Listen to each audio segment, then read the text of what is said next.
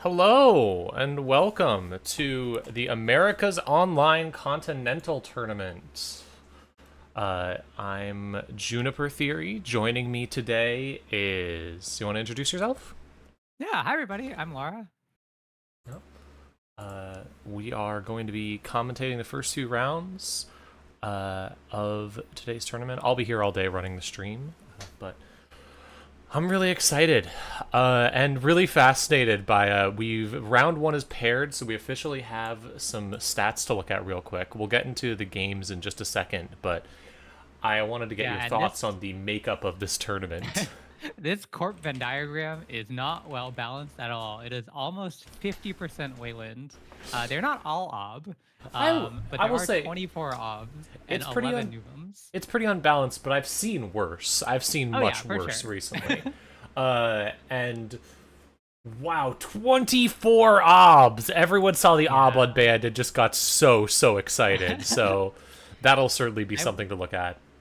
Yeah, I'll be interested to see what species of obs we have. So, Mhm. it's the last necklace of the week was a twink shipping ob with like foot and a lot of damage.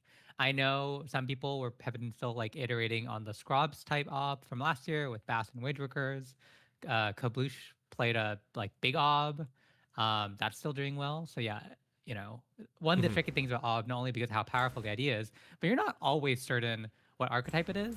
Unless you see there's like 70 cards in the deck, then you have a pretty good idea what archetype it is.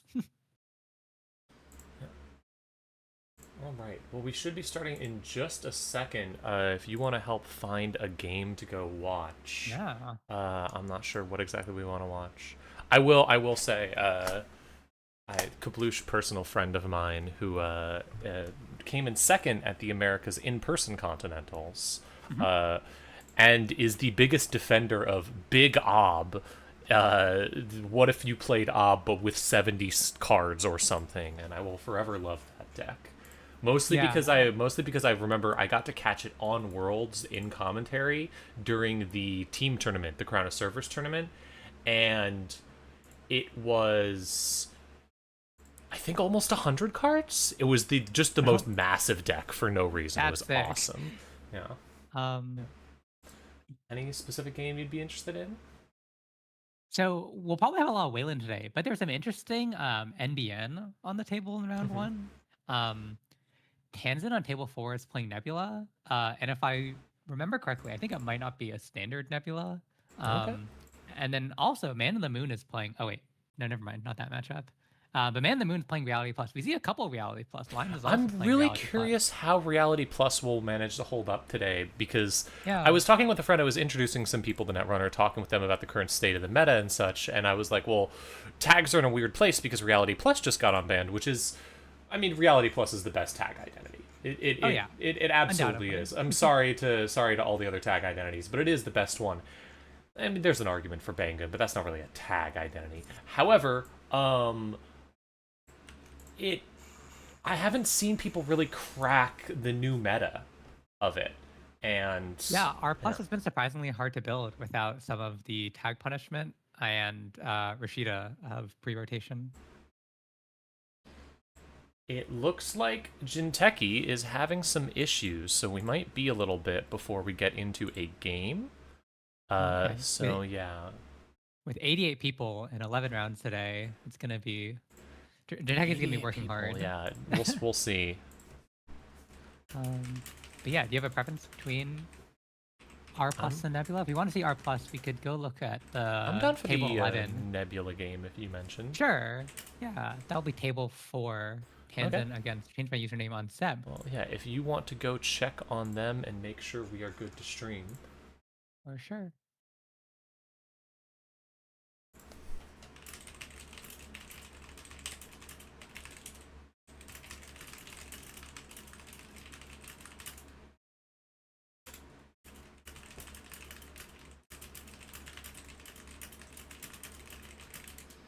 What have you thought about the recent upsurgence of Av?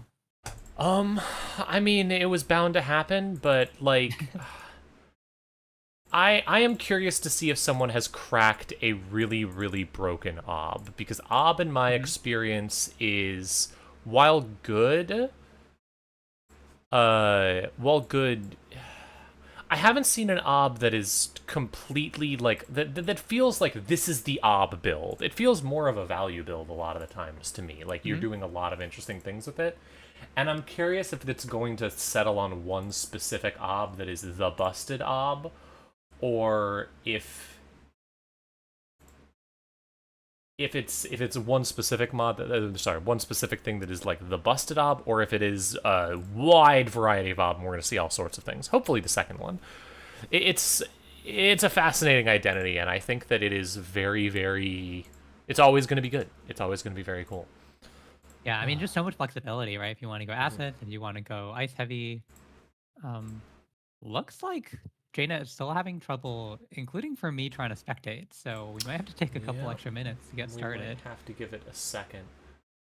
Yeah, I will maybe throw us back to the other screen if you'll give me. Let me throw us to another screen just real quick. I'm curious about what other stuff in the tournament. There's a distinct lack of HB, which doesn't super surprise me. I mean, there will always be a couple of panic PDs in my opinion. I Yeah. don't think we will ever be free of panic PD just And as a Panic thing. PD only got better with Let Them Dream. It's quite good in that suite. You know, you're scoring 4-2s easily with Seamless, and it makes the runner's accesses a lot harder to get to 7 points. So that's helped. That's helped. And the new Ice Sleipnir have helped PD just a smidge. It's definitely a it's just something that I feel like you can always put together for a tournament if you need to. No matter what, you can just go, well, okay, here's my desperate here's my desperate PD deck that'll work somehow. And it usually does. Do you know if the name Panic specifically because it is the deck that you throw together at the last second because you're panicking for a tournament? Because that's what I always Yeah, assumed, but okay, I wasn't sure. I'm pretty sure it's a Yeah. continuation of Panic Pilana, which Okay, was and the Panic previous version Pilana of was this. just yeah. Um, Hmm. I don't think it's referencing any card, but I'm not the I person need to to ask look for up old the. cards. I need to. One of the things I've been, incidentally, for anyone watching, I've been working on some. I'm the media team lead, and now that there's some stuff figured out for streaming, I was hoping to maybe make some YouTube content for Null Signal games. If there's any stuff you'd like to see or interesting questions you'd like answered, please let me know because I'm trying to come up with some interesting stuff that we could put on there while we attempt to while we wait to see whether or not Jinteki will manage to work. We're trying to unbreak JNet. We're trying to not break JNet by constantly refreshing. um, while we wait, we can talk about runner side too. Runner side is a little bit more balanced, heavily anarch, a bit more heavily anarch. We're seeing good representation from all three factions with Luz, Maggie's, and mostly Huts, and a good amount of Essas. Essas is hasn't been seen that much this season yet, Yeah, but always. it's interesting Mhm. to see so much Asa because I really thought that Asa was. I've heard a lot of people saying that they did not think Asa was viable. So whenever I see a big resurgence of an identity like that, I'm always curious if this is like one testing group that put together an Asa deck that is just we cracked it, we figured it out. Here's our Asa deck. Everyone's going to be bringing this, or whether this is like a bunch of people just going, okay, well maybe Ace is viable in the new meta. Maybe now that this is gone, we can play Ace again or such. It's always Yeah, interesting to me. I do think Essa is a pretty good meta call into Ob Mhm. because Ob is trying to play a lot of one ofs. So sabotage can hurt them extra hard if the one of that they want to tutor from R&D ends up in archives. And Ob's spin doctors can often get taxed between, you know, usually against Essa, you need to use spin doctors to save your agendas from archives. But in Ob, sometimes you want to spin back those recursion piece, those tutor pieces. So True. should be interesting to see. There is also the odd element of on the other hand, though, I don't know if Ace is great against the titular big ob. If you're running that many Mhm. cards, sabotage can be a little more difficult, or it can Yeah, just it's ruin going to you be instantly because difficult. there's even more agendas in your deck. Who knows? That's true. That's true. But you're probably not grinding out a 70 or let alone 100 card Hmm. ob. Yeah. Um, just I wanted to shout out Protheseus, a prominent ESTA player, was playing into another JNet player who's known for playing like extremely large decks, like 100, 200, like as big as you can get legally. Mhm. Um, so Protheseus one day just wondered because he plays a lot of ESTA, is it possible to build a deck that can mill a 200 corp deck? So we began what's called Project Tower Breaker, which involved something like playing 3 Ashens to just like shuffle back all your Katorgas. This is before the ban list. Mhm. And I think he got to like 100 plus sabotage, but never quite cracked 200. Incredible. Um, Well, I also gotta notice there's 17 mags. yeah, Is that a specific build? Is it just the deep dive stuff, or what's going on there? I'm guessing it's some version of Minstrel's Big Maggie. Big Maggie's been quite Oh, okay. popular since Minstrel's putting up results with it. I played a version of this at Cascadia and had a lot of fun with it. Um, it's not doing anything special. It's just playing, the good Shaper Econ cards, Lily Pad Draw, and closes with Deep Dive. I think it's just like a sort of Shaper toolbox that has obviously all the good tutors, but a lot of tech cards that can be good if you don't know your matchup, what your matchup's going to have in store. So, like, it can use for Hush, which can shut down an Element, or an Advanced Pharos or something. Or it has, like, 3 propellers and Plongi to get through ice really cheaply. Mhm. So it has a lot of cool, interesting tricks. Um, Despite being like 70 cards, like you think it might be inconsistent, but it puts up a surprisingly strong runner force. This is very funny. Apparently the issue with Jinteki is that it might be just giving a black screen, but it looks like some people might be playing the game anyways, even though the screen is entirely dark. I'm not entirely sure what's there, man. Which would be I definitely feel like I could do that at this point. Like, I wouldn't be able to see what my cards are, but I feel like I could fake a game of Netrunner. I know where all the buttons are. you know. You're clicking install and you think you're installing assets, but they could be agenda install. Yeah, but how's the runner going to run on them? They don't know what it is either. Exactly. This is where asset spam can still win. You don't Yeah, you can yeah, just yeah. play more. Yeah. When you can't see your screen, you don't know if you're running server 12 or server 25. Um, a little bit down the list on runners, we have, one big runner from each faction, but Yeah. we do have some Vix. Um, A Vic fair was few. popular, I think, upon release, sort of died out a little bit. I think it's especially as Melius, but you have to run a lot of like ob assets or even alpha assets. Having that DreamNet draw is quite nice. And then 6 Sebs. Not, I expected potentially a little bit more Seb. Seb seems to have good tools positioned in the meta. Um, but Sorry. yeah, I'll be interested to see what kind of brews. Yes. I'm sorry. I looked at I was looking at the tournament Discord to double check if things were working, and Mhm. saw someone posting JNet team right now and posted frantic coding, and then someone else just responded with, "Holy, 10 is a lot." Just like immediately reacting to old FFG cards. Like, yeah, old FFG cards were like that. Yeah. Um, Oh, at all right. Cascadia, there is a draft that called the Cube Cube that had a combination of NSG, FFG, and ONR cards. And my friends Yes, were in I the draft, played and they that. would just look at these ONR cards. Oh, okay. Yeah, no, I Some of made the a ONR cards are miserable wacky. deck with a. I made a deck with Taxman. It was very funny. All right, it looks like we have an announcement of what's going on. It All looks right. like Jinteki.net is having serious problems. Oh wait, hold on. The announcement just got deleted. Give it a second. Uh, might be rewriting it. Mhm. But yeah, Jinteki is having serious problems. I think we're probably going to give it a short delay and then start in a bit. I'm waiting for the official announcement. Um, so yeah. It can't be as bad as it can't be as much of a mess as the American in-person Continentals, which if you didn't know about that, the entire tournament was deleted on round 5 after round 5. Literally Um, every single like pairing, every single game was deleted and had to be reconstructed from scratch mhm. by people who had tools that were like paying attention to the tournament and like scraping it to see who could make the cut, and people finding old info in unrefreshed pages. Shout out to Lucy, who I think did most of the work reconstructing it and did an amazing job. All right, yeah, okay. We have an official note. It looks like we are switching to Man in the Moon server, who runs all the showdown tournaments, because it will hopefully be a little more ready for a bunch of people.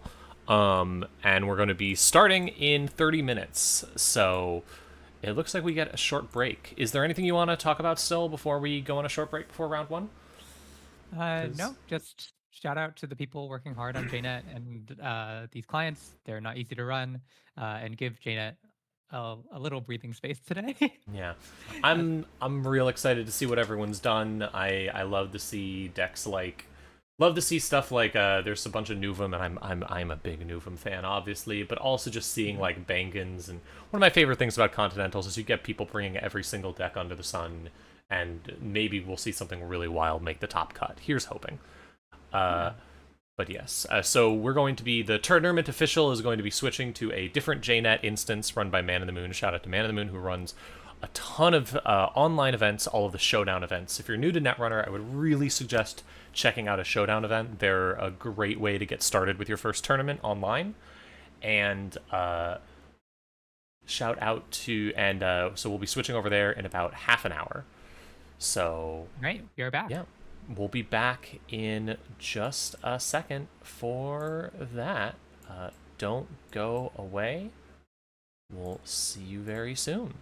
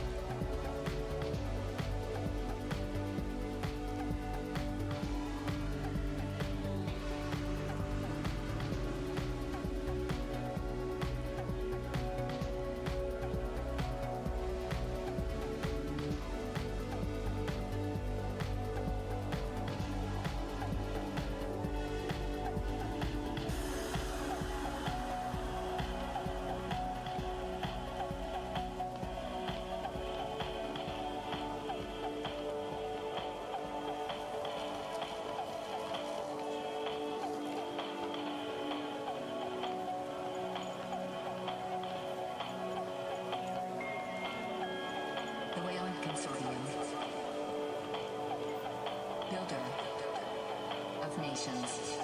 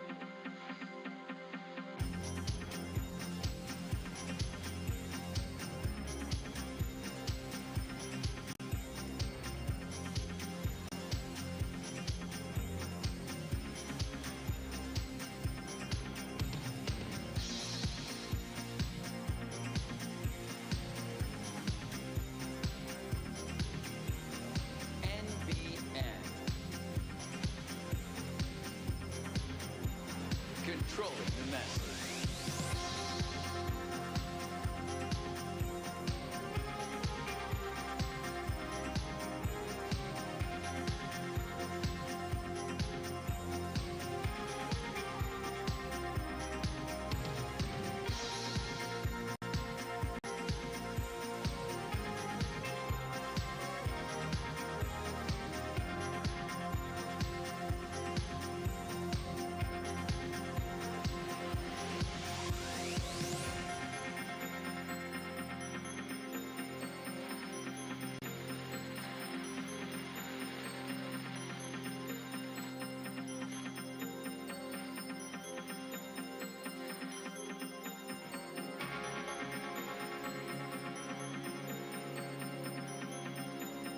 And now, broadcasting live from our near-Earth hub studio, we bring you this NBN special report.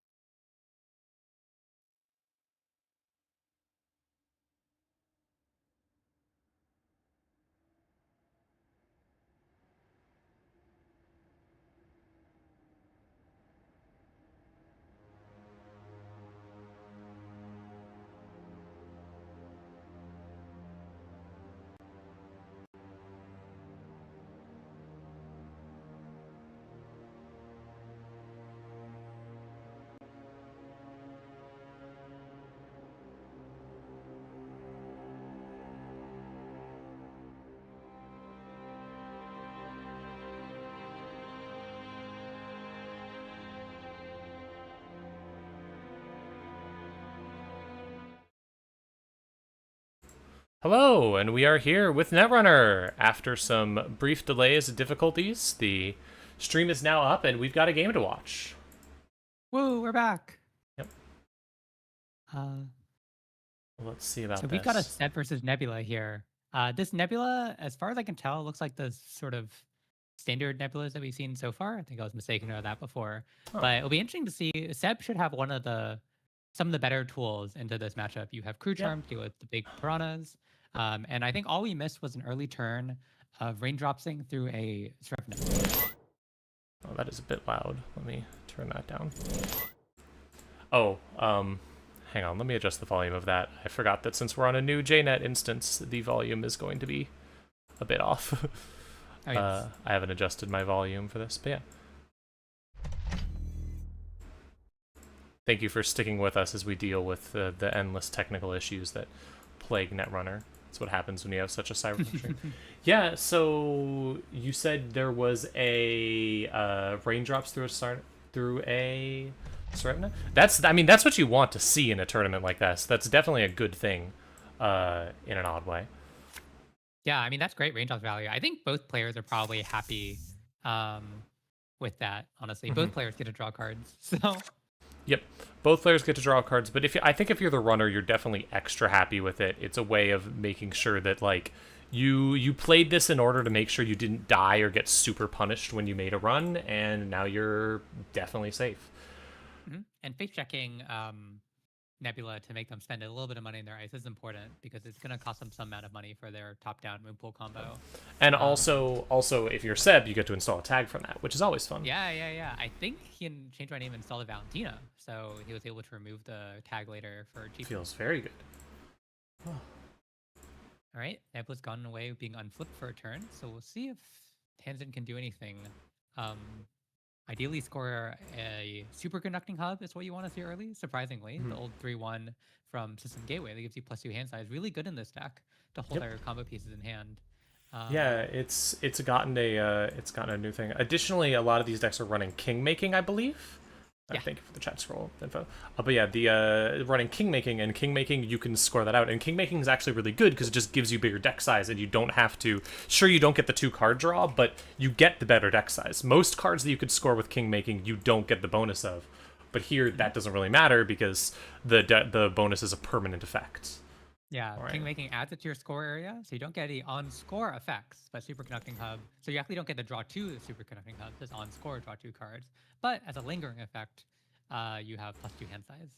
So it looks like we're just getting some money here. Makes sense. The top-down moonpool combo does require a good amount of agendas in hand, so we don't always have enough. And we'll need money to res this ice, especially if it's like a piranhas or something. You also always have to be looking for an operation to play. Make sure you can play 1 per turn. So you always need to be drawing cards that you can do that. Because the Nebula deck really wants to be saying, every single turn, if you can't pressure me, I'm going to threaten to score this thing out with my ability. So you need to be flipping as often as possible. Yeah, one interesting thing about this matchup is I wonder if Seb's going to float tags. I don't believe there's going to be any tag punishment in the Nebula. The tag punishment is just predictive. But when predictive planogram gets you 3 credits and 3 cards, that is really good. I am curious if the tag punishment... I am curious if R plus becomes good again, if that will be any amount of bonus or like which decks will get better and worse on the runner side. Like Vic might get a bonus there because Vic obviously likes removing tags, while Seb often wants tags, and so it can be a little bit awkward if you are dealing with that stuff. Yeah, the Seb R plus matchup is really strange because both players seem to not really be happy about the way the tags work. Because on the corp side, R plus usually wants it to be a big tempo hit when you give them the tag. But if you're also giving them free install, and if they have a way to remove the tag for cheap with Valentina, Hannah, some of these cards are seeing in this matchup as well, it definitely feels a lot less strong as the corp. Using the Hannah to run on the Spin Doctor always feels good. I'm gonna test out the new feature. Let me see how this looks on stream.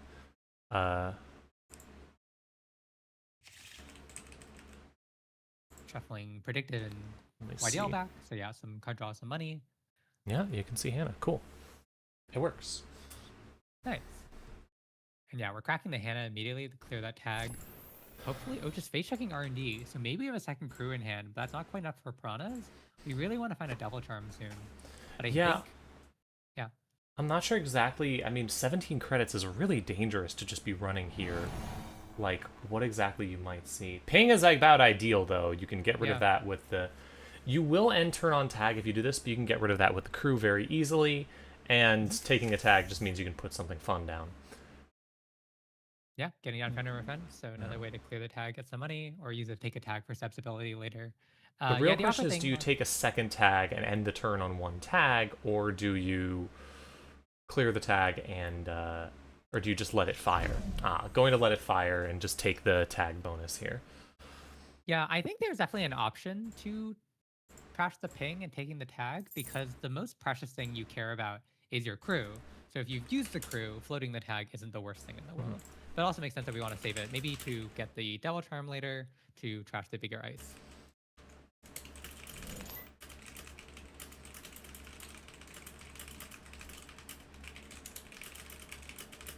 Um, Let's see.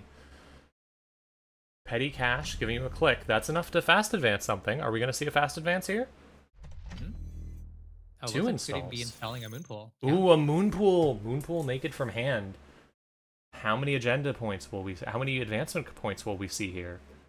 2 cards. Oh, gosh. Wow, so Okay, HQ this was could loaded. be... So this will be most likely, I'd guess, a king making? Hmm. Since it's getting 4 counters. Will we see the... Will we see the second score? I mean, No. hopefully. All right. No bonus with king making. Oh, no. Guess was just trying to gamble here, which is rough, but not too unreasonable, I don't think. Yeah, that's pretty unfortunate. I mean, it makes sense considering you had to use Moonpool to shuffle away one the one pointer, Yeah. so you didn't have it in hand anymore. But yeah, a little unfortunate with the king making whiffs because getting a 3-pointer there speeds up your scoring by a lot. Mm-hmm. Oh, looks like we have a tie. So I guess that's the other reason we don't need to trash the ping. It's going to be only 1 credit for us this game. Probably, I'm assuming had that in hand when made the run, and so was just like, okay, well, I don't need to trash this. I will be able to get in later. Could have been very dangerous if he had lost 3 points on not trashing that, but still. Mm-hmm. Yeah, Definitely definitely save the crew for more important pieces of ice. Maybe even that Sarevna later. Yeah, it definitely feels pretty good now.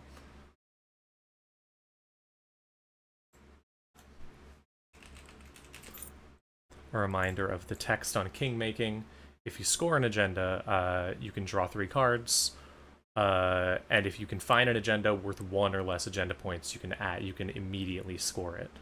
It's pretty great if you have a lot of 1-point agendas, but usually you don't want a lot of 1-point agendas. Alright, installing card. It's just another Spin Doctor. Yeah, I mean, now Tanzan needs to find a second ice for R&D because that ping is not going to let Nebula stay flipped at all. And Nebula can't do much if Nebula can't stay flipped. I mean, this deck particularly, if you have enough agendas, you can still top down Moonpool a 3-2 or a 4-2. But obviously, having the extra click is amazing. Yeah, absolutely. All right, looks like we have the operation to flip and the second ice. Exactly what you needed, yeah. Now, this is still threatening things because if you can get a Devil Charm down or get any good way of reducing strength, you're definitely safe. Even a second crew could probably do it for most ice. Yeah, I think unfortunately the big ice with Piranhas, which is at 5 strength if I remember correctly. There's the Devil Charm. That gets you anything. So you are now completely safe to run on R&D or either server, honestly, although you will have to deal with the Sarevna. Yeah, R&D is a safe call, but we definitely do want to pivot to some HQ pressure at some point. One, because that's where all the agendas have to be for Moonpool passive dance combos, but also because Seb usually wants to land a popular transfer of wealth. We're going to see a FTP. So this can be trashed, but also it could just be paid through. And a funny thing about Seb's ability is you don't really have to pay for the second one because you can just take the tag, get a Seb trigger, and then clear it for 1 credit with Valentina after. Yep. They're making a choice here. I mean, definitely trashing it will be nice, so you don't have to keep paying a 2 credit tax, but 2 credits isn't the worst thing in the world. Especially if you have a good Seb trigger for the second sub.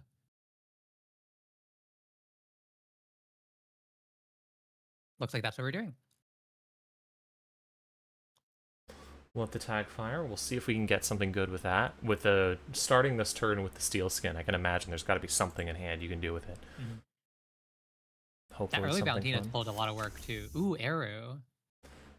Ooh, okay. I mean, that's really bad here if you're the corp, because now the runner can just access R&D whenever and flip you whenever, and you have to start icing archives as well. Yeah, Not and that... these Nebula decks are not playing too much ice, so having to spread one ice thin onto archives is going to hurt, especially because they're going to be trashing the rest of your ice. And once again, your R&D is not safe. That stuff, you can get through it very easily. Seb kind of has the corp locked down a bit here. Yeah, one notable thing about Arrow is that it doesn't flip Nebula. It only breaches R&D. It doesn't become a successful run. Oh, it doesn't. R&D. It doesn't The flip. slight, Okay, I yeah. thought it flipped. Makes sense. Slight Makes sense. terminological difference. But still, seeing the top cards of R&D can prevent the corp from drawing into the agendas that they need to score out. And it's a way of multi-accessing, which is obviously very important. Yeah, Not get to threat 3. online yet, but will be online soon.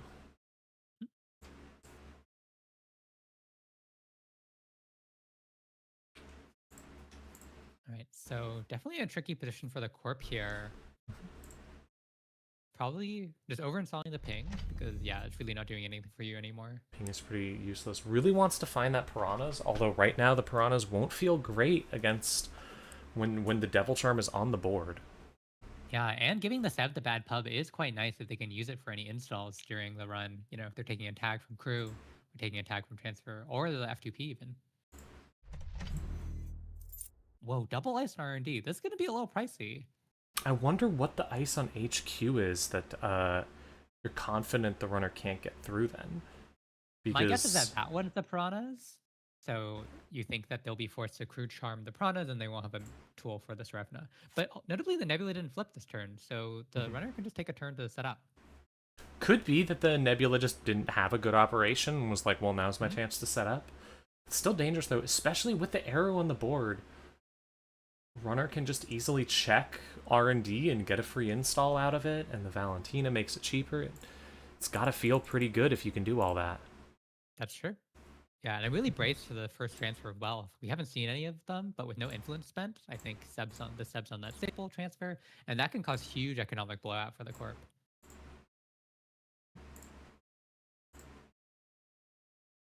These Nebulas don't have any tech against transfer, no event horizons, no way to end the run.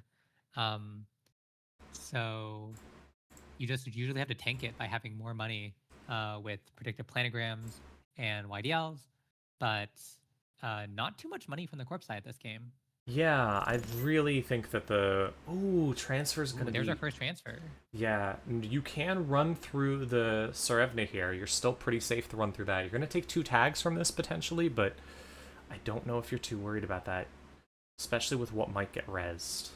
And, of course, if nothing gets rezzed, you can just kill the Serevna if you need to. All right, there's the Piranhas. So we're probably going to see this get blown up, I presume. Yeah.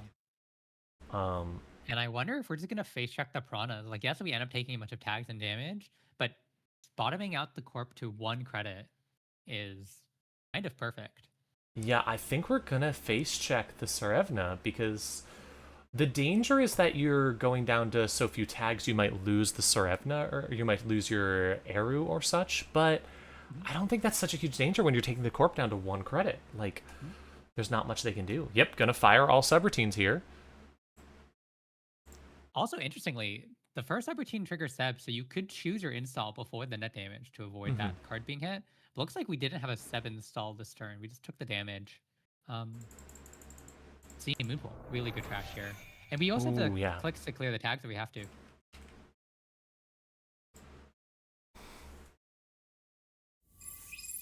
Oh, you're right. Yeah, I do have 2 clicks left to clear it. My mistake. I just want to shout out that net damage hit a strike fund. Runner very happy with that. And a privilege access, which is probably a little bit less happy. Privilege access is one of the really strong Seb recursion cards. But so, and only having 3 of them now without choosing to end turn tag and install an Amanusis. Really smart play, I think, because if the corp can't really trash anything you have, the corp probably wants to trash the Eru, but unless the corp has like a planogram and a ton of other money cards in the hand, there's no way that the corp is getting enough money to trash that and still have money to keep going forward here. Predictive into YDL is probably the best bounce back for the runner, for the corp here. If you have to credit YDL, you're really not gaining much. And yeah, smart play as a runner to start getting those amanuensis counters when you can't be punished for floating the tag.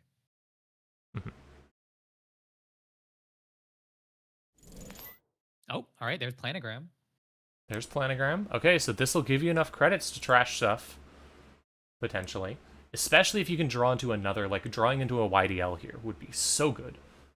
Yeah, getting to functionally have the draw 3 cards convert into another 3 credits with the YDL's ability.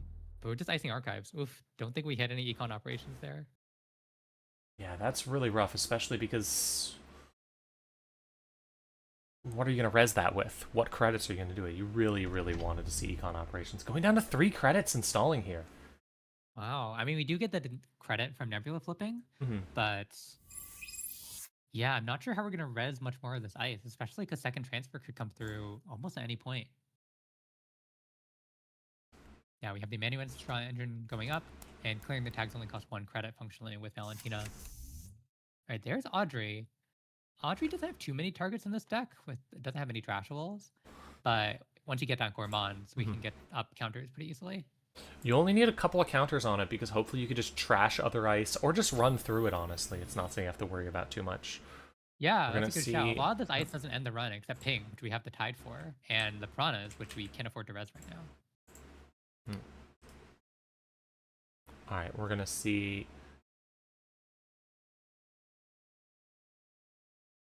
Spin Doctor popped. Spin Doctor gets for- popped. As a reminder for anyone who hasn't played Netrunner enough to know how Spin Doctor works, it's a very weird interaction where if you trash this, if you use the Spin Doctor before the run gets in, it is not successful or unsuccessful.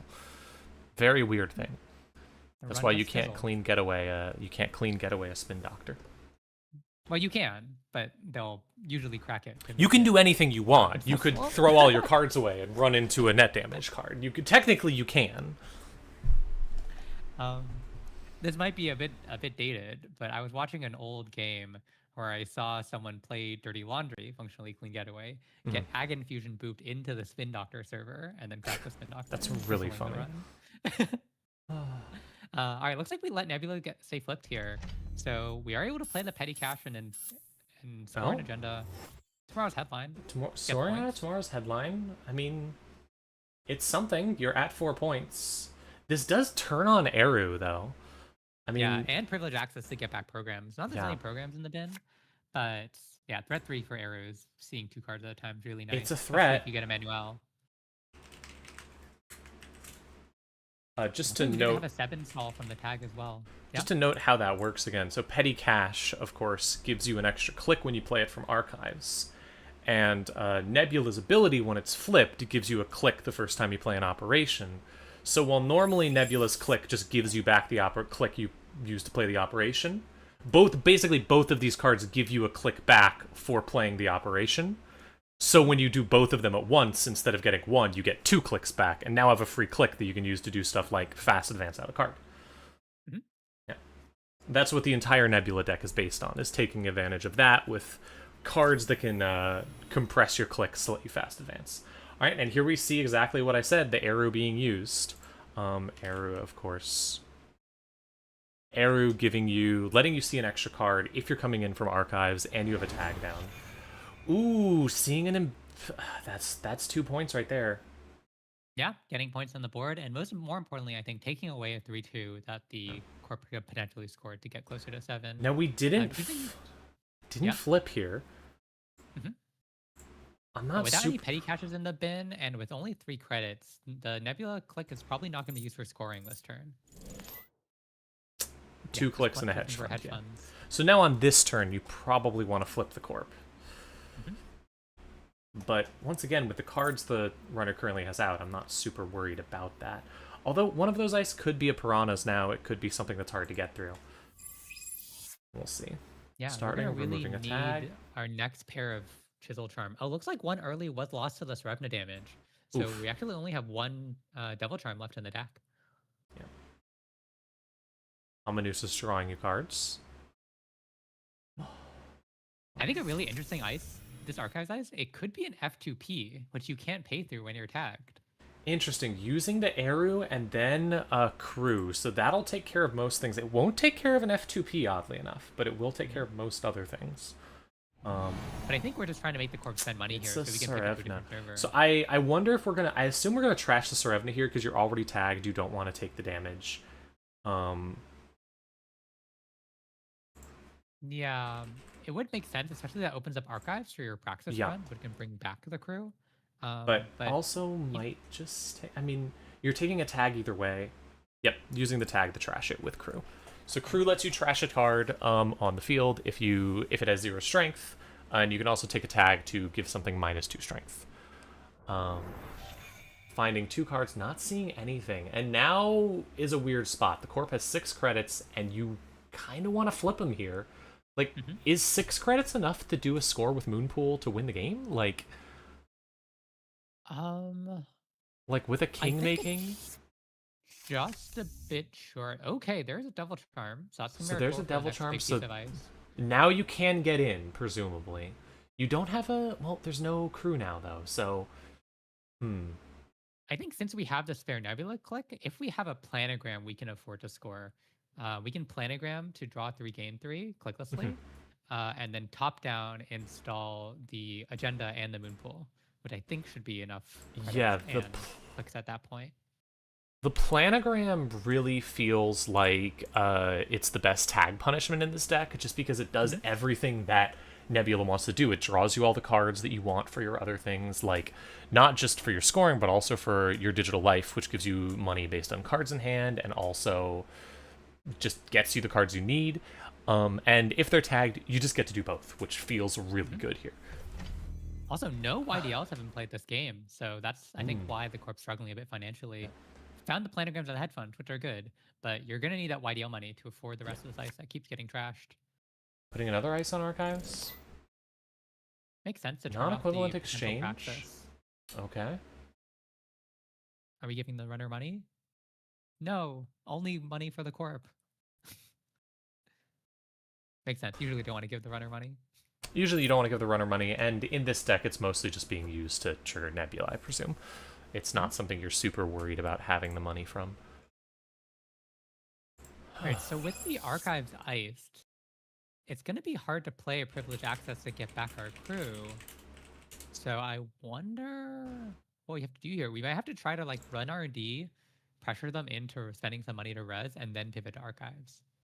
However, notably, the corp does only have 10 credits. You could potentially pressure on multiple stuff. Just going for the privileged access?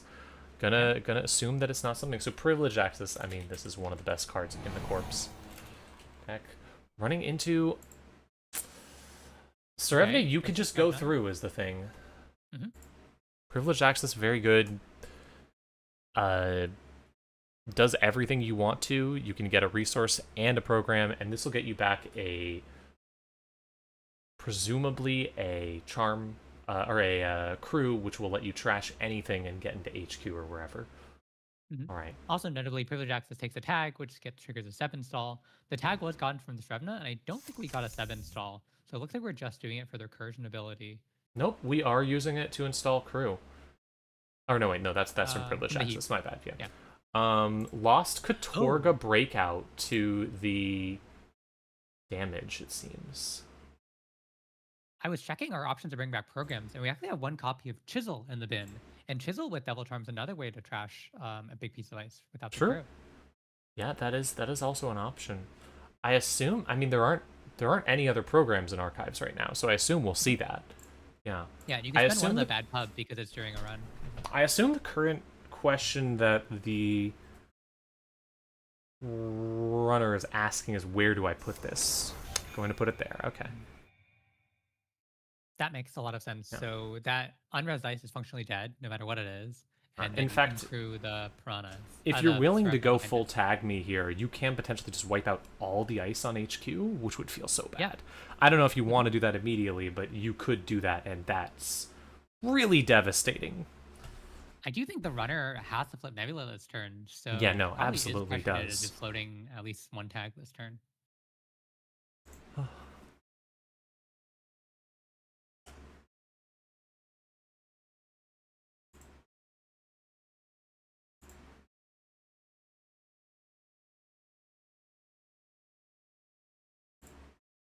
taking a think here. Looks like we did install the chisel for only 1 credit, which is really nice.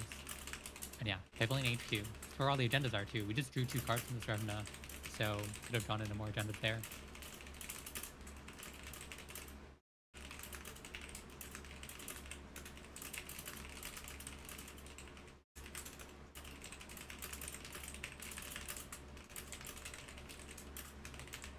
Choosing not to res this, presumably knowing it'll just get trashed as soon as you do. That's pretty smart here. Gonna run into Sarevna, going to trash the Sarevna with the crew, getting in, finding Ooh, a petty just cache. a petty cache. I mean, Yeah, Trashful would have been really good to turn on Andre, but there's just not that many Trashfuls in this deck. yeah. Oh, I like the new effect where it shows you the ghost outline of a card to show you that it's installed, and you can keep track of Yeah, memory yeah. easier. That's a really cool effect. Yeah, that's useful Jinteki.net attention. getting better every day. Wow. um,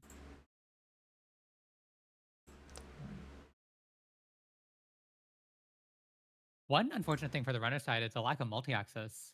Arrow, I mean, sees 2 cards at a time, but what the runner really wants is positions Manuel, which when you're tagged lets you see an extra card on HQ and R&D.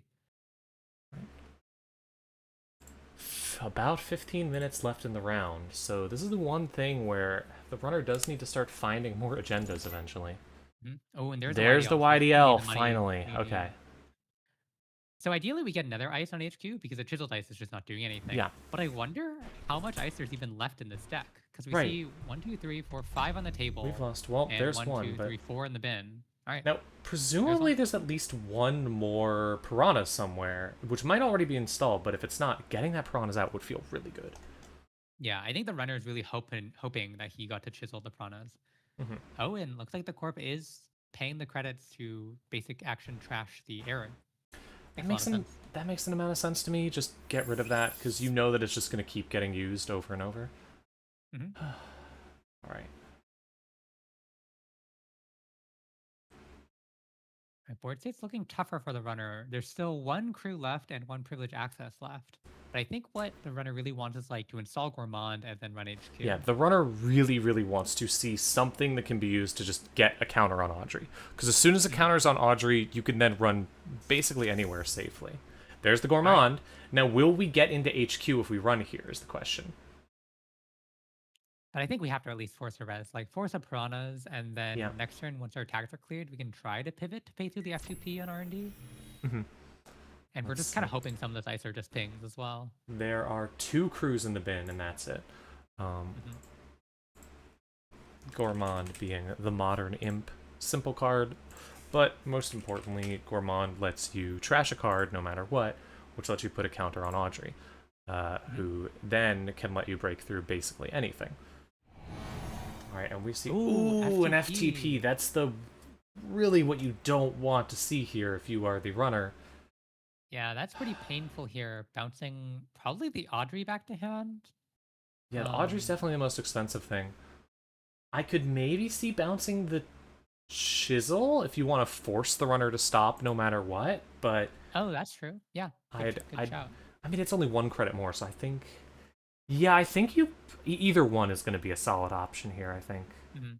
It is There's worrying, potential- though, because what this means is that now all the runner has to do is get to 0 tags and get some credits, and you can get in. Yeah. Now the runner knows that this ice doesn't end the run and that he can just pay through it. I think an interesting option is also to bounce to Gourmand, because Gourmand would turn on Audrey and potentially snipe some of the important operations from the hand.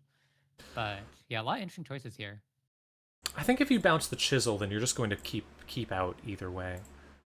Bouncing the console's pretty rough. Yeah, there's 2 crews in the bin, as mentioned. The bouncing the console's pretty rough if you do that. Yeah, bouncing the Free to play console- lets you bounce 1 card. Now, and the runner can break through it with tags. Choosing to return chisel. Okay, going for chisel. So now has to choose whether or not to continue the run. Going the jack out makes sense. Interesting. Probably not wanting to take any more damage from piranhas and potentially Yeah. lose that chisel. The funny thing about having the chisel bounce is that now we're able to flexibly put it on whatever ice we want. True. You could even put it on the free to play if you wanted. Yep. Taking a credit might ending turn, discarding an Audrey. Pretty normal thing to Right. do.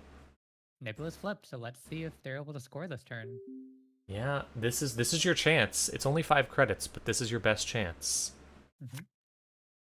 Oh, and they're just drawing, so presumably don't have it. 8 minutes left. This is the other big thing is that we are slowly running out of time. So the runner the corp will currently win on points just by having 4 points. The runner needs to get some amount of points somewhere. Drawing up and playing YDL. Yep, makes sense. Yeah, but all that drawing suggests that we don't have a scoring node this turn, so maybe we had to spend some clicks drawing into the agendas that we need to score next turn. So if the runner could crack HQ this turn, could potentially lead to an access to get even on points. Now the difficulty here is the runner really needs to make some credits fast because you have 2 tags you need to get rid of in order to get through that F2P. Yeah, we haven't had a way to clear tags clicklessly. Yeah. The main way is with sometimes Hannah and with Solidarity Badge. So we just had to be spending the click. Oh, and the there's the credit sure to clear the gamble. tag. So putting the chisel back. Oh, choosing Oh, the chisel and- the F2P instead. Okay, so we're just going to choose to go for it. Now this is dangerous because depending on what's there, if the ice behind it is something you can't break, you're in a lot of trouble. Mhm. But we're going to You know trash something that. funny? If What? this was a Doom School, the runner would flatline. Oh, that'd be really funny. But it's a Piranhas, which makes a It's a lot more sense. They're just Piranhas. 1 net damage. Yep, and unfortunately also does end your run. Exactly So what the not runner getting to land the didn't want to transfer. see. Yeah. Funnily enough, we didn't have to give the bad pub because Piranhas is the alternative cost by removing a tag. Oh, you're right. Yeah. I don't think that matters here, unfortunately, but yeah. Also, notably, Piranhas is in fact a code gate, so you cannot break it with the one breaker you have, the Rising Tide. Yeah. Runner kind of went all out there for hopefully getting through in a specific way, and it did not work. Mm-hmm. And here, the Corp has a chance to potentially win if you have the cards in hand. Yeah, scoring a kingmaking and then adding the 1 pointer to the score area would get you right to 7. Yeah. But also just They're scoring pausing. anything puts you at a good spot because you're then up by 4 points. One score can't save the runner. The runner can't just desperately access some stuff off R&D to try and not die. yeah. Moreover, I think the runner has no more way to break the Piranhas because 2 Devil Charms have been RFG'd, one's in the heap, and there's no way to get it back. And so that means the only ice destruction tool left on the deck is 1 crew, which is not enough to get through Piranhas on its own. You do have the Audrey, but you need to trash something to trigger the Audrey, and the easiest way to get in is through HQ. Yeah, I think the only server we can potentially run next turn is R&D by paying through F2P. But if you see a second Piranhas, which the last Piranhas very well could be one of those 2 ice, you might be locked out here.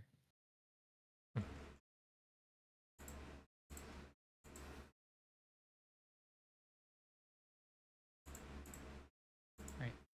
Corp taking a think. Sometimes with the king-making lines, you have to gamble a little bit to like see if the king-making draws you into the 1 pointer, as we saw in the earlier king-making score. It looks like we're playing petty cash, so we might be going for it. I'm guessing that the Corp is just going for scoring anything. Yeah, going for scoring any points just to keep the runner from being able to win easily. Also, this does Yeah. make the Piranhas even more impossible to break through. The runner can't just draw up and get a ton of stuff. Yeah, sometimes Steelskin can muscle your way through Piranhas, but not when the Corp is on 7 hand size. Yeah. And yeah, Tansen still has enough money to res probably 1 piece of R&D ice, if not 2. So hard Now- spot for the runner here. Change My Name can get to a point where you don't have any tags and can click through that free to play. Even Yeah, I think taking you a just have tag to on the hope that second the one. other 2 ice don't end the run. Big oof from over there. There's some things that would be okay to see. I mean, a ping is rough, but livable. You're gonna be able to get rid of the tag with the. You're gonna be able to get rid of the tag with the Valentina, and you're gonna be able to draw from Amanusis. So there's some options here, but none of them feel good. I think if the runner happened to be on Botulus, Botulus is the only remaining tool through Piranhas. You slap a Botulus and you break just the last subroutine. Free to play- Giving the draw. Free to play also, yeah, free to play. Oh, okay. Getting rid of the tag. Starting with a card draw. Drawing 2.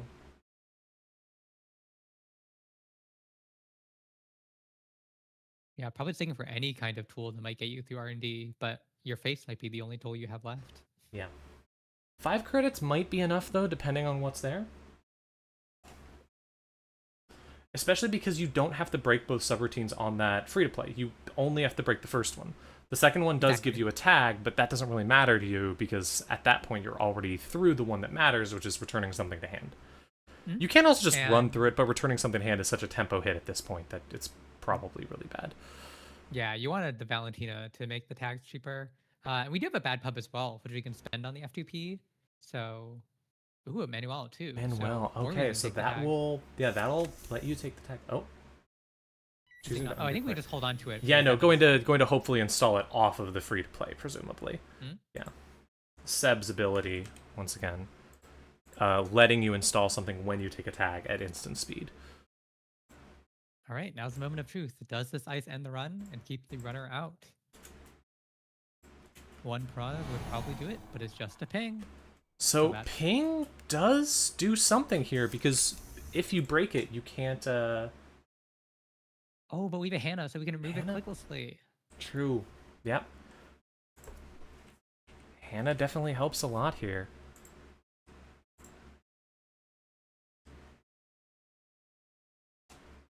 So I think we just jack out here because we don't want to eat the whole F2P.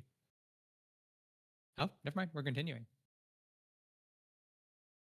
Going to gamble here, I guess. I'm not sure what exactly the plan is. I think the corp is happy to res it, even bottoming out to 1 credit, just to keep the runner out from any future accesses. I mean, you're close enough to time in the round that, like, at this point, you just kind of... anything to even out. Okay. Yeah, was baiting the corp into doing it. So I assume now we will see the Hannah get rid of the tag. Feels good. Making another run. Alright. Not the worst spot to be here. Mostly just in danger of time. But it really depends. Functionally just gave the runner an extra click, which doesn't feel great when you think about it. It really depends on what this ice is. This is going to decide a lot. So many things that could really, really hurt them. It wasn't rezzed! Oh my goodness. I don't know what that is. Maybe it's another F2P that's not doing anything? Right, so here we get to install the Manuel when we take the tag and the step install. Yeah. And then if we see, 3 points off the top, that's enough. Or even 4 points. That'll take us over. There's 1. There's 2. That's 4 points. That's not enough to win, but that's close. And I think you can do it again. You can clear a tag and come back. That's right. Yeah. But you can also just not clear it. You can also just not clear a tag and come back. Well, we need a way to deal with F2P, right? No, because it just returns. Well, it returns the Manuel, so you would only be seeing 1 card, but that might be worth it. Depending on the time situation, it could be we just we clear the tag, pass a turn quickly, and try to go for it again. Oh, nope, that's time and round. So no, wait, you do have enough credits exactly here, especially because of the bad pub. You do get it.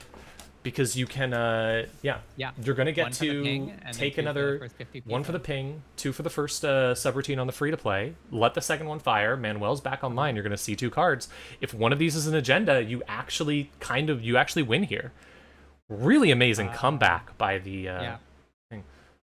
Although there is still this ice that has not been rezzed. The corp does get 1 more turn after this, so if the runner only gets a 6, the corp might be able to score out 1 more point, or even 2 but points. The corp is flipped. The corp is flipped back over, so we'll see where this goes. Yeah, but Moonpool lets you score without being flipped. I assume the corp is currently... Oh, what's there's the piranhas. Okay, so that's game, almost certainly. That's game, yeah, that keeps the runner out. The runner cannot get through there. That's it. What a scary thing, though. You see 2 agendas off the top, and they're both 1 points. If either of those had been a 2-pointer, that would have not been the game anymore. Like, you would have been in such danger. Oof, all right. What a game. Really close one, too. Well played by both players. Credits. Yeah, well done. Well done. Good game. All right, shall we take a look at how things shook out? Well done to both players. Great job. Congrats to Tanzan on the win. Let's go take a look at our standings at this point. All right, my prediction came true. Half the players won, half the players lost. Well done. Yeah. Thank you. So with that, I think that's first round done. There will be a break after the second round now instead of the first round. So we will see that in just a second. Let me. But yeah, thanks for tuning in. We'll be back in just a minute for round 2 of Swiss. Don't go away. Be right back.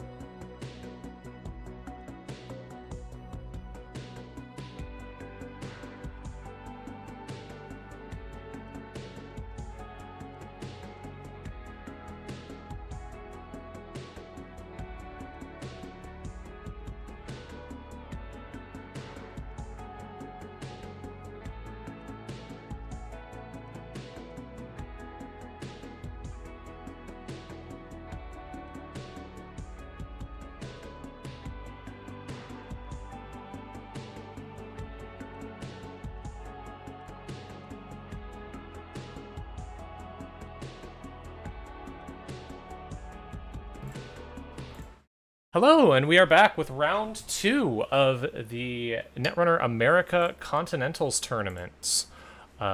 We are going to be looking at a game in just a second.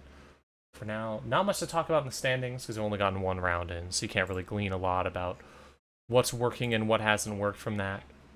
But oh, do I Sorry. have this? Oh, you had the No, stream I- open. Oh, okay. Yeah, I was like, do I have the stream open somewhere? Because the issue is if it's in if I have anything playing in a browser, because I have the browser audio captured, it'll immediately start playing, and that's an issue. But yeah, Yes. we good for table? Which table was that? We are waiting on the runner, but we are hoping to watch table 11. Ah, Round 2 is just table paired, so 11. players still getting to Interesting. table. RH versus Lat. I will be. This will be an interesting one because I love and adore Kato, who is a good friend, and the reason that Netrunner streams are good, in my opinion, Oh yeah, these she worlds. runs an amazing stream. Yes. Out here in New York too. But also I hate Lat. I don't respect Lat. So What? That's kind of fun. You have a little mini game. Lat's You know? boring. Lat is the most boring you can possibly do. All right. How much do you think the opinion on Lat would change if he just had a better art? If Lat was a girl, I mean, Yeah. I'd be more interested in that. Like if Catboy Lat like was on the art. Yeah. Or like even just like if the Lat from Rent Rioters was the Lat we saw in the ID instead. You know, I don't think I actually realized that the Lat was on Rent Rioters. Yeah, because he looks so different. He has like so much more personality in Rent Rioters. Hang on, let me go take a look at that. Oh my gosh, yeah, that's Lat, huh? That's Lat. He The same he tattoo, actually same yeah he haircut, looks like a cool guy there instead of just Yeah. no one. Fascinating. instead of a piece of bread. All right, are we good for the game? Any news? The game's still starting up, so also while we're waiting, brief announcement that this will be Yes. our last round before taking a food break. So get some lunch, stretch your legs after this. There will be a 45-ish minute break after this. Yeah, and we will Um, adjusting the schedule to be 10 rounds. So there'll be 8 more rounds after this one. Yeah. All right, Yeah. looks like we're good to stream. We're good to stream. All right, and that's table 11. Yep. All right, let's go ahead and do that. Yeah, so RH is interesting to see again. So, you know, as many people know, MeleeSU was banned, which is one of the best IDs to play Jinteki Glacier or just kind of any Jinteki out of. Yeah, that was one of the issues with it's a very quick ban, but I understand why. It's how do you spell Melis actually? Oh, I think there's an accent on the Melis, first you E only and the maybe an break. accent Okay, on the here it second is. E. This is a complicated card. You had to play an entire minigame. It is now banned because it was too complicated and too minigame. Also, it is not. It is so big that it is not on screen. Wow. Hang on. I want to see that again. That was an impressive error. Let me see that. Yeah, that.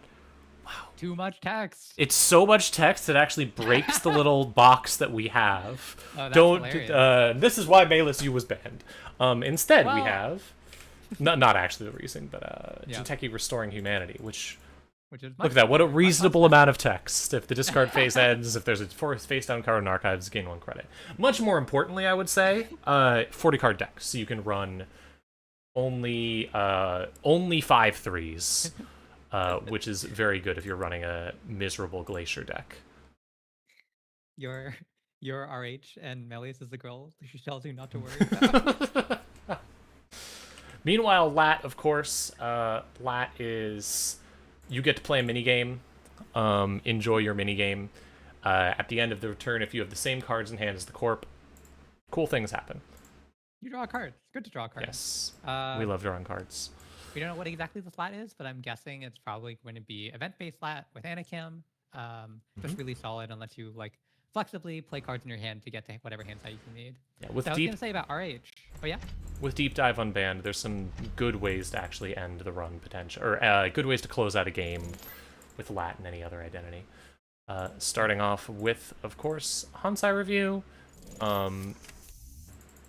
Oh, players playing fast. I can't do pull up my funny things. Yeah, Oh, Hunter, you double Anacam install. early is really, really good.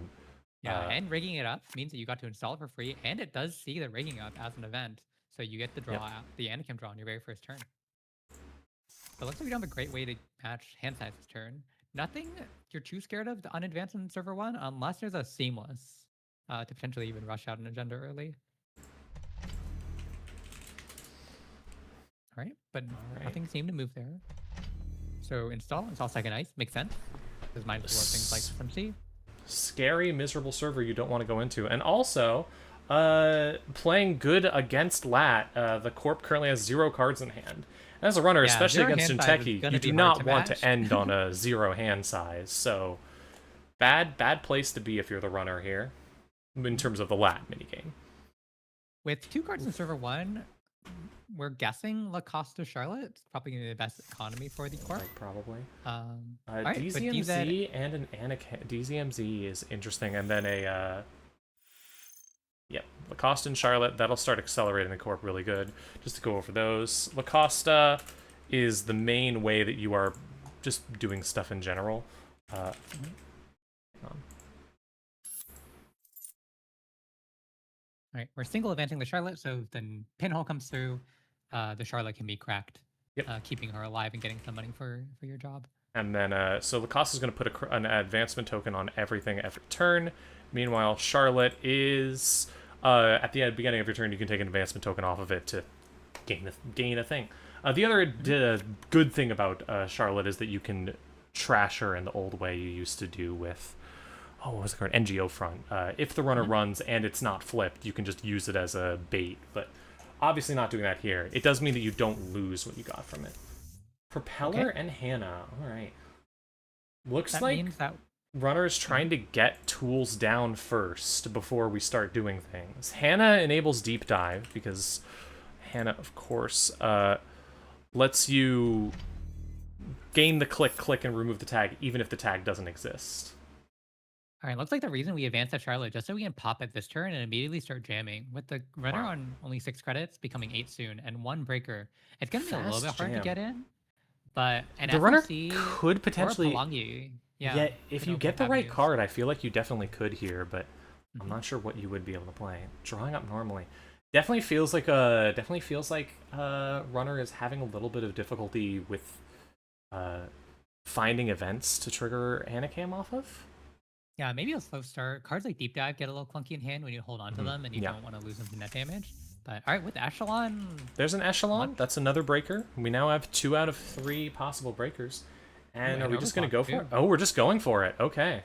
Yeah. I mean, this will get you through most things. However, not having a Code Gate breaker is really worrying if you run into like an Empiricist or something. Code Gates are really popular right now. Century, I think. The Code Gates... Oh, it was Empiricist? Fly Swatter. Fly Swatter. I mean, that's... It hurts, but it's not the worst thing to see. You didn't get super punished. Yeah, but you didn't get to make the Corp spend money, which is the most unfortunate thing. And also, it does waste your entire overclock, which is rough. on stream, I'm so sorry. But even though it didn't pay off, I like this run from the runner, force them to actually have ice and potentially res ice to spend money to defend this agenda. Sort of the worst case happened for you, which is that it would just be a really cheap gear check. Yeah. That the Shaper didn't have tools for yet. What's the big scary, what are the big scary Jinteki code gates then? Is it not Empiricist? So there's Vampire and Asa. Yeah. There's, what else? There's Microweb, which is one of the newer pieces of ice. And I might be there's Knowledge thinking of Seeker, Microweb, which is less scary, but ends the run. I might be thinking of Microweb, yeah. All right. Okay. Corpse turn here. Yeah, just getting the lat drop. Getting the lat draw. Going to presumably just score this out immediately. And then because we pre-advanced it, we can probably jam the next one. Oh, just send a message. Just send a message. Oh, Bran. Okay, Braun is not the best thing here, mostly because this means that if Lat can get a single code gate breaker of any type, you're in. You're in that server. Yeah. Notably, in the future as well, we could even click Hannah to click through the Braun. Yeah, Braun especially really good here with Propeller. Like, you can get through it really easily with Propeller. Only once, but yeah. It is going to start taxing those propeller counters, so we're going to need simul chips to refresh the propeller. You can only really get and through it get some easily counters once, back. but it's something. Coalescence with spec work feels really good. Lots of installs. There's the code gate breaker. Okay, you can now get in. I wonder if Yeah. we'll see a run now, because, I mean, Yeah. it's a little bit worrying because you won't be able to do it twice, but you can do it. It's mostly There's a no question need of... to do it twice as well because there's no like propel negation scored or any end the run effects. It could be a lone void in server No, I one, mean, but I it's mean, like, unlikely to put it out. can't do it twice in case next turn something gets installed. Oh, yeah. I think ideally we have an overclock this turn to make this run really cheap. Yeah, I don't know if we have another overclock, though. Let's see. Hmm? Lots of pause to think. Probably... I was thinking about whether or not to make a run. Choosing to make a run on archives instead. Probably to check for... That's what we're checking for. Just a flip RH probably, or maybe flush out a spin doctor. or potentially worried about... possibly worried about an instant regenesis win. Yeah, that's a Yeah. good shout. Especially seeing the 3-pointer, you don't know if this is on Regenesis and 3-pointers or 3-pointers and 2-pointers. Regenesis, of course. Regenesis saying, when you score it out, you can flip something in your archives to instant score. Oh, no! Oh, but we're just Okay, jamming. Yeah, that's it's an 4-2. instant score of propagation. That's a... Okay. So... Prop is interesting here.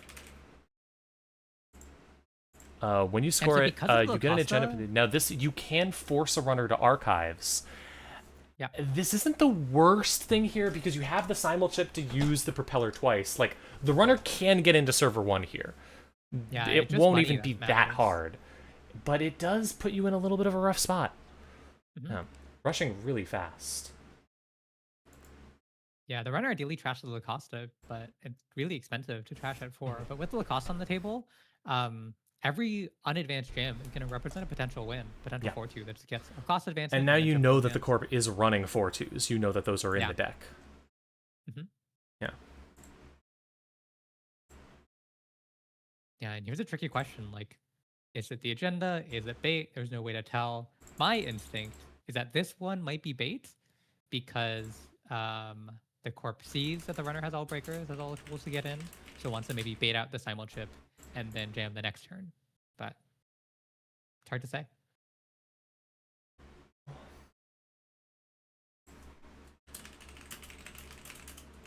Yeah, taking a think here. All right, starting with a Hannah run. Are we considering clicking through the bronze?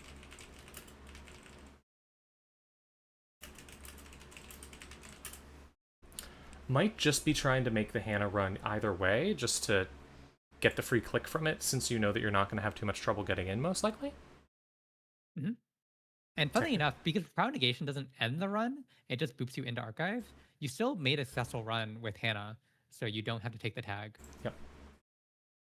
Unlike its precursor, Nisei Mark II, which just spent the counter to end the run. Looks like we are thinking. Thinking about whether or not to boop the runner here. Mm-hmm.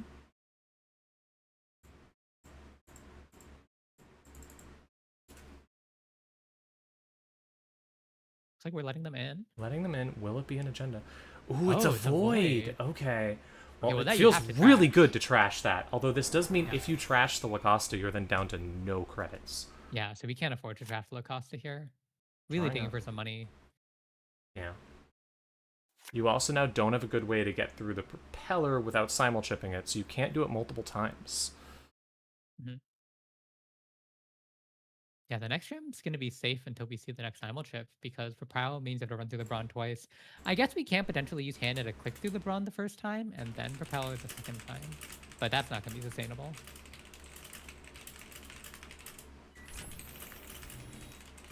Just poking HQ, seeing another Lacosta, ending with creative. Okay, so at least we're getting a bit of money in Anakim draw.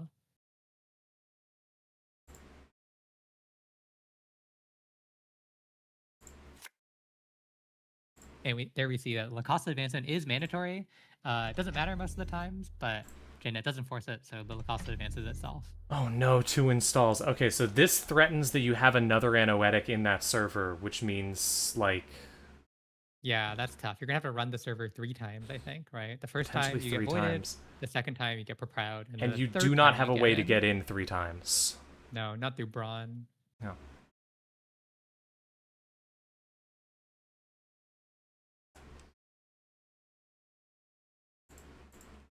Tricky spot for the runner here. I almost wonder if they have to pivot to an emergency deep dive plan if they have it.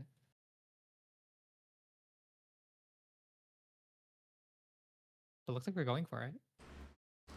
Deciding to go for it. Let's see how this goes. Going to... There is also the option of you might be able to get in just through clicking. I'm not entirely sure, especially if you click the Brawn twice and don't trigger the last one and let something get installed. If nothing important gets installed, you can potentially do it. Okay. That's true, because we don't see any ice in archive, so there could Yeah. potentially be one. If there in isn't HQ. an ice in hand, now that is you are up against probably a glacier deck, so odds are rough, but we'll see. All right, but looks like we did chip back the Prowler, so we broke 2 once. But All right, yeah, unless it's like a mana garm, I think we're out. potentially getting in. Let's see what happens here.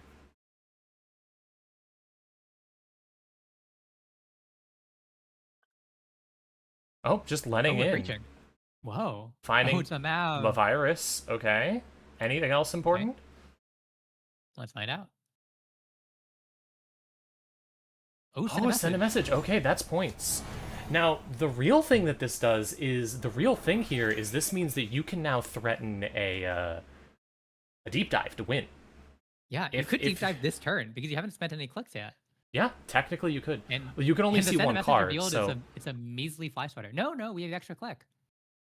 Oh, you're right, because yeah, you could do Hannah that. didn't spend any clicks. And there's only one thing. If you had it, I guess I'm assuming we don't have it in hand by the fact that we're drawing, but you are now getting any agenda is so important because the deep dive presumably can find 2 agendas, and that will win you the game potentially. Yeah. There is the note of there is the well, hold on, there is the still the negation. yeah, the Papaya negation, which can take up another click. But it doesn't end the run. It moves you to archives, which is one of the runs you need to make for deep dive. So actually, the True. ordering you want to make when you deep dive again for Prio Oh, yeah, that's is true. to run HQ and then run R&D. And if they do very boot true. you, they just sort of give you the archives run for free. Now, it might make you have to pay through the R&D ice twice, for instance, but that's the only thing it's doing. It's not actually taking away one of the clicks.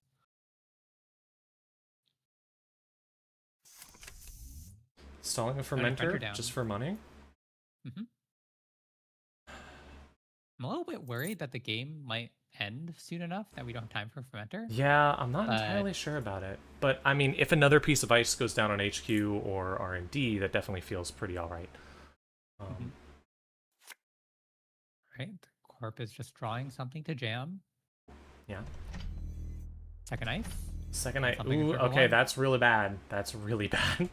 Yeah, that doesn't look breakable. So I think hopefully we drew the deep dive and we can pivot. Yeah. We have just enough money to break this water twice. Let's find out. Could also just run R&D 4 times.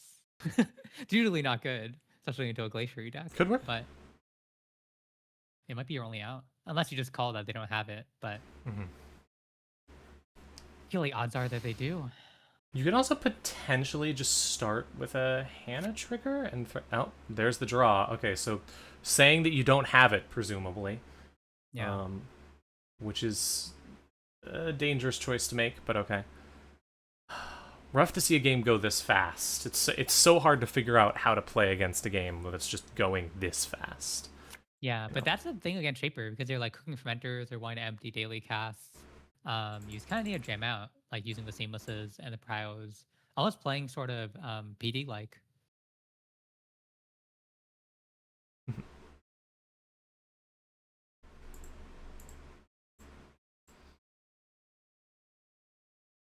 Right, just drawing up. Oof, not finding what we need here.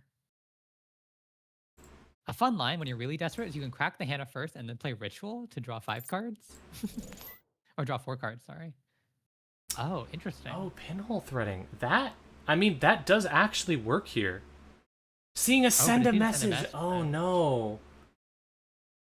Was that... Oh, that might have been a misclick. And if that's a misclick, you can't take that back because that's hidden information. Oh, no. That I think the really plan was hurts to if trash that's the Costa to hold off the scoring Shoot. angle. Yeah, that's really rough because you cannot take that back. Yeah, it makes That's sense that she meant to hit the La Costa, yeah, but they might have to call a judge here just to double check. yeah. I But yeah, it don't looks like think there's a admitting fix there's not a there. fix. I Shoot. mean, what we're finding out is that Redino might not have a way to score the send a message because the Lacoste link is one advancement. So We he'll have need a seen seamless. a seamless launch in the deck, I believe. Yeah. So presumably there's something, but yeah, it's really really rough to see, because the way that these things normally work, I'm not going to assume for the judge, but the way that these things normally work is that you can take it back, but as soon as you've seen hidden information, you can't take that back. Yeah. Whew. That's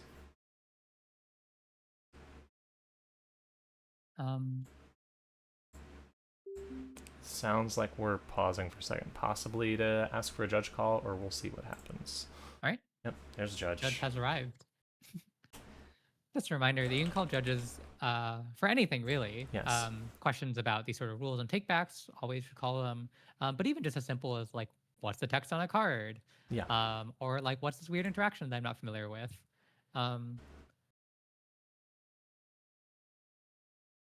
I tried my hand at judging a little bit at a recent event in Cambridge, and I think the most common question I got was the interaction between Pinhole and Melius U. And so, for judging purposes, I'm also glad that Melius U was banned because it was a little bit hard to explain sometimes. But yeah, Are judge you? saying that this can't be unwound. Yes. That really hurts. Are you in the Cambridge area? I'm out of New York, out so of I New York, play okay. with folks like Kato. But yeah, but the local megacities was there. Okay. Hmm. Yeah, I have some friends who are in the Boston area who are possibly getting into Netrunner, so Oh, cool. looking for some people that they might be able to see. All right. So yeah, now we have to see if the corp has a seamless in hand to score the send a message. Yeah. I mean, I have to say, I do think that even if Kato hit the Lacosta, it would bottom them out.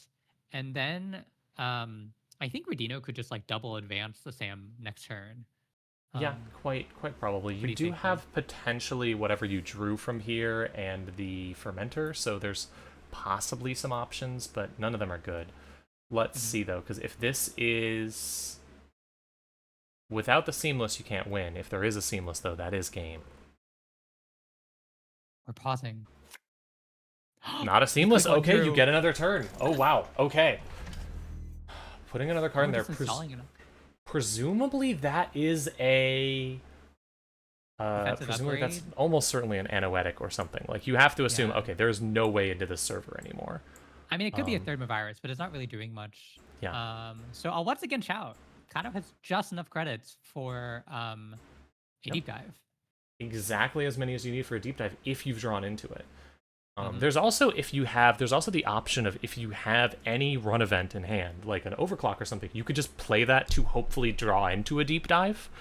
Though that would mean It would be really funny to see overclocking a fly swatter just for the Anakim draw. Though if you're really smart, you could potentially. Never mind. I won't say anything. No. I'm thinking about possible lines that are far too complex. I love a complex line. Well, so if you play the overclock on R&D, Yeah. and then you get booped to archives, you've wasted a credit. No, because you still have the credit for the next one. Never mind, you're good. Yeah. Yeah. Yeah. So functionally, if we need 2 credits to play the deep dive, we need 2 credits to break ice. So we have Yes. 1 credit to break the flash water once, and 1 credit to break the flash water again. And playing the overclock functionally just spending the credit in a different way.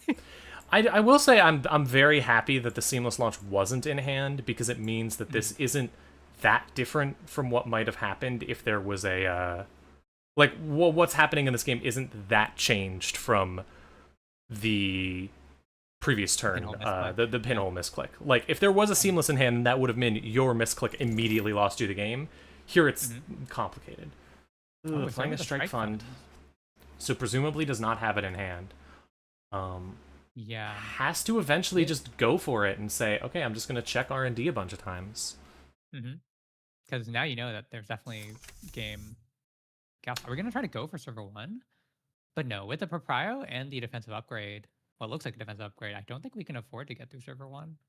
If it's a defensive upgrade, you can't get in. If it's not a defensive upgrade, you might be able to. But I mean, Brawn is just so expensive with gas. Oh, overclock does help that quite a lot. Okay, well, let's see what's there.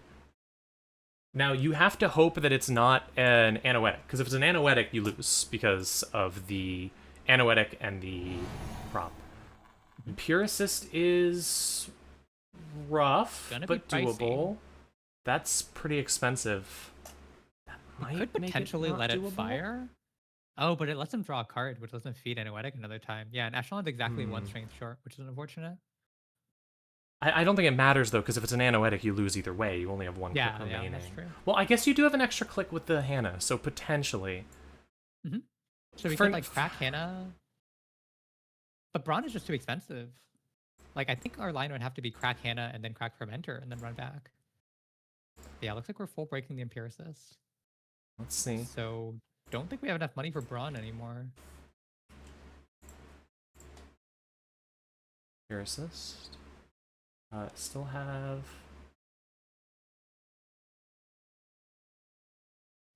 Right, we don't have enough to get through. There's not enough to get Yeah. through.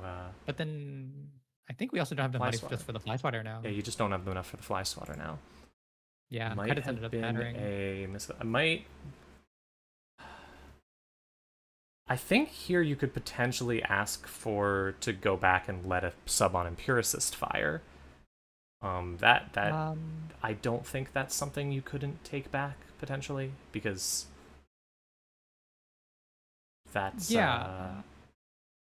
But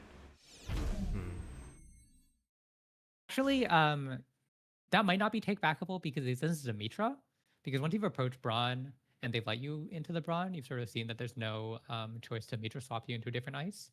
But That's you true, can definitely that's choose to true. undo how you break the Brawn because we ended up partially breaking it. You could just decide to let it full fire. Brawn was partially broken anyways. Yeah. Yeah. Hannah is 2 clicks still. You could. We just don't have enough Hannah money. gets you up to 3, or no, gets you up No, to Hannah just 2. gets Hannah two just gets you up to clicks, 2, yeah. and you So we don't. can You crack can't do 2 Fermenter. runs. Yeah, Mhm. you can't do And 2 whatever runs run right we now. make. Well, you whatever could run we Hannah- make gets propioed. You could Hannah, R&D, and HQ. That would be the last thing you could potentially do. Yeah, but one of those runs gets hit by propio negation, so it becomes an archives run. Oh, it's instead. true. Yeah, that's game. So yeah, just GG there. Rough game, Tough really game. rough to see something go so fast. Yeah, really glad not that what you wanna the see glad that the misclick didn't end the game like that, but still just really rough. Mhm.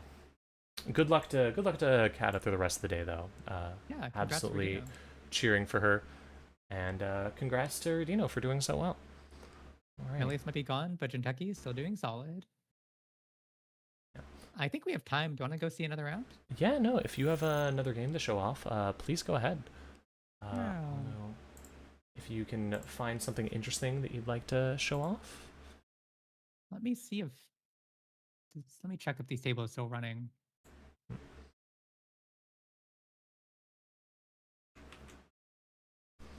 Let me get a. What? Oh yeah. Let me make sure I note down who that game was. It was table 11. And we can find one other game because there is still 21 minutes left in the round. Game went relatively fast for a glacier. For seemingly a glacier deck, went very quick. Yeah, I'm over at table 14. Chonky Seal versus Kabloosh. All right, I'll go to check that out. Both of those are fine to stream. Yep. Cool. All right, let's go take a look and see how this game's going. Yeah, we have a pretty involved board state, especially on the runner side. I can having tell because it just took like a full long rig. time to load. Oh boy. And the OB has a fairly simple board state, which is not really what you want as the OB. You usually want a bunch of assets sticking, your speeds and whatnot. But against Lou, it can be hard to put out naked assets. This So it is looks this like is we're a sort of- horrifying Lou out here. We've got a Tungsten's Tailor, we've got Hermes, we've got a Solidarity Badge with two things on it. We've got 3 different companions, two daily casts, a Fermenter, 3 full Breaker Suite. Scary thing. And Yeah, I most think notably, the Ob has not scored much yet. That's the rough part here, in my opinion, is that you don't have that advantage as the Ob that you really want to have by this point. So I think what the real advantage of the Ob is the fact that Loot only has 6 cards left in their stack. And as the corp, sometimes you just want to grind out the runner of all her resources. Because as we see, there's a FUT and a hostile architecture in the bin, so we are doing damage in this deck. Not to mention 1 or 2 measures are in the bin. So that might not be a line to close in the future with 2 spin doctors already RFG'd. So let's see. I mean, yeah, Kabloosh does have the twinning to convert into multi-access, so it can just start poking R&D. Probably see 2 cards every turn. Yep. Has that fermenter to keep making money. Dangerous place to be. We don't know what this ice is, though. It could be something. Nope, just not gonna res it. Yeah, on 5 credits, there's not much you can res that matters except for envelopment. Oh, there's one. Probably bouncing the card in the server. Oh, Oh, never mind. That's game. All right. Well, sometimes you tune into a game and just immediately it's over. The Ob R&D pinata sometimes is still true. Well, congrats to Kabloosh, who I'm always a big fan of. Yeah. My favorite person to discuss incredibly jank, weird Netrunner ideas with. Absolutely a delight for going, hey, what if there was a format where some real dumb stuff happened? Invented the consumer grade format where you can have 6 of every card in your deck, and we've talked about other possibilities too. She's wonderful. Also did the competed in my costume party tournament, which I'm very thankful for. That was fun. Cool. Yeah, all right. Any other interesting games you can find? Poking around, a lot of games are wrapping up at this point, which makes sense. Oh, that game's over.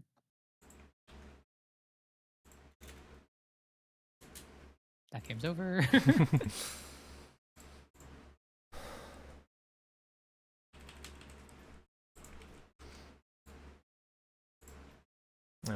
We might just need to wrap it up for the take a long break for lunch. We're doing the lunch after round 2 today because of the technical difficulties. So we'll see in a second.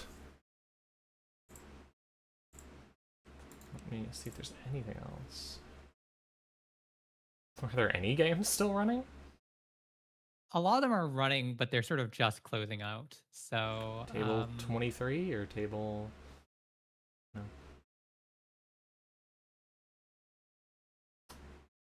We might be going on break now. Yeah. Yeah. Might be good to call it. Yeah, we'll just call it here. We'll take a look at the standings real quick. See how things are going for different players. Oh wait, we can't see the new standings yet. Oh yeah, but we can see there's some cool ideas in play. There's a Bangoon and Topan. Yeah, I'd love to see a Bangoon and Topan having run round 1. I'll give that. Yeah. Even if it's just for round 1. But yeah. There's Vicky as well. So yeah, we can see some cool ideas later today. Yeah, I'm excited to see what we see for the rest of the day. I'm going to set the timer for break. There will be a long break for lunch here. Go and have yourself a snack, take a quick break, enjoy yourself, and we will be back in 40 minutes with the next rounds of Netrunner, and it should be very fun. Don't go away. We'll see you then. See ya.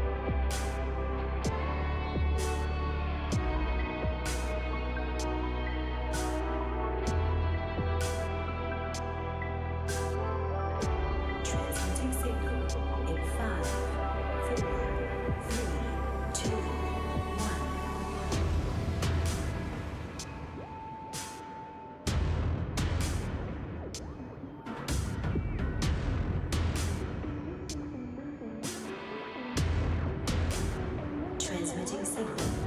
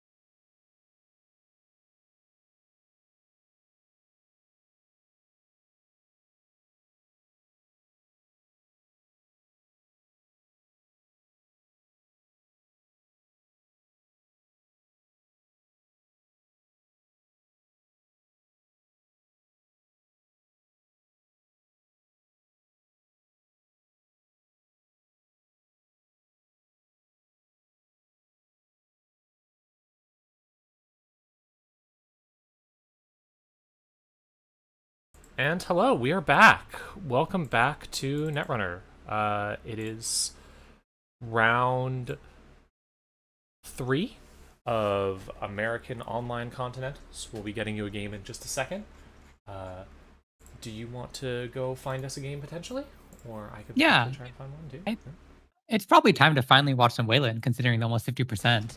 So, up at table 5, there is a Vicky, which is cool. Or we could start seeing an Ob game. There's Ob versus Arasana, which is like kickflips on both sides, which could be fun to watch. Ob versus Arasana could be very interesting, although it will be interesting to see how the Arasana pull handles something like that.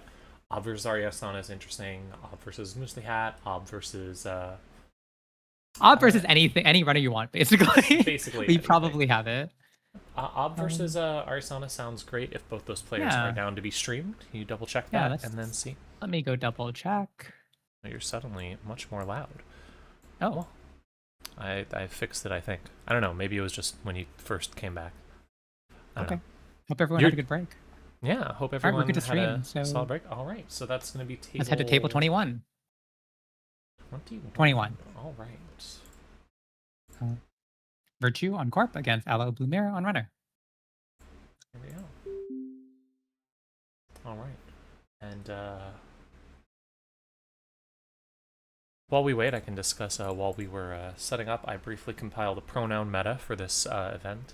Obviously, a very yes. dominant he/him with 61 out of the almost 100 entries, I believe, which, incidentally, Wow. almost 100 people playing. Very... yeah, 91 players. So Yeah, concerts really is getting impressive bigger stuff each there. year. I have a question. Do you think they're ever rotating he him? I hope they rotate he/him eventually.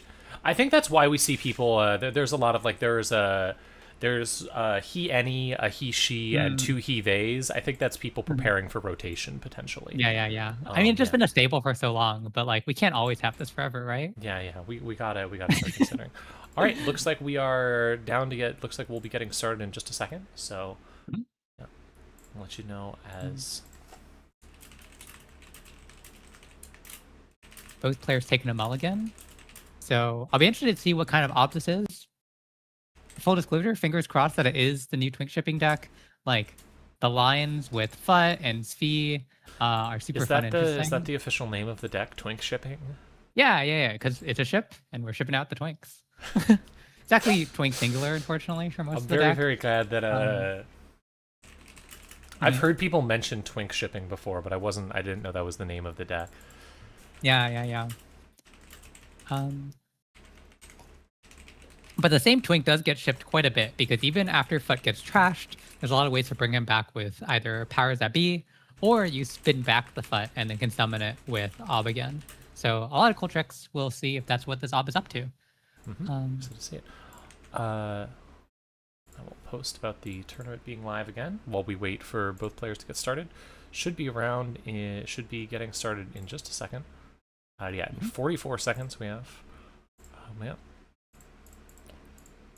I will say, shout out to the more unique pronoun choices, with one player going with any, one player she, it, one they, them, and of course the it, does, does. That's pretty a fascinating meta choices. Really excited to see how those play out. Very cool. Always nice to see people experimenting with the meta and seeing what might work. I mean, you never know until you try it. Yeah. That's our advice on today's Netrunner stream. Please go experiment with pronouns. You never know what might help you get the edge in a competition, and that's why you should do it, because it might give you the edge in a competition. All right. And you know, it's Looks a very like healthy meta. We've never seen a pronoun. We haven't seen any pronouns banned yet. So Yeah, we've never seen a pronoun ban. That's so cool. all right, we do have a start to the game. Yeah, round is getting started. 2 installs from Wayland and a card drop. Very simple. Oh my god, it's transfer. Immediately getting hit with the transfer.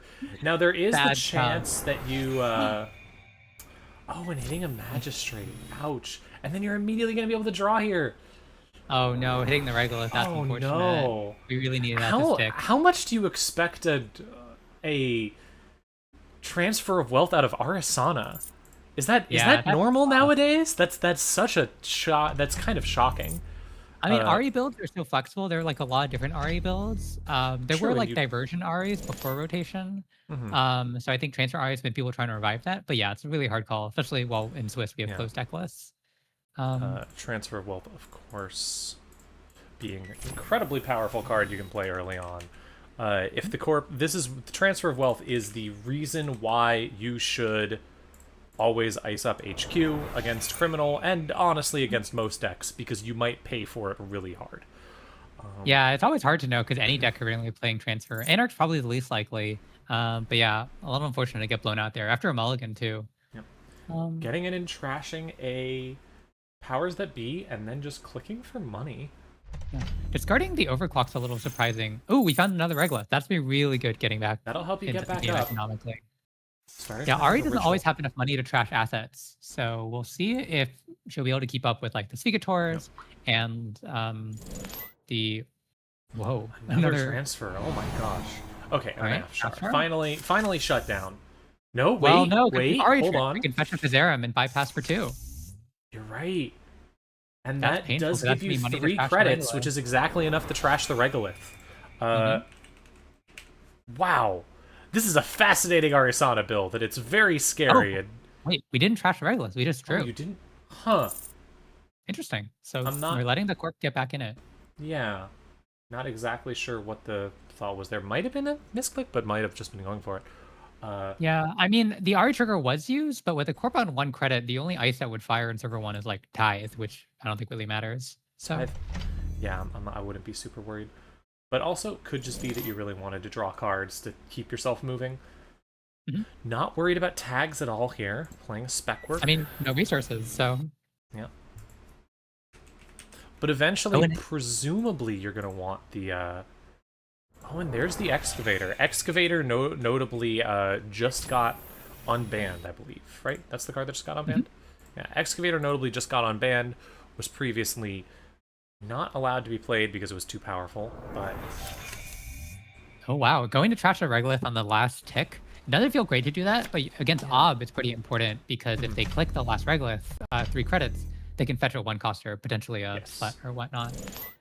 Another... Wow, this deck is going fast. Finding the Azamat. Oh my gosh. It's be really good.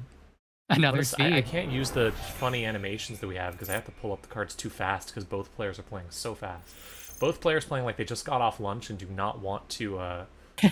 and both players playing like they didn't manage to finish their lunch and are trying to make sure that they can get it done before the next round. Well, you had a really good dessert and you're a little sugar high. All right, contesting the Antelope makes sense. That's another card you don't want to take down for Ob. And we didn't res this ice last time. Oh, it's a Stavka. Stavka. Stavka's scary Interesting. here, but not necessarily the worst thing ever. Yeah, You but could trashing potentially just the let it fire Azimuth- if you wanted to. You lose the Azamat, which hurts a lot, obviously, against an asset stack, but you're not losing like an icebreaker or anything like that. And we do get to convert the Afshar into the 3rd Regolith. This is one of the advantages that Ob has over Arisana, which is that because Letting it the fire. Trojans end up on ice, you can just trash the ice to get your various Ob tricks. However, you will get to trash this, and then you can run on the Regolith and immediately trash it. So now there's only 1 card left on the board. You're slowing down the Ob a lot. Getting a wall-to-wall that you can use because there's no assets definitely feels good, but you've definitely slowed down the Ob a lot more than it wanted to be slowed down at this point, just by playing Yeah, so checking the fast. archives, we've trashed like 3 Regoliths, 2 Anthills, and 2 Sphees, which is extremely 2 Spigs impressive. are gone, 2 Anthills are gone, a Powers That Be and a Magistrate, all 3 Regoliths, and an Afshar. That's a lot. Mhm. All right. An upgrade on server 4, so it could be a Mavirus, which is a potential blowout against the Fizerums, and can usually fetch a Regolith, but not while all 3 are in archives. Very interesting here. Resing Okay, the it is a Mavirus. Not sure what you get with the Mavirus because you can't get... My expectation would be the...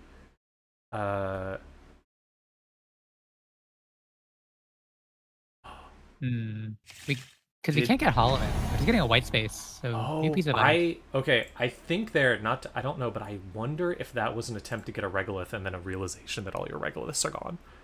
That is unfortunate. That Yeah, is 'cause an it's unfortunate definitely. possibility. Yeah, because and it also could just be getting another ice out to put an asset. Oh, you definitely need that, but definitely when I saw them a virus, I was like, oh, you go get a regolith, and then nope, can't do it. It's gone.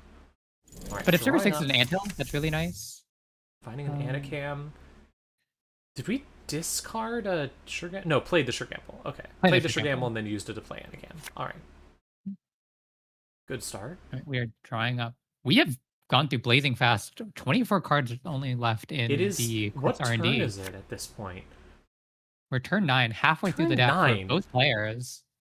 No points in either square area. So My God, this is going probably so some fast. agendas needs to at this point. Yeah, both players just rushing through it. All right, so we have Echelon down, so that's a great awake stop there for BG. There's the Stavka break. Yeah, you can now get through Stavka. You can't get through the white space yet. But presumably you could just next turn. Yeah, the runner is playing creative to money up because you're going to have money against the eventual measured response threat, which the Corp can't really afford right now, but there's always potential down the line. You do have a big potential, though, to stop the... You do have potential, though, to stop the Corp in a major way with the lack of... Oh, well, never mind. Here comes a potential... Here comes a potential regolith mining license. I was going to say, you can keep the Corp pretty poor here because you don't have the regoliths because they're all gone, but never mind. All right, we're installing the regolith with the powers. I'm interested why it's in servers. It could go in server 6. Might have been a mistake? Yeah, okay. Yeah. That was meant to do that Makes in sense. 6, so... And this is completely fixable. No information's gained. It's just the corpse triggers, and sometimes the drain up buttons are weird. Yes. And yeah, this white space kind of load bearing right now. The RA needs to Yep. find either a code gate breaker, so like a Unity or an Euler, or get back there for Zerum to bypass the white space.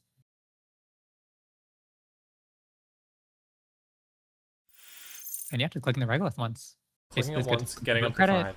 You still don't have that many credits. If the runner can find a way to get past this code gate, just even like a Physarum or something, and trash that, you're really low on money.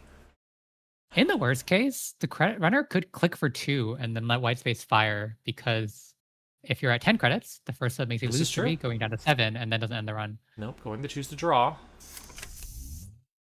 DZ and Just Z, setting up. okay, gonna leave it on the board. Unless we see the run here.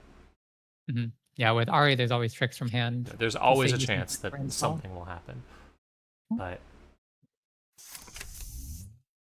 Slot Vandal in HQ, interesting. huh. I wonder if that's suggesting the third transfer incoming. I think we have just enough influence for it. Could be, although I'm kind of surprised we didn't see that take down the regolith. Oh, that's true. Yeah, the slot vandal could have been used on the white space. Yeah. It's fairly expensive because I think the slot vandal means you don't. Oh, whoa, we're scoring. Oh, with a... Wow, scoring with a... Okay, hold on. What just happened there? So we installed and we advanced and we slash and burned the Aziaf. And as part of the cost to score Aziaf, you have to trash a card. So Virtue trashed the wall to wall, which using use it Ob to get a as a spin doctor. Spin doctor, and then you can use that to shuffle that back in. Great And Ob we get a power plays. trigger to bring back the Sphi. So that's gonna be our way to And get back money. notably hits a deep dive and a Pikachu. Ooh, that's really I good. wonder if that Slap Vandal going on HQ was an attempt to just get a deep dive out very quickly. It could be, yeah. No, okay, Especially running with archives. how few cards Gonna are left. forcing the Spin Doctor. Shuffling back the slash and burn and unseen, potentially another agenda. Finding... Whoa. There is an agenda left in archives. It's a Kimberlite field. Oh, wow. Interesting. Finding a So a bit of field, break streak. Anima Virus, that does nothing, but finding that. Burnering HQ, interesting, and HQ is just a descent, so... Well, that is what you want a Slap Vandal for. Ooh. So we can definitely... Seeing Azef Protocol, Measured Response, and Spin Doctor. Okay, putting Measured Response at the bottom, Azef on the top, and now gonna run R&D with only 2 credits. Probably can't res anything. That puts you at... You're at 4 points now, and the Corp has no money. The Corp has $2. They do have Well, the this is Regolith, Fugator in actually. Silver 4 and the Regolith, yeah. So if you deep dive here, you don't have the extra click, so it's only a single access, and you potentially die to another measured response in hand. So I think the runner has to take it easy this turn. Could you get to 10 credits in 1 click? So Svigator takes you to 5.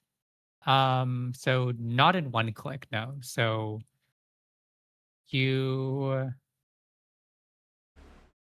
I don't think double measure's on the table, but I single don't think measure is double on the measure is table. possible here, and you have 4 cards in hand. So, but Yeah. well, wait, has an event has been played this turn, so deep dive An event would has put been you played. below. Yeah, So yeah, I think that's why she's yeah. pausing here, debating whether to play the deep dive, which could potentially steal a 3-pointer if there is a 3-pointer. But yeah, saying that would Dying potentially to die. measure it is not high on my to-do list. If you still have one, Mhm. makes sense.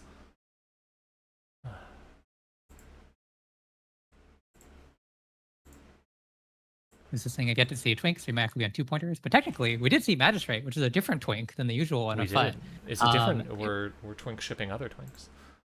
we I could would potentially have both, and then we're shipping them together. yeah. I would be a bit surprised if this deck had 5/3s, given the agenda suite we've seen so far. Yeah, the green males I think would suggest to me that we're on 2s and 1s.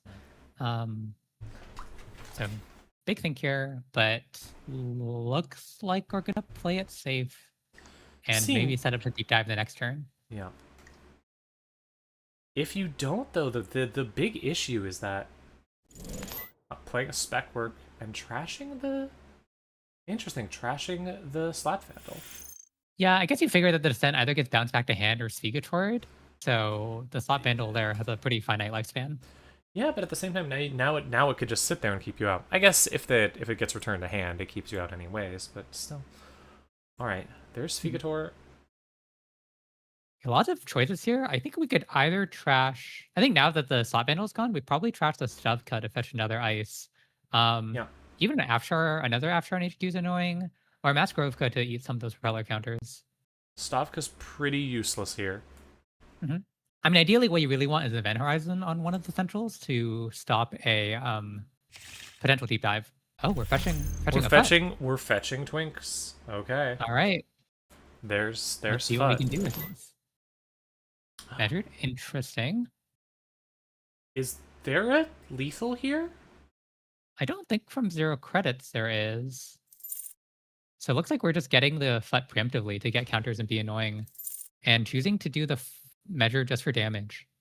That's Not interesting lethal. because that does mean there are now 2 measures in archives, I believe. Oh no, only one. Only one. No, one was botted from burner, and because Ob shuffles, it could be anywhere at this Okay, point. yeah, so not really something you can trust there. The value measured also makes me wonder if the corp has another measured in hand, which is why they're willing to throw it out. Yep, heading out to trash that.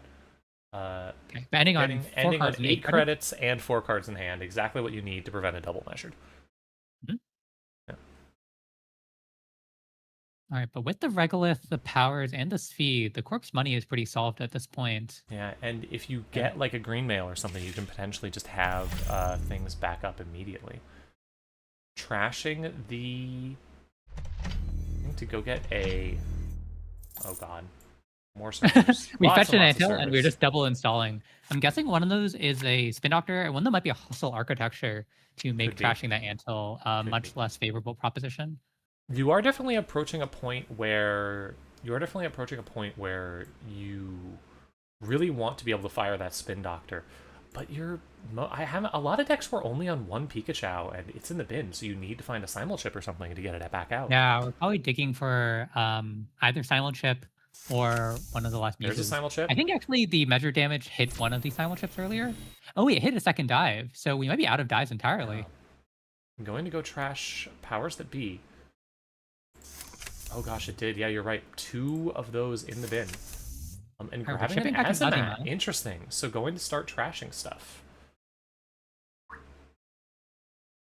This does put us in threat of double measured, but we do know one will shuffle back to our Double gate, so measured it's not and likely that Corp has with it. an anthill on the board that's going to get more credits. And potentially Regolith is going to fire here. If one of those 2 cards is a hostile architecture, that would be a really great res here, because that basically says, no, you probably can't trash powers, because that would take you to 2 cards instead. Wow. Okay. So Yeah. hostile is going to mean you can't trash this, because if you do, you're just immediately taking you're just immediately in danger of losing to measured. And now here we could potentially just see immediate click Regolith. Oh, and there's a spin doctor too. Actually, you don't even have to click, just the anthill. Will we see the double measured for the instant kill here? right, looks like we're using the Spin Doctor to shuffle back Measured and Foot. Makes sense because we Yep. want to tutor for the foot. Three measured in the deck, just in case. Yeah. Foot can be tutored with that regolith. If you're really Let's see digging, it. you also see the powers to go fetch another Spin Doctor. Yeah, getting the foot makes a lot of Using that to get sense. the foot. And then do we see the double measured? There's the first one. There's the first one. Handicam draw. Oh, another value measured. It did hit good cards out of hand. mean, It hit yeah, it another could. transfer and a silent shift. Hit a pressure spike. It could just be that you're looking to just keep the runner from being able to do anything. It's another value measured. I don't hate the value measured here because the runner can't you're really. basically The runner forcing the runner to you're- spend their whole turn drawing. And also, you are up against decks that are running deep dive. If you hit those, that's a huge deal. Also, like, we still don't know how the runner is supposed to get through just a simple descent. You still don't technically have a way to get past that. Right, rezzing a And we've spin now doctor. lost all 3 silent shifts to damage as well. All 3 spin doctors gone. Pulling back. Oh, shuffling back to Magistrate Magistrate. and Measure. So Antil can become Magistrate. Oh, you're right. Will Oh it? my god, we're gonna I would not sap be surprised if it did. That's It great. We got did. both Wow. of them. Anthill turns into Magistrate. We have both Twinks on the board at the same time. Truly, we are Twink shipping. Mhm. All right, Thank you, return the whoever descent back named to that Antil. deck on Netrunner DB, so that I am comfortable saying that. Yes, shout out Cybershark. He's our professional deck writer. It was just on the table. I guess it Oh. was just a table agenda because if it got touched, you would take too much foot damage. Mhm. Install, slash and burn. Okay. Also, leaving a slash of burn in archives, presumably? Well, we did bounce back the descent to hand, so we can spend the last click to use the descent, shuffling back Oh, you're right. the slash and burn. Azef hitting Burner and Muse. Wow, so much value damage this game. There's only 2 cards left in the stack. We're like almost locked out based on damage. Well, it also depends really heavily on what's an R&D, what's blocking R&D. If that's a code gate breaker, you are completely locked out. And also, you're always in danger of measured. Yeah. This is a rough Oh, place power's to be. installed in Event Horizon from archives as well. So yeah, a lot of triggers. We can repair our board a little bit after trashing it to Azef. Damage hit, creative and overclock gone. Not the worst things to lose, honestly. And then using the descent to shuffle back in slash and a Kimberlite. So now at this point, you kind of have to say like, okay, there is a chance here that the runner just runs R&D, puts down an agenda on, or puts down something that you can use to break there, and just gets it. Like, there is genuinely a chance of I'm just going to access singles if whatever's on R&D is something that can't keep you out. I'd say that's what we're going for. Ooh, but envelopment, unless we have a hush, I don't think we're getting through that. Yeah. I'm running HQ. But we know it's Event Horizon, which can be broken, but then you can turn the Event Horizon into a different ice, like an Afshar, which might just be really difficult for the runner to get through. Could potentially just be forcing the res there. Yeah, choosing to break it. Oh, putting a stowaway. That's putting cool. a stowaway, yeah. It does bring you down to 3 cards, but I think at this point you're just saying, I'm dead either way, so let's just go. Yeah. Right. I mean, I think there's so many options here. A single measured kills, so just finding that. Naskrovka, HQ, credits, measured. And there's yeah. Fast game. That went so fast. Wow. Yeah. I mean, what looked like a really right. strong start from the runner, the Corp could just like keep on finding econ assets to bounce back, and it was too much for the runner to trash. That's what Ob can do. You could just always find more stuff. It's really powerful. It's really good. Yeah. And seeing both the Fut Magistrate combo in action, really, really cool. Scoring an Azief, stapping 4 damage and 3 credits at the same time is like pretty impressive. Saying in chat that it was normal Twink shipping, so the dive was a guaranteed miss. Oof. Yeah, because with a one-click dive, you can only steal 1 agenda, but if it's at most 2 points, that takes you to 6 points, not 7. Okay, that was pretty fast. So I think we probably have time to jump to another round. Let me take a look at that Sticky game is still going on. Yeah. All right, let's. Thanks for tuning into that game. That was very fun. And proof that making your pronouns she/her can either win or lose you a game. Consider it before your next game. Yeah, but no. All right, looks like we're good to go in table 5. So sticky group against a Also, Lou. for anyone interested, this is probably what the deck was here. So this is what we were referencing was this. Additionally, before we get into that game real quick, I need to plug right now. Please go buy Run Together. It is Yeah. This is the last weekend you can get it. It's very cool. It's a great way to support people who can't afford to go to Worlds. The only way I was able to go to Worlds my first year was through this. Mhm. Right.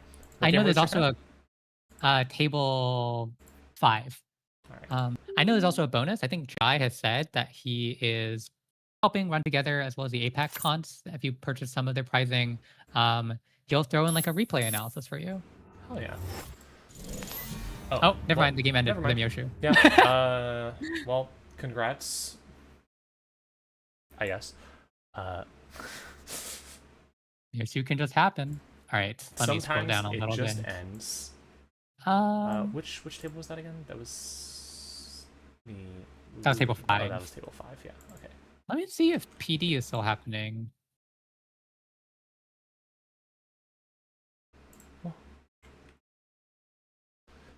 Yeah, and then there have been some really interesting games today. Glad we got to see the Twink shipping deck on stream, even if it does scare me. I'm always scared whenever Ob is very big. Not only because it's like really good, but also because I'm scared that Ob is just going to be busted and it's just going to be busted and it's going to get banned. Someday we'll see it, and that'll be a very sad day. Yeah. Also, you sent the original version. I think that version was different because it had to find it. It was an iteration on the original Twink shipping deck, which found influence for Magistrate, potentially by cutting the Hollow Man, which you didn't see that game. I The have an haha interesting funny. game. We like seeing that. We like making the boys kiss. It's great. Mhm. Also, yeah. Anyways, which game were you looking at? Let me just double check with the players. Over on table 12, we have a Alco looking pretty normal against the most fascinating Topon board state I have ever seen. All right, that's table 12. Table 12, yeah, Alco versus Topon. I don't think you're ready for this, Juniper. I'm scared, but excited. The Nihilist? An actual Augustina. Nihilist deck? We are Nihilist playing and a Augustina? Hantu. Oh my gosh. Hantu presumably does trigger Augustina. Well, we did take a bunch of damage to that Fuji, so I'm really hoping we don't just die measured right now. I'm worried, but this is a fascinating thing. I want to see this Topon succeed. It's the sort of Topon I would dream about building and then be completely unable to make succeed. Yeah, it's super cool. I think this turn we installed the side hustle with Topon, so functionally getting it for free. This is so cool.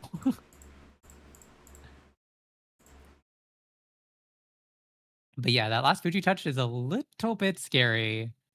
So we're getting a verbal draw, but it only gets us to 3 cards in hand, not 4. So a single measured would kill us, and we do have the Alco ability to dig this turn. All right, let's see. Hopefully we don't see another... Wait. Oh, no! Oh, okay. Well, there's another game that just did not happen. This was what, table 11? It's table 12. Table 12. Unfortunately. But we did see a very cool Topon board state, and I hope we can see it more in action later. Apparently there was a steel skin in hand that could have been no. saved. Also, yeah, an PG interesting didn't point made here. There is how many cards are currently in play, in hand, in the deck, and in the discard? All right, quick math. Something's up here.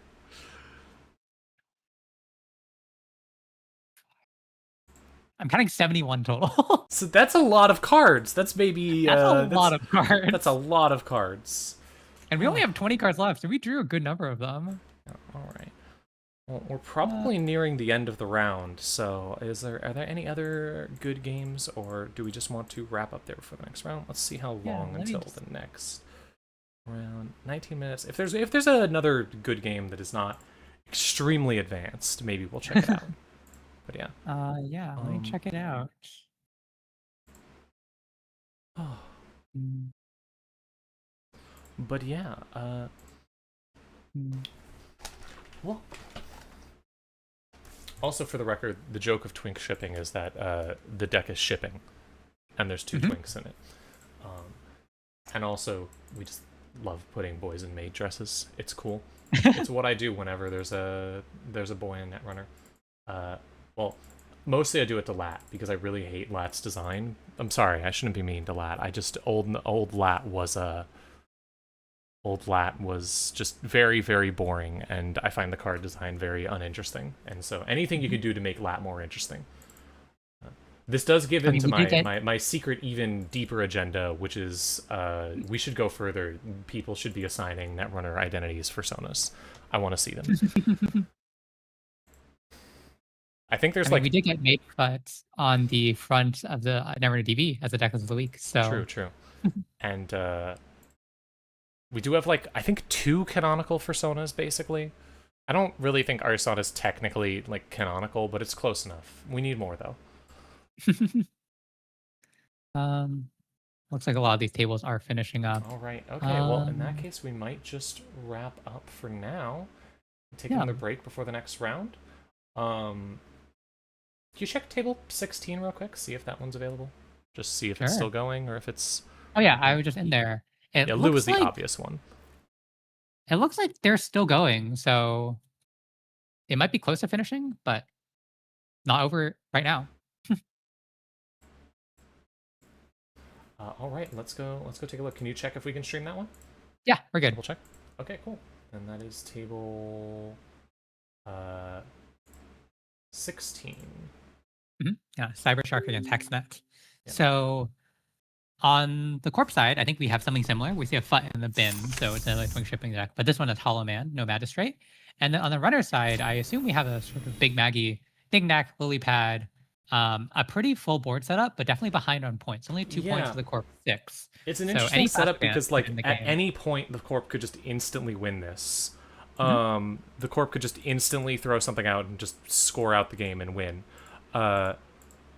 We'll see where with 2 slash and burn still in play. We're pretty capable of fast advancing any 3/2s. The Hollowman is out of play though, so that's not going to be where we have to score. However, any way to get the Hollowman back, like a Spin Doctor, is going to turn that angle back on. There's also no measured in the bin. I don't know. I assume this deck is running measured because every single deck is running measured, basically. But we will see where this ends up. All right, so we're running through the HQIs. Corp's only on 8 credits, which is not that much money. So potentially holding on to the money to be able to threaten measured response. Curious about the Hush here. I wonder if that was just an install to get the card draw and other stuff. Yeah, looks like we did Muse for it. So Hushing might have been a read that was in Event Horizon, because Hushing in Event Horizon obviously can save you a whole click and some credits. Yeah. Winchester is definitely annoying to break with a propeller or with a revolver, but doable. Ooh, hitting Azef in hand. An Azef. That feels good. That's really good. We only see 1 card from HQ though right now, I believe. I don't think there's any multi-access. Yeah, but now that we're at 4 points, deep diving is much more of a realistic possibility to close. We have the hand on the board to gain clicks. All right, hitting Anuka. So we have more than enough cards. Now, at this point, if server 1 is just an agenda, that's just game right there.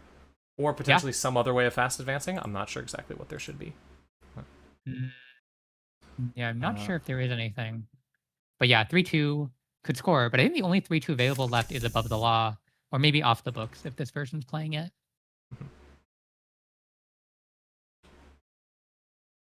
All right. Oh, just Spin server 1. So I'm guessing we're gonna looking like we're just gonna speed the power to get a Spin Doctor. Probably go get a Spin Doctor. Could be looking for double measured potentially. But the runner has more than enough for double measured. Oh yeah, with 8 credits, you're safe. Never mind. Yeah, I think the corp really needed to hold on to the 3-2 in order to dig for a slab this turn. Oh yeah, a Without that, slash could potentially win. Slash and burn, something could win. Although Slash and Learn, I three think, three above the twos law. down, so yeah, Yeah. you would need an above the law or the other 3/2 if it's being played Mhm. Off the books, off the books. which is Yes. not in the posted list. So it'll be interesting to see if that's added. I think our original list was on 2 copies of Let Them Dream, which is good for making the runner's life a bit miserable, but a little harder to score. See where this goes potentially. Yeah, you're a little scared at this point because the runner is basically representing deep dive as long as they have it in hand. There's one in the bin, so this deck is gonna have to dig for its second or maybe third copy of it if it has it. Just install Ice and HQ, click for 2 credits. So hopefully, I think the Corp might have the points in hand and just wants a button up for a turn. But hard to say. Let's see where this goes. The Corp has a lot of ways to instantly win, but has to manage to actually do it, while the runner could potentially... This is the sort of runner that can really burst out. Yeah. What's in the bin for the runner right now? There's one deep dive in the bin. Don't like to see that. There is an illumination, which is interesting.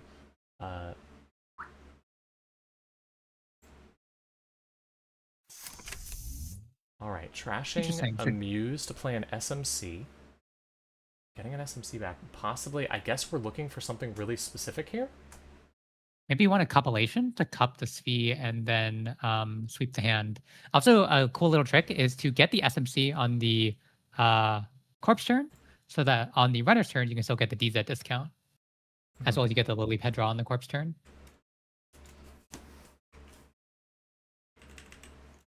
The only downside is we didn't get to knick-knack the Muse, but 2 credits. I love we'll live knick-knack. without it. I love getting Yeah. to use Knick-Knack's ability. Especially with Hannah, getting knick-knack clicklessly is really good. Oh, I think what we need is Echelon because we're out of bullets on Revolver, so Winchester is really annoying. It does feel very bad to have to simul ship an SMC. Yeah. Yeah. Yeah, because you don't get the simul chip discount. Because 0 minus 3 is still 0. See where this goes. Yeah. It's always tough for the runner in these board states, Alright, but using using Hannah Hannah first makes a lot of sense. Always makes sense. Just to force it to happen. Either you're gonna use it, or I'm gonna trash it. Either way, I got a free click. Oh. Trashing We're the trashing? SMC. Huh. Huh. I'm I- curious why the I'm a little- SMC then. Like, Yeah. could have gotten We could have back. just knick-knacked the Muse, considering that we chipped for it. My guess is that when we installed the SMC, yeah, the lily pad drew the echelon that we wanted to do with the SMC, Makes sense. Makes sense. Yeah. which is a little bit unfortunate, but sometimes the lily pad betrays you. The pain. All right. So, now one of the big difficulties here is that on the next turn, the Corp is going to get a free 3-cost thing, presumably, if they trash the Winchester. You don't want to see that. It's possible that the Corp wants the Winchester to stick around a little bit longer, but they probably do want to start changing because, yeah, they shuffle Yeah. back the Hollow Man, so they really want a 3-coster res, so they can potentially fetch the Hollow Man into the remote and then fast advance a 3-2 that way. Presumably, some of the stuff going on here is...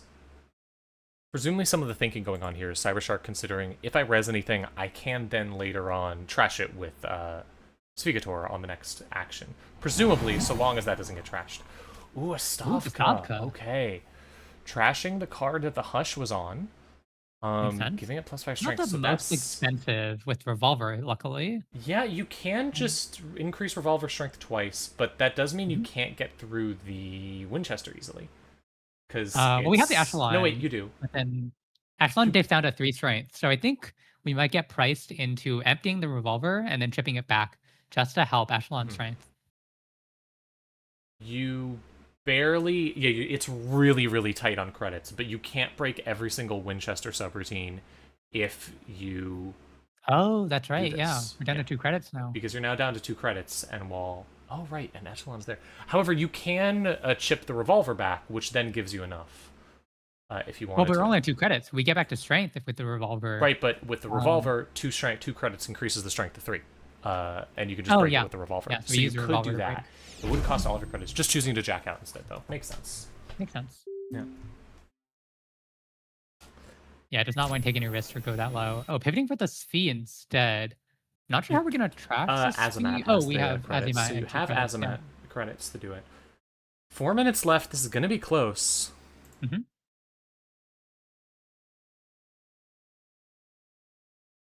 But yeah, you wanting to turn off any objects, not as well as the core beacon. But the running beacon's really drawing up. Ooh, a Maskarovka. Maskarovka, annoying. Interesting. Could be broken So- here pretty easily, I believe. Yeah, well, no, because... Yeah, could be broken pretty easily. But then you yeah, don't be have 2 the credits on the credits. propeller. Yeah. I think we could always chip back a coalescence. Oh wait, there's no coalescence. There's no in the event. coalescence, yeah. That's surprising considering that we're playing Knick-Knack. If we chip back a Muse for a coalescence, that nets us +2 credits. So that's probably the other option. But using up a chip just for money is not really what you want here. Also, Resing the Maskarovka gives Cybershark a Res 3 coster. So now, if the Sphi sticks, that's an instant Hollow Man whenever he wants. Yep. Instant Hollow Man, or potentially a... potentially also a... Oh, using interesting. it to So we're just just to break the money. money subroutine. Yeah. Getting a Selling rising a tide. tide. Okay, that'll get the That'll be good. echelon back up. Most importantly, I Yeah. believe. Now the runner is bottomed out, as well as the corp. So we're all going to roll in the 0 credits. But Cybershark does have Sphegator to bounce back, and Hexnet actually next turn has Knick-Knack to bounce back. He could even potentially Knick-Knack the Lily Pad to gain a sudden 4 credit burst. I love doing that. I mean, it'll trash a bunch of programs here, I believe. Actually, I don't I think know he's how too spare close. MU with the DZs. Yeah. Yeah, with 2 DZs. Yeah, because a lot of stuff got lost last turn. But Yeah. The hot the presume Trojan this'll and the get- whatnot. oh. Fascinating. Interesting. Going and getting another mask. I kind of So- figured we would see something to get money instead. You do have 3 credits here, though, so that's something. Getting the 3 from the Sphere. Install.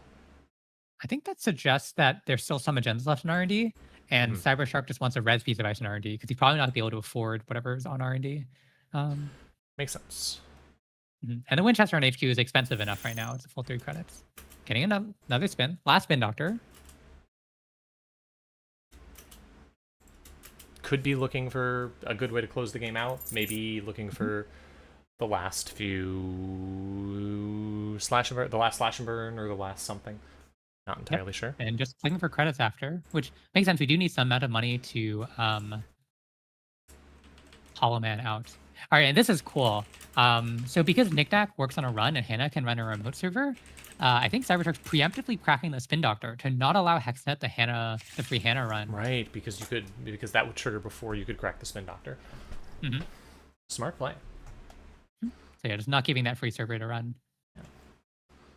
I do like the play of trashing the lily pad here because I don't think there's enough programs that you're really going to keep that draw going at this point. You're close enough to the end of the game, and getting the money could be really important. But I don't know. There's some options still. Yeah, this deck The is Hannah probably is still out, all on- and presumably there's another deep dive. So if you find the deep dive, you can potentially just send it. You need the money though. That's the only thing. Yeah, you need. Maskarovka is going to cost 1 credit, ideally, with the propeller, and then 3 credits for the Winchester at least. So that's still 4 credits total, and 2 more credits to dive. All right.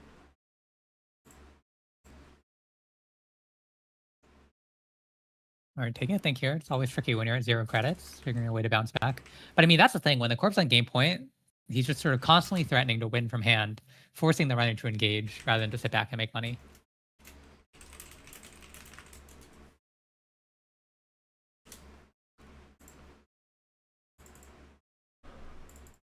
Let's see where this goes. Yeah. What server do you think you choose to run as a runner here? HQ or R&D? I believe Cybershark is pointing out that they're very close to time, or it might have been saying that they are out of time. We might have just hit time. Yes, that is time in the round. So the judge hasn't shown up yet, but I believe that's time in the round either way. So this is Hexnet's last turn either way, which really helps me like believe like, okay, at this point you do in fact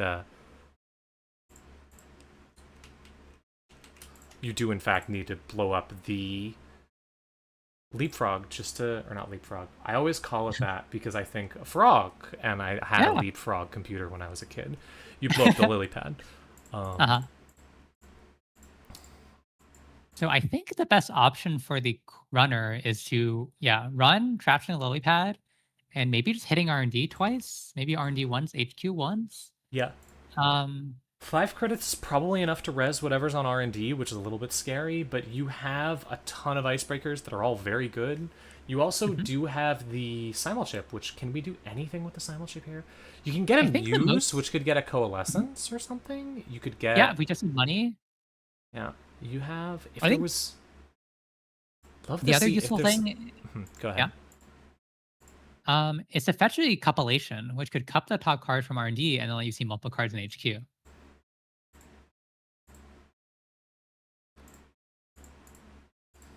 Or even couplelating a card from Archive just to guarantee you see 3 cards in HQ might be the most number of accesses we can get.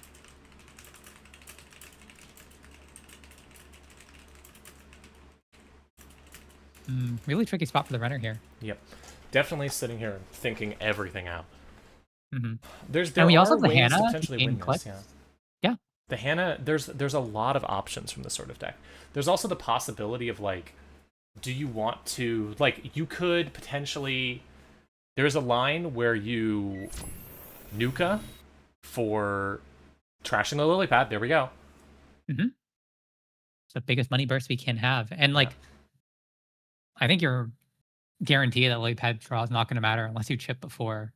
So it looks like we're running Archives. You also get a draw from lily pad here. Yeah. I'm trashing the Azimat, so I wonder if we're going for the cupellation line. Yep, looks like it. Grabbing cupellation. So we're going to use this to sweep hand. However, we are going to be low on credits after this, so I'm not sure you'll be able to get through. However, you can notably here, you could...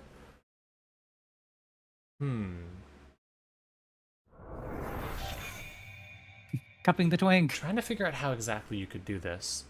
We can click for a credit and then run HQ. Or sorry, we need to click for 2 credits and run HQ. Well, you can run HQ and let the hardware subroutine fire. That's true. Looks like we're going to click for 2. Cracking Hannah. Crack Hannah. All right, going for HQ. Run HQ. I think the plan is to do 1 cup sweep and then have the next run trash everything, except the end the run, and to get 1 more access. Oh, but an awkward thing about losing the hardware is that we lose a program, which means that Echelon gets worse. I was thinking you could potentially try and go for an R&D run, but Oh yeah, but looks like I think we're priced into breaking for full 3 and then 1 credit for the cup. Can Ob threaten double measured? Absolutely, it can. There's a measured. Wall to wall There's a measured. wall. There's a double measured. Yeah. Okay. So that's game, basically. Yeah. Well, the runner's just on time. I don't think the corp could afford to play double measured because fee only takes him to 8. Yes, but if you have any other way of making money, you can use Svi to get Rego. Yeah, you can use Svi to get Rego potentially. Oh yeah. That would work. That's a cool line. All right. Well, there we go. Well done. Yeah, well fought by both players. Yeah, couldn't come really, back really the close ending there. Really loved seeing Hexnet fight out for that ending, almost getting it at the end. Getting every access he can. Yep. Well done. Well done to both players. All right, and of that, we should be getting started with the next round in just a second. So we'll send you to break very shortly, but it should be no more than like 3 minutes or so. So we will see you for round 4 in just a second. Be right back. Be right back.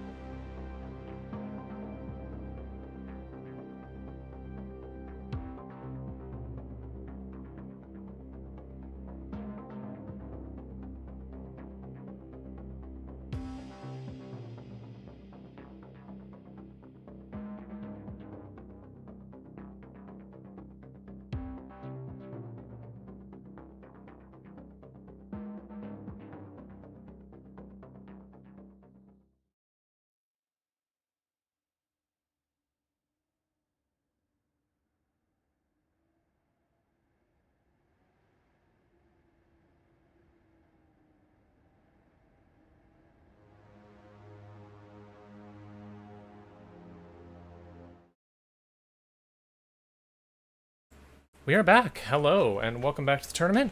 We will be looking at, got another fun match for you for round 4.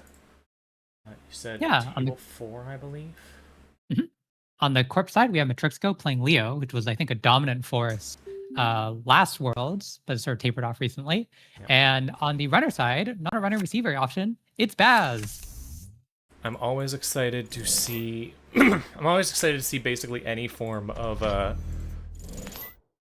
Leo for my own incredibly silly personal reasons. All right, let's see. We just saw Leo play one of the new cards from Vantage Point, Caveat Emptor. Interesting. Caveat It's a Emptor. 5-card operation, yeah. but given the runner a cluck. So we'll see how much he can do with his extra click. I'm always a About little trigger bit, one. always a little bit suspicious of that. I usually don't think it's a good idea because it just feels like a very good way to give the runner the chance to really mess you up. But Yeah, at and in the this beginning of the you're game, gonna, like, get them to click to Braun. Mhm. At the beginning of the game, potentially there's not a ton they can do with it. But yeah, it could be here. You could use it to click through Brawn. We'll see where this goes. Yeah. But I think considering we saw Tranquility home grid in hand last Bravado run, this might See. be Tranquility on server 1. So just clicking the first sub instead. Underdome Irregulars played onto the board. Ooh, another new card. Using that extra click to just click the one Brawn sub makes sense. You have it, might as well use it. And you are going to get the funny Underdome Irregulars click. I love Underdome Irregulars, and I wish it was played more. I wish it was more popular. I just love it. Oh, and class actually. So we're gonna draw a lot of cards. Discarding a spare Kurapura makes sense. So what do we get? We got the Underdome draw 2, and then the class act draw 4. Wow, that is so many cards. Rising Tranquility. One of the most quietly powerful and useful cards in the original set. There's a couple of cards in Ashes and Downfall. Well, I have made it clear that I'm not. I think a lot of the design choices in those are... it's complicated. There's a few cards that I think are really fantastic, and definitely Tranquility Home Grid and Simulchip are probably my two favorites. Yeah. I love Time on Chip. Ooh, a window of opportunity. Ooh, a window. Okay. So... window going to allow a thing, and if you do let the... This is so cool. So we use the window to install the Saucy, then de-resing the bronze. We get the Saucy money. So yeah, Matrixo can't afford to re-res the bronze, so getting into server 1. And I think you do try to trash with Tranquility. Almost certainly. Ooh, I think that took 3 times. Yeah. And then after this, you're going to get another Ice Res, which is going to potentially give you another Res, and also potentially give you the Underdomes thing. You get Underdome too. Yep. And Baz. You get another install, and Underdomes draws you more cards at the end of this turn again. That's basically what you want to do with Baz, and the reason that I think people have struggled with Baz is because usually it doesn't work like that. Usually you don't get everything to work out exactly the way you want it like that. But God, but when you started the turn with a 9-card hand, like it becomes a lot more likely that all those tools can line up. It feels very, very good. I do think that was the coolest window of opportunity I've ever seen. I've seen some really cool ones, but I think mostly in drafts where people do really weird stuff with it. Yeah, because in theory, it's quite a lot of value. Oh, we're just sending the transfer, particularly for a Boomerang in hand. Interesting. To let us Boomerang through the HQ Ice and force... Another Brawn. Interesting. Not much you can do with that, but will we see a... Oh, no, we're just going to see another open market and let it fire. Okay. Maybe clicking to the first one, not letting the second ice. But I think sometimes you're fine letting the Corp commit a second ice to HQ. It looks like we're clicking through it, just not wanting to give them that value. Another open market on the board, which of and course, we get class act gonna draw be on the awesome. Underdome. And also, yeah. Wow. That's really sick. fun. This is really cool. Also, yeah, notably, we haven't seen any influence so far from this Baz, so it's interesting where exactly we're going to get stuff there. You know what card I'd love to see out of Baz? What? Illumination. What? You just get to install a bunch of stuff. Yeah, but you already get to install a bunch of stuff. You can force through it with Boomerang? I don't know, it just seems cool. I think I saw an Andy play Illumination once in Eternal, and I'm like, that's it. Because you get so many cards sometimes. How about Illumination? Yeah, okay, so Illumination in Illumination in Andromeda. That's fun. That's really fun. Yeah. All right. Good money too with a clean getaway. Just getting the repeated pokes. Oh wait, we just hit a train. Oh. That's points. That's clean getaway. Wow. Yeah. Using clean getaway just for the thing and immediately hitting a melees. Neither of us noticed it because we were so busy paying attention to the fact that it was a clean getaway. Another window. I was gonna say that we have to say goodbye to Underdome, but we're gonna get Underdome again. And what's notable here is the Corp does have to res this at the end of the run because you don't have the credits to pay for it. If this is another melees, that would be awful. Oh, it's a second humanoid. Oh, the Corp really needed that. And regain giving the runner more credits. This is exactly what the Baz deck wants. This is like the dream for a Baz deck. And we're just installing our second class act. This is going to convince a bunch of people in chat to go play. Oh my gosh! We're using the Kurapura, just transferring the Corp down to 0. Wow, just paying all the way through. And we can use the gosh. Underdome to we use the Underdome to remove the tag. Wait, this is sick. This is awful. This is incredible.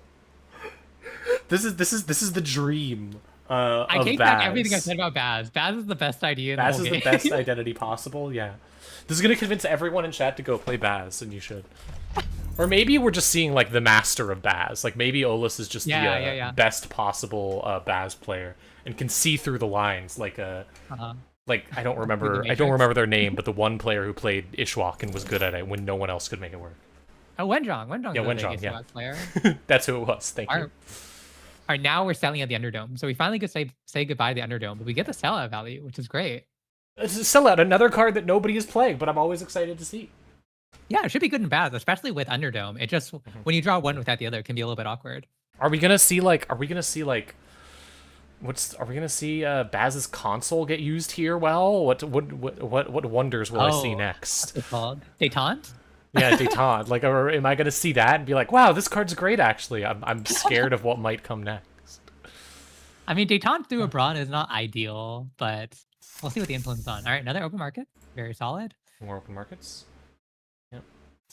Another class deck. Wow, so we were just blazing through this deck. I do wonder if maybe there is like a deep dive or something here that is just desperately looking for getting another breaker down. Yep. I mean, the boring options for influence are like Nuka and like twinning and like companions. But this deck is, I think, way cooler than my deck building principles. So I'll let Ola speak for herself. Putting an ice on R&D, but only at 2 credits. Not a ton you can do here. Res, except Ablative, I guess, but Ablative is a huge liability in Kurapira. However, the runner does have the runner has so many credits, 16 credits. You could just break through those bronze, no problem. Yeah, full breaker. So all right, so it looks like we are the Mystics, so that's some more drip econ. All right. Just gonna go for it. Gonna send it through the brawn the old-fashioned way, but get all your money back with the bravado. Yeah, we won't be able to trash anything other than the humanoid, but this was there a Swift? Potentially, it's a Mersha. Really good trash. Ah, yeah, that feels very good, but also that's really, really rough to see. The Corp couldn't even res it to just trash to just keep the runner out or something. No, yeah, it's just not worth it. Deep dive's still potentially good if you can, because even if you hit a train, you can just hit it on your first click and then still be okay potentially. But it does the Leo and the run. However, right now Leo can't really end the run. You can't trash one of your Bazes. Yeah, I mean, having 2 humanoids and 1 tranquility trash is going to make the Leo's econ really hard to stabilize. Yep. Let's see where this goes. And we do still have 2 transfers in play. Now, Brawn is annoying, but if we can boomerang through Brawn, transferring that's a lot more affordable. You can also just pay through Brawn potentially. Like, we've seen that happen, and I wouldn't hate to do it. All right, Carpe Diem, just going to run on R&D. You've got 3 breakers out. You can go for it. Mm-hmm. No res has me worried that there is a... No res has me worried that what's on R&D is potentially another big ice that the Corp just straight up can't res. Yeah, I mean, the Corp's trying to play Glacier, right? With like bigger ice and then make the remote sort of impenetrable.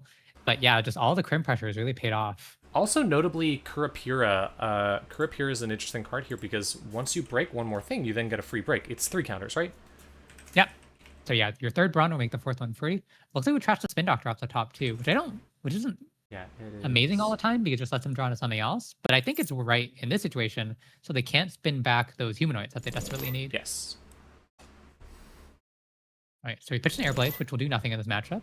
All right, so giving the runner another click. Caveat. Oh, that's really dangerous if this deck is on Deep Dive. That's true. Oh boy. I'm not sure how Criminal will generate the extra click for a Deep Dive deck. Well, you just got it because you were given a click from Caveat and Pour.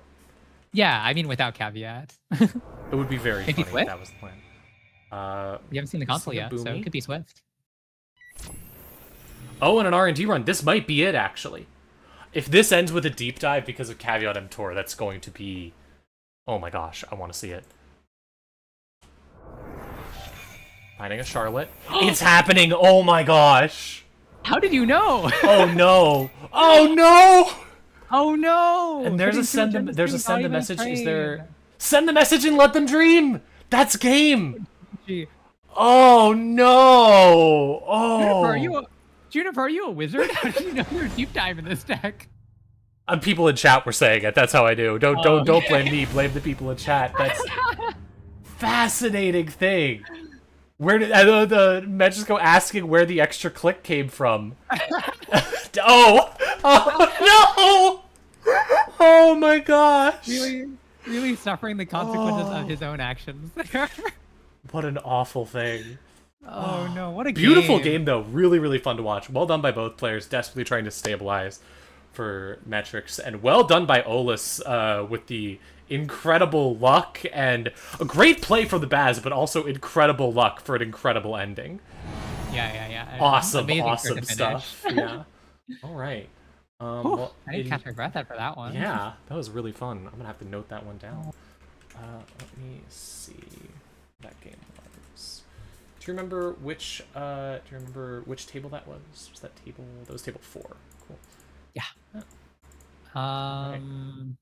So if you have another game, that ended real fast. We can Yeah. potentially. If you're in chat right now and you're looking for something, please don't take bad lessons from this. Like I should play Baz. Don't let this teach you bad things. I'm kidding. Please think go that's a play great Baz. lesson. I think it would be Yeah. awesome. We need more Baz players. Let me just check with the table. Trying to find a game that won't end soon. Maybe.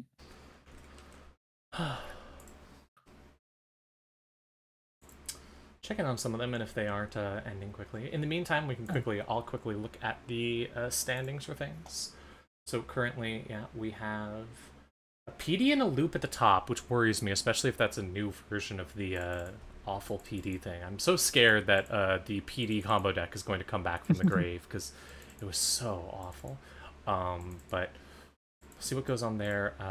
Ob in second place. Mushi, we haven't gotten to see a Mushi yet today. I'm always curious to see how Mushi does. I just think it's powerful. Mushi is my default deck recommendation when I'm talking to someone who just learned the game. It used to be I would recommend Ken. Now I recommend Mushi, because it's just so easy, and also I think it teaches really good play. You should be running. You should be running more than you think, and you should be running. I would rather someone who's learning the game runs into ice and learns the hard way why you don't run into ice than someone doesn't run into ice, because if you don't run enough, it's hard to learn that sometimes you have to face check, as opposed to learning, okay, you don't necessarily learn by example, whereas if you're forced to run a bunch, like with Mushi, then you can learn when to not run. I think is easier. Did you find any names? Yeah, continuing with Criminal, do you want to come over to table 38? We have Inatea versus Vic. Sure, I'll go check that table out. Table 38.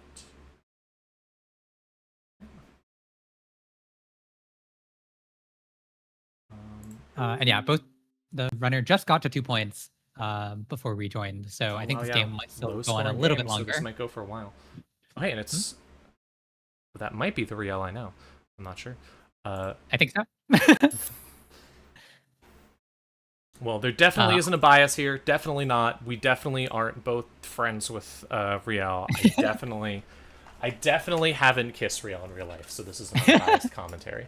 Whoa, way to brag. Anyways, but alarm clock, borrowed goods, very cool Vic over here. Yeah, and on the court side, we also have some fascinating stuff. Alarm clock's definitely rough with that much ice on HQ, although most of it not rezzed. What ice is that? A half run? Huh. He has a really interesting Atea here. So in the bin currently, we see 2 clearinghouses and 2 Urticas. So I wonder if there's a bit of shell game going on. So yeah, it's presumably some sort of shell game build. Alarm clock being used immediately. Riel on 15 credits, definitely a good place to be. Yeah, she can't break any code gates, but nothing that's gonna be too bad. But half run is also a barrier, so you have an option there. A Lion's Mane, breakable with Carmen. You have the credits for it. I presume we'll just see things get done.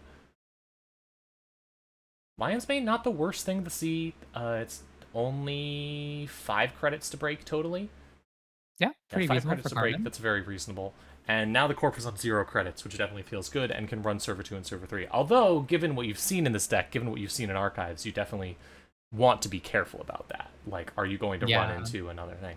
I presume this deck is just doing some really standard clearinghouse sort of shenanigans. Decides to use Alarm Clock to bypass Lion's Mane, actually. Not even going to pay for it, even though it's only 5 credits. It's deciding to save the Chesser credit for the Hoffrin instead, getting the free pure counter and the twinning counter.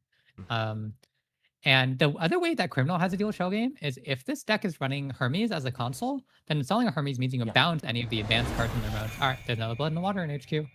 Well, we are definitely running Hermes because I've seen one. Oh, there's one removed from the game. Presumably from a Gachapon. This is a little bit scary. I mean, this could be an Urtica. No, it's a Fuji. That's game. Okay, well, never mind. Short game. Congrats to Riel for seeing the line and just going for it. Well done.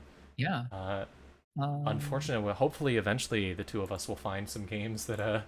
Last round, we had a really good game. We just had a long string of fast stuff. Oh. All right. Since we're talking about Mushi, we have a mostly hot versus. Let me double check if this mostly hot versus Alco game is okay. Yeah, double check the no stream list and stuff. As a reminder, if you're playing in a tournament, you can request to not be streamed. It's completely fine. We'll honor that just fine. All right, we're good to go. It's table 7, Plural versus Phoenix Rogue. 7. Oh, Plural. Shout out to Plural, who runs so much of NSG's software and is very cool. Okay, and we are really interesting board. We are looking at 5 points on Plural's side.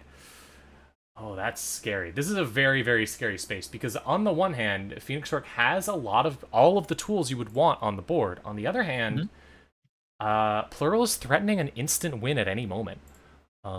Yeah, if server 7 could just be a 3-2, probably Longevity Serum, could score out. And we also don't have any multi-access on the runner side, which is the most unfortunate thing. Looks like 2 twinnings are in the bin from presumably some damage earlier in the game.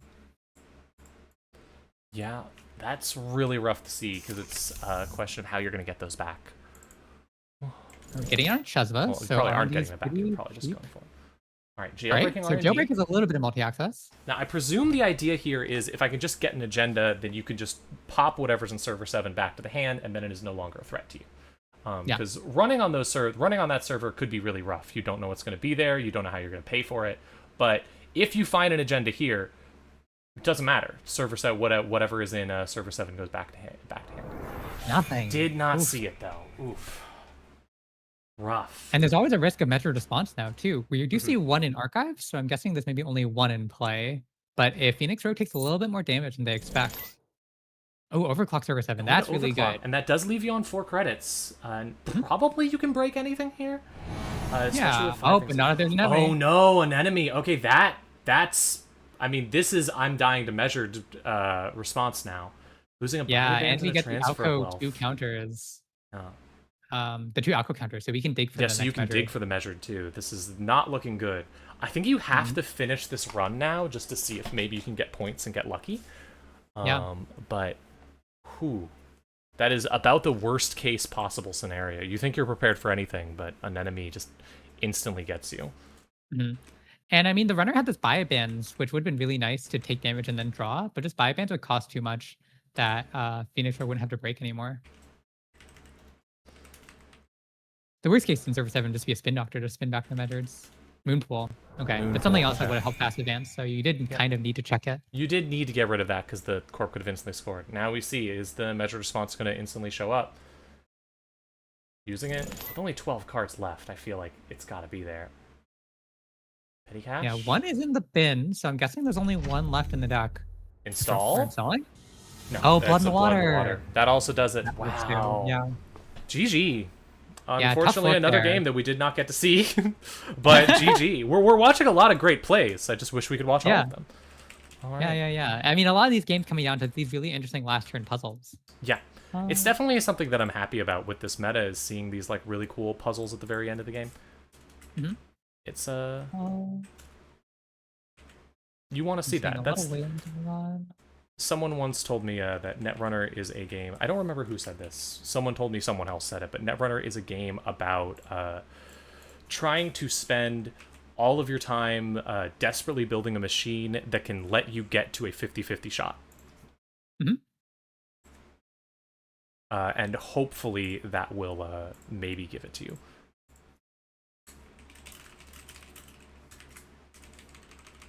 Yeah.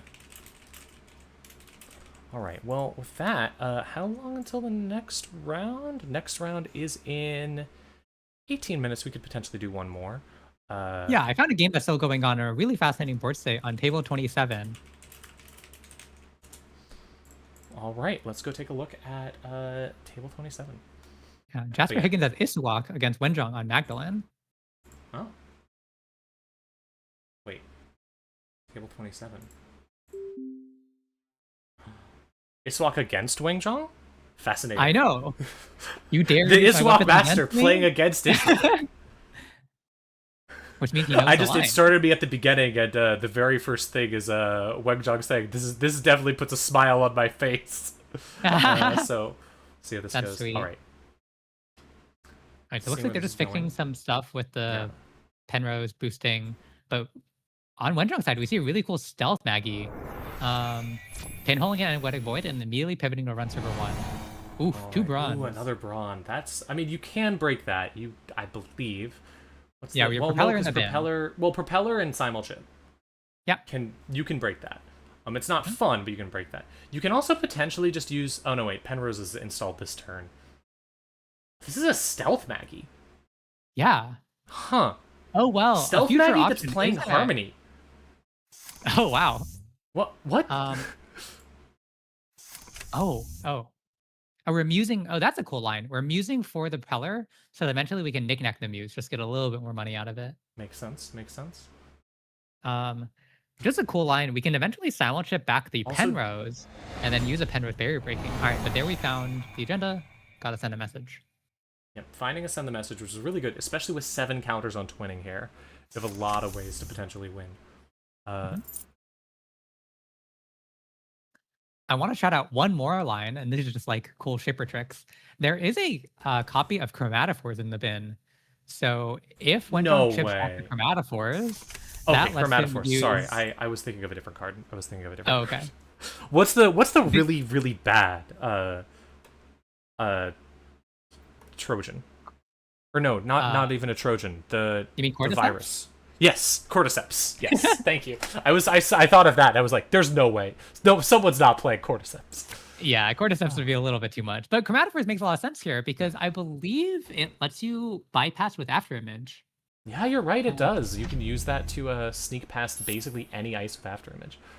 All right, putting something down and advancing it. So this is kind of just a. Oh, So I think what Wenjong's saying here is on the off turn, on the corpse turn, he's going to spend a mantle credit to get a twinning counter. okay, makes sense.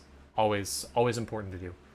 Yeah, and these timing windows can be a little bit tricky on JNet, but in person you just say, like, Yeah. before you finish your turn, I'm going to do this.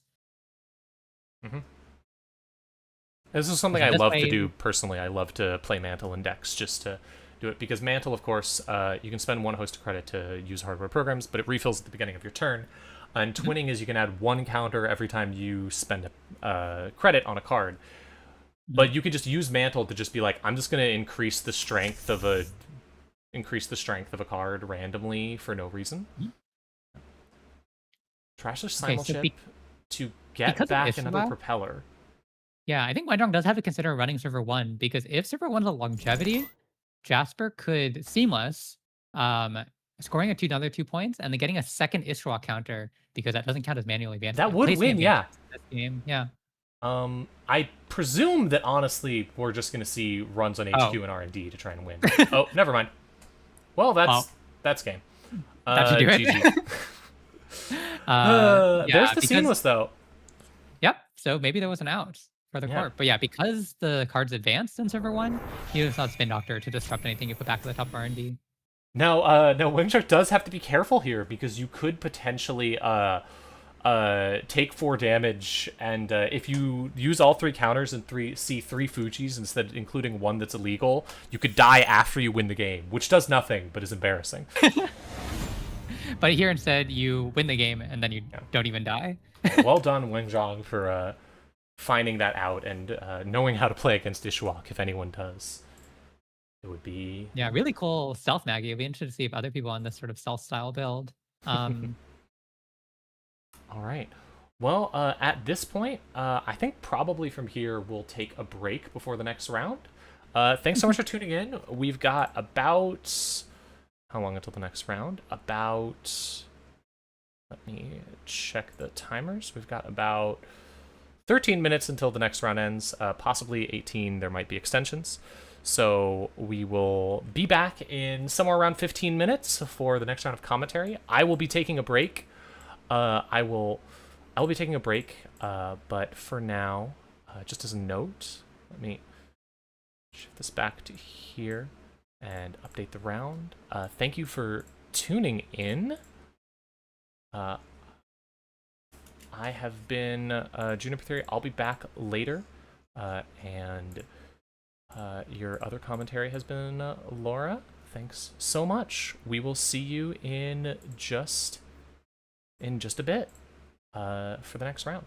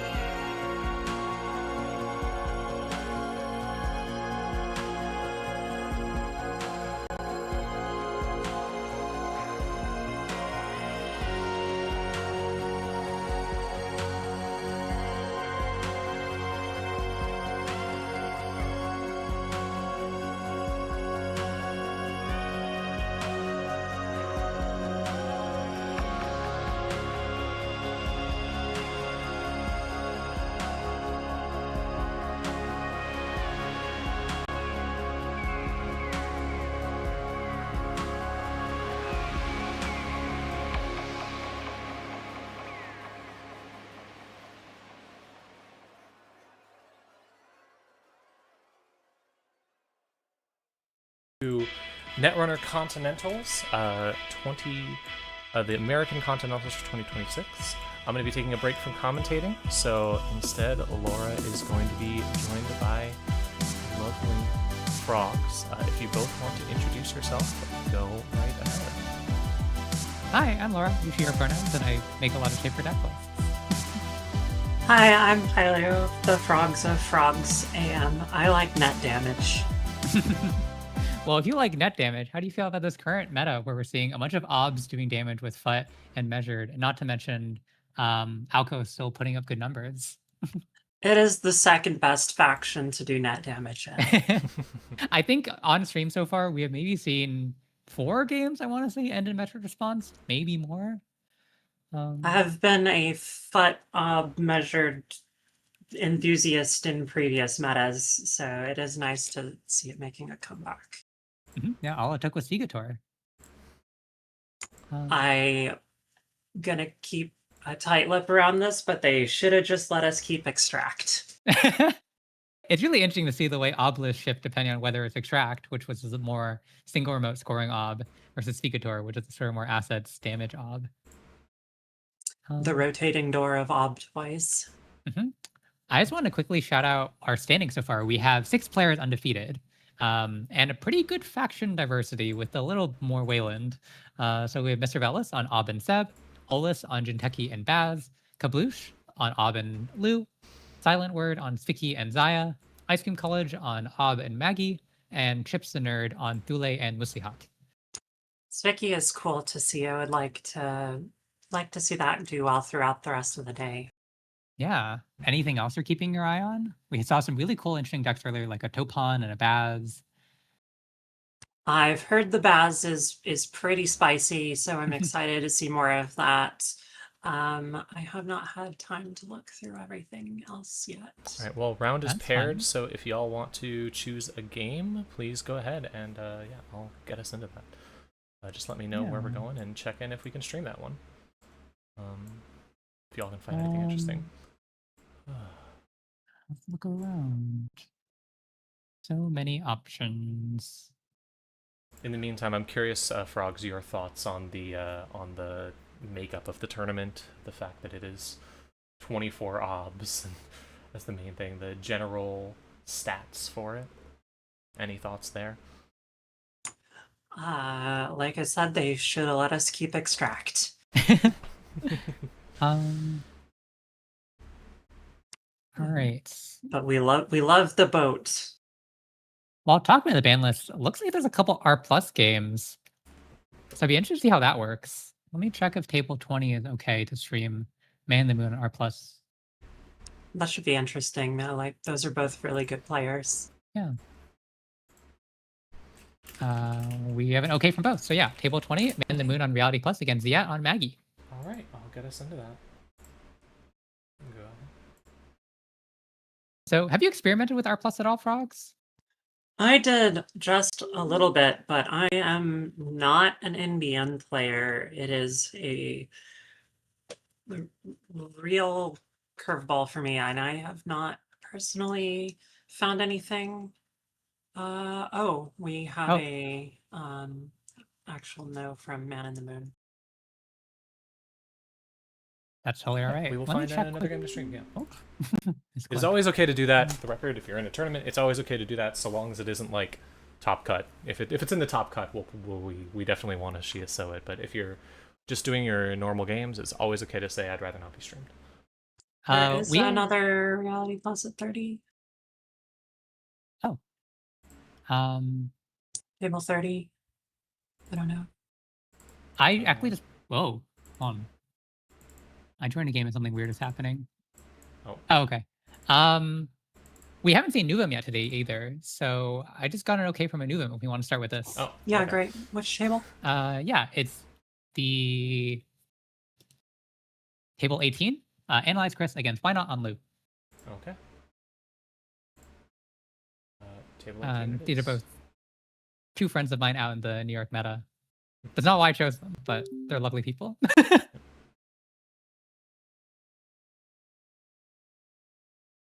All right, I think we're about to start.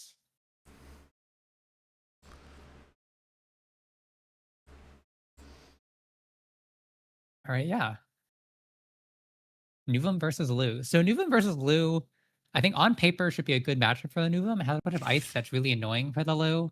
Pharos is really difficult for, I think, Tide, and then Toxin's really annoying for Buzzsaw. Yeah, what do you think about this matchup?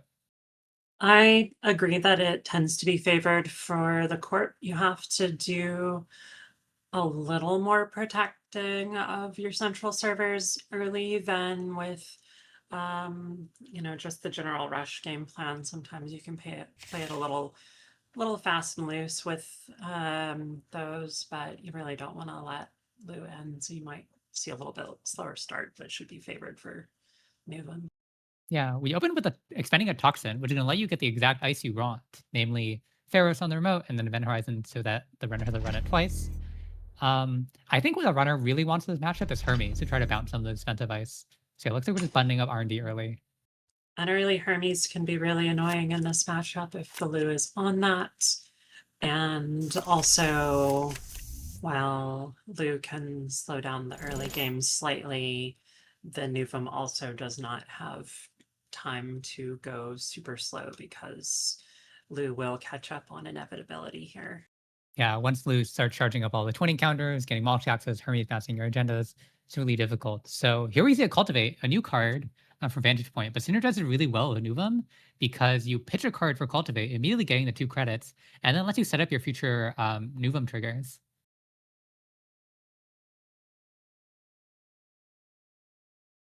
Looks like there may have been a misclick. Yeah, windowing through Cultivate, there's quite a lot of choices. You trash one card, you organize the top 3, you add 1 card to hand. So yeah, really interesting skill testing card.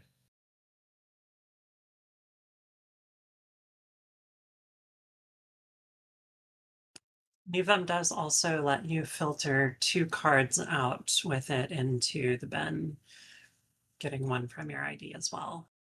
Yeah, after you finish resolving the operation, you do have the option to see the top card, which you should know, and then mill that card. Now you don't get the 2 credit bonus again because you already trashed a card from R&D. But if you really want to mill through your deck to get into the tools you want, then that can be a good acceleration piece.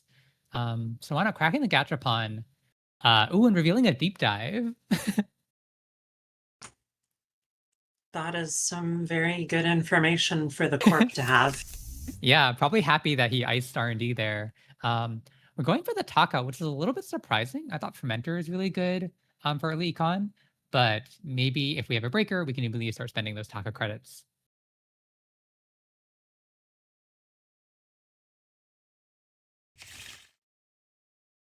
Taka is an interesting choice, not knowing what any of the ice on board is yet as well. Yeah, the other option is maybe if we're potentially on any stealth breakers, like After Image, then you want the early Taka to have enough stealth credits to charge the breakers. All right, we're just seeing an Event Horizon, which with no programs, we can take the 2 subroutines and get 2 raindrops draws, which is pretty great. Stealth dive Lou would be fire. Oh, we can break the second one by paying 3, so we are going to get the access. But with 1 credit, we have exactly enough to trash the Antil. Really good run there from Wyatt. Credit perfect. And 2 cards on the raindrops. Saying not punished for forgetting that raindrops out of the cost. It does cost 1 credit, and you only get those 3 credits from raindrops after the run, so you can't use that for trash.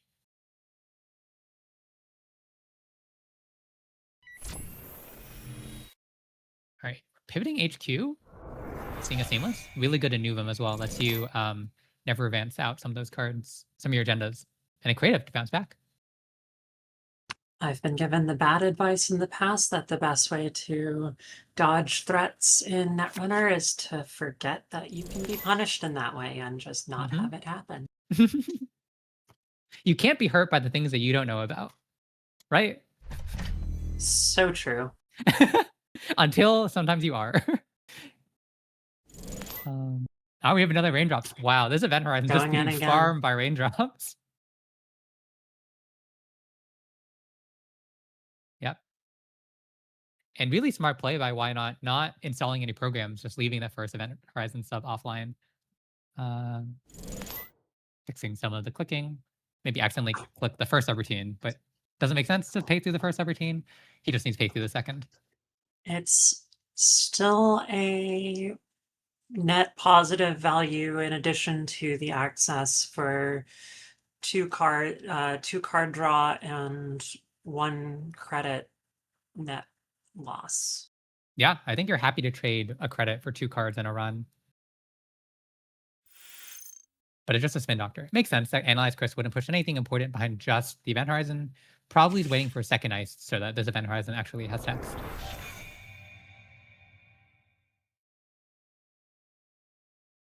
All right, both are companions, not at danger mode yet, but you're going to need to find a way to spend them next turn. So Cake is really good, getting the rebate on itself. And then now, from the next couple turns, whenever you spend a companion credit, you also get a bonus Keiko credit. All right, so Echelon coming we're down. live on Taka. Somewhat unfortunately, sometimes you just want to boost for Taka because you're not encountering or ice for the relevant type. And Echelon's really bad to boost for Taka. You have to boost 3 credits on a useless boost. Ideally, you want Rising Tide, which only boosts for 1. But we might have to settle for what we got. All right. Finding another Toxin again, getting Pharos and Winchester. So I'm guessing the Winchester's on HQ and the Pharos will be further remote. That would be my guess as well. But we don't have another ice on the remote, so that Echelon Taka is looking pretty good. Oh yeah, getting to break the event horizon for those Taka credits, really nice. So maybe Server 1 just another Spin Doctor. Checking archives first. Interesting. Maybe trying to flesh out the spin. Nothing there. Just petty caches. A Seamless discarded, which is a little bit surprising. Seamless is a really good card for never advancing. Yeah. Ooh, Hannah too. So we can check this remote clicklessly. And Hannah's presumably the way to get the extra click for that deep dive we saw. There's a Malapert. Malapert was my read. I didn't get a chance to say it though. It's really beefy. What's the Malapert for in this deck? It lets you fish out. Occasionally you are just fetching econ, but it is good for setting up Myoshu plays primarily. Is the and just getting your steady econ drip on the way to doing that. So what you can do is you can score an agenda with 1 click remaining, and then use Myoshu. And the same time you score the agenda, you tutor the Myoshu to hand and play it, which require a little bit more money than Chris has. And he's not had the most explosive start. Those cultivate's going to be good to set up his next couple turns. My experience playing this style of Nuvum, you really don't want to play the Myoshu unless it is winning you the game. Even if you think you have a lot of money, it always puts you behind and in a tough place. All right, we're reanimating the Pharos onto the remote. So yeah, now Wyatt's going to need a actual Fractor to get through server 1.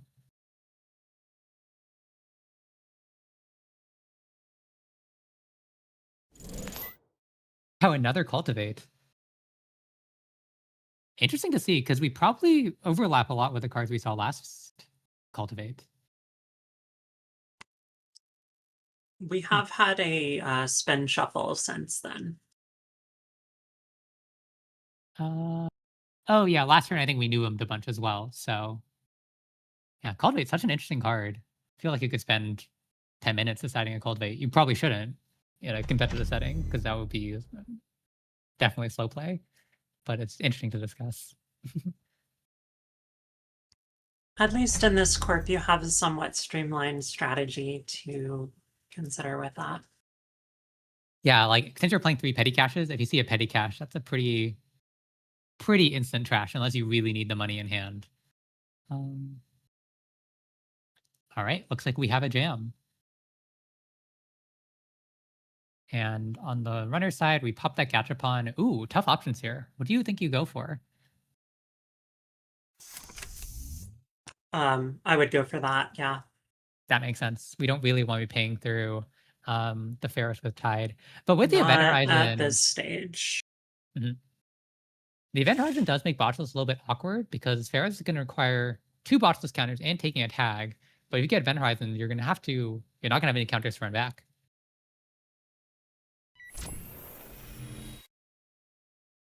Looks like we're just ending it. This is a good way to spend your Taka credits too on the Event Horizon, so it makes a lot of sense.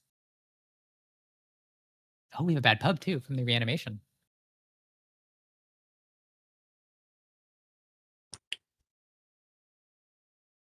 Right. We are cracking the Event Horizon. Makes so sense. probably something important, presumably an agenda in server 1.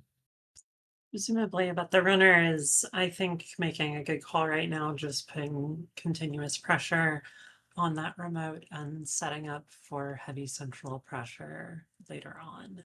Yeah, he has to get those Event Horizons out eventually, so getting out early is probably pretty nice. We need to clear these tags, right? Because we have so many companions. Yeah.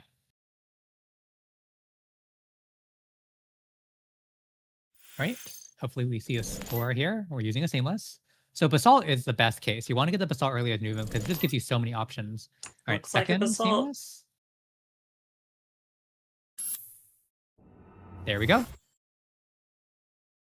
So I guess that explains the early seamless discard. We probably already had 2 in hand and didn't need the third. So now with the Malapert server, any agenda scored out of there is potentially game point because it can summon up a Myoshu to play immediately. And you don't even need to pre-advance it because you could double seamless and have the click remaining to Myoshu. And every seamless in the bin is live with the Basalt. Yeah, because you can use 1 Basalt counter on the runner's turn to grab a seamless to hand, and then on your turn you can get the second one back. So yeah, pretty tough board state for the runner. He does have 1 turn off because Myoshu only works if you don't score from hand.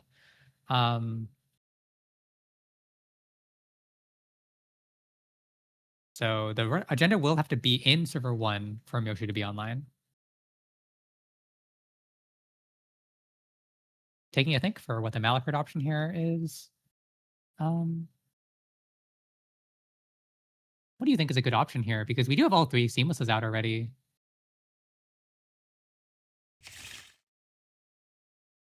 Toxin is interesting. I would, yeah, I think Econ is good, so that makes a lot of sense to me. Yeah, I guess think Toxin's maybe a- just to make server 1 a bit safe. Yeah.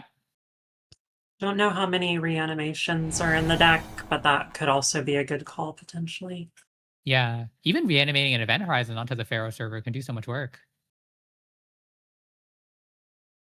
Oof, but just face checking into a Pharaoh, so no way into R&D. Gonna have to take and probably clear that tag again. We also have multiple toxins to reanimate at this point, which gums up any server nicely. We're playing the Petty Cache, so that's going to be 2 credits from the Petty Cache clicklessly, and then you have the Nuvum ability to look at the top, and if you trash it, you get another 2 credits. So clickless hedge fund, basically. Looks like we didn't Nuvum, so we decided to draw that card instead. Suggest it's an agenda?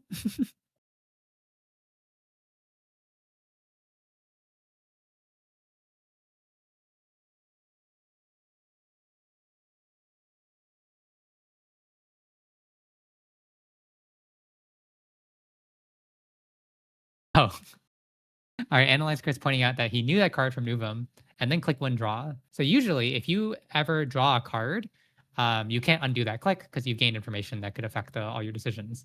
This is an interesting case because Nuvum did give you the information beforehand. So I think he's asking whether he'll be able to undo that draw and do something different for his first click.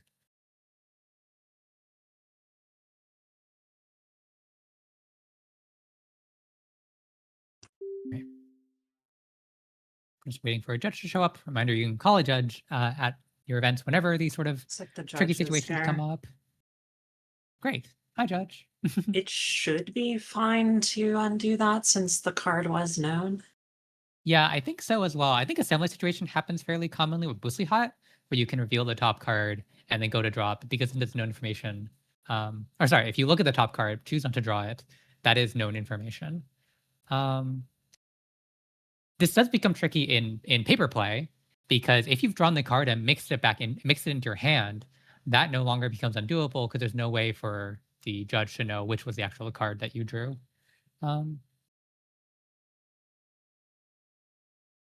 But But in JNet, we have undo click, which automatically does it for you. Yeah, that's what I would expect. Cool. So we're using the toxin ability first, which tutors, which will shuffle your R&D, and then now will show different card at the top of R&D that you could expend. Neat. This is the really nice thing about Toxin in this ID is that if you do not want to take your ID trigger on the top card, it gives you a shuffle and another ID trigger. Yeah, KPI is really good for that too, where you could shuffle and then gain the money, or just resolve the operation, and then you move them after you've done all the content on the operation. All right, but we're just playing hedge fund, so unlikely we're jamming in server 1 this turn. Yeah, I wouldn't with that ice. So we're overinstalling server 1, which makes sense because the toxin did get us Event Horizon and Pharaohs again. I think I've seen that one before. So I'm guessing Pharaohs on server 1.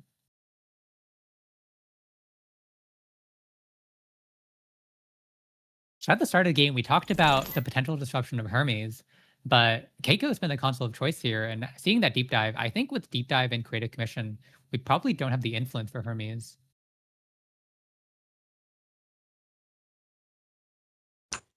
That would be my guess too. And I know some lists use both these days, but I doubt that's what we're on here. Yeah, we might be a little bit too late for Hermes on this board state, considering how costly it is going to be for why not to get into R&D. Once he gets the leech counters rolling, then can be a lot cheaper, but it's especially going to with be costly. too bad pub now. That's true. Yeah, the next reanimation, reanimating the toxin on server 1 with no decoder shown, it's pretty solid.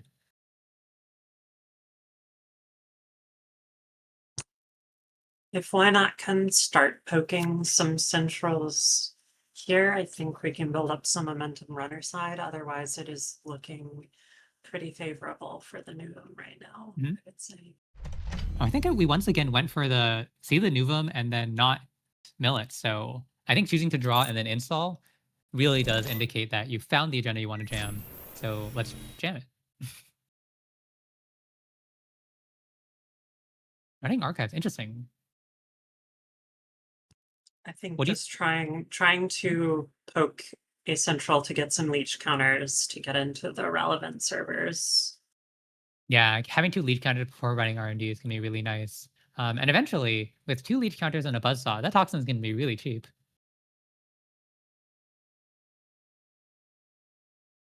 Thinking about the archives, my guess is that it's an Event Horizon to stuff any pinholes. Oh, an Afshar. Afshar. That's not what you usually see on archives. And we do have the buzzsaw. So this may be game here. Yeah, with 13 credits and the seamless is in the bin, I think any 4-2. Basalt activation All right. signals a game. Yeah, getting the seamless back, so we were seamless. And then we can even get some money back with Nuvum, so we have a couple credits to spare from Yoshu, which even though it's an expensive 10 credits, I think he's going to have just enough. We advance, scoring above the law. I think you do have to trash the resource. Oh no, it's a May. Trying to think if that could ever be a downside if you're forced to trash a resource. There's the Myoshu, and that's game. Really clean from Chris. How you want to do it? Yep. Clean, just by the books, Nuvum game. Yeah. Just got that remote, had those ice that's really difficult for the runner to break. And even with the good tech of the Pharaohs and Botulus, Nuvum just made so much money, Chris could overinstall the ice and build a new remote. All right, that game was pretty fast, so I think we could probably move on to another table. Yeah, we should have, I believe there is, how much time left in the round? There is, 20 minutes remaining in the round, so should be good to move on to another table if you can find an interesting game. People were interested in PD. Oh no, I think we can't stream that table. Oh.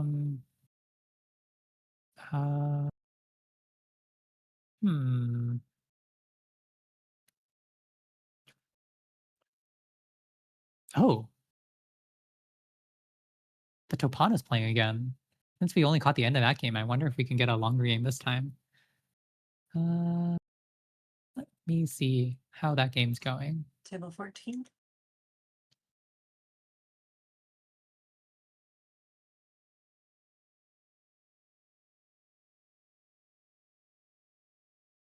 Oh, okay. My bad. Okay, we're not going that table. Anything catch your eye, frogs?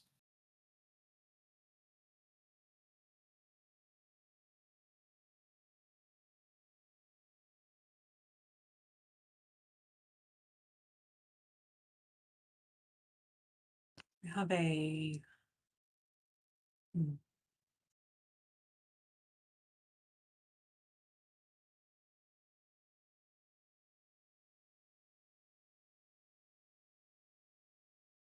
Yeah, let me go table double 1 check. does seem to be available. It's Ob versus Zaya.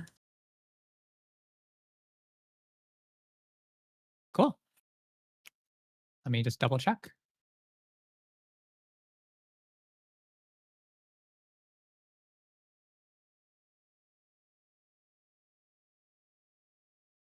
Table 1 is good to go. I think we saw the Baz earlier, so these will be some new players for us. So yeah, 2 of our undefeated players. Ice Cream College on Ob, and then Silent Word on Zaya. Not a criminal you see that often, but just sort of good fundamentals. And we're seeing here as a full board setup, jailbreaking and twinning. So we're going to get a lot of Zaya credits from this R&D run. Just reading the board here, it looks to be more or less the deck of the week Ob. Yeah, I think it's twink shipping, but the twink is not in archives. It's not on the board. It's on the compilation. The twink is in a cup And he can't where escape. he belongs. So usually the corp is fine if you trash it because if look, there's a powers that be on the table. You score an agenda, you just bring it back. There is no way to save it from the cup unless the cup is either used or trashed somehow. Holding the twink in the cup is actually a very good strategy against these sorts of Ob decks. Yeah, it's a one of, and since their tutoring is built around this getting this one of, you've removed, their influence spend, important part of their game plan, and the damage that's potentially going to kill you.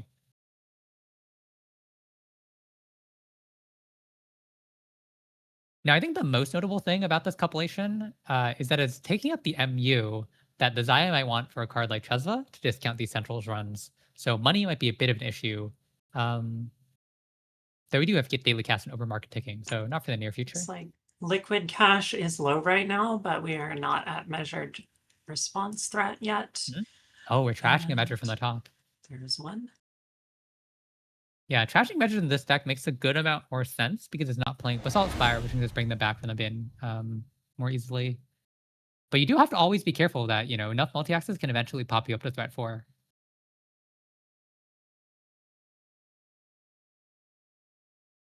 All right, getting an Azef.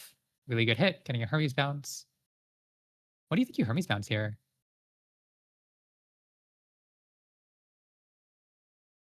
It's an interesting question. There's a lot of stacked ice. Barring any obvious choices, and I don't see any here, I would just be bouncing off of the server that is stacked the highest. Yeah, when you bounce the stacked dice, you make them spend the install costs again. Maybe there's some consideration for HQ, so you can eventually pivot to transfer.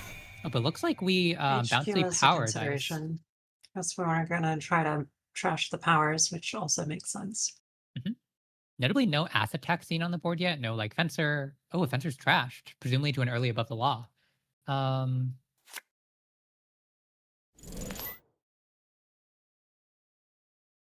Clean getaway. So that's a good way to subsidize your trash. Get successful and trigger in.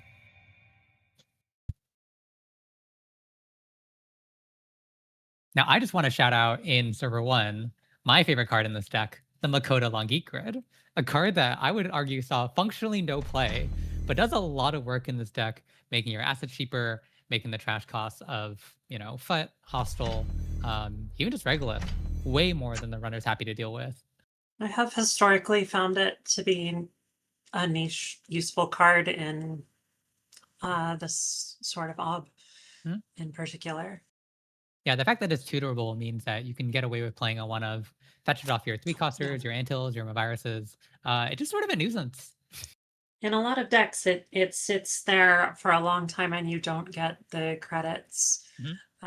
as often as you would like, or to utilize those rather. But in the OB, you can use them once or twice and then pitch it for an OB trigger, and you came out pretty good. Yeah, you can tutor it into a powers that be, even just a wall to wall. It just goes down your chain, smooths it out for you. Not to mention, because you're continually trashing cards, you can just trash the asset out of the Makoto Lungi to put in the next one. Yeah.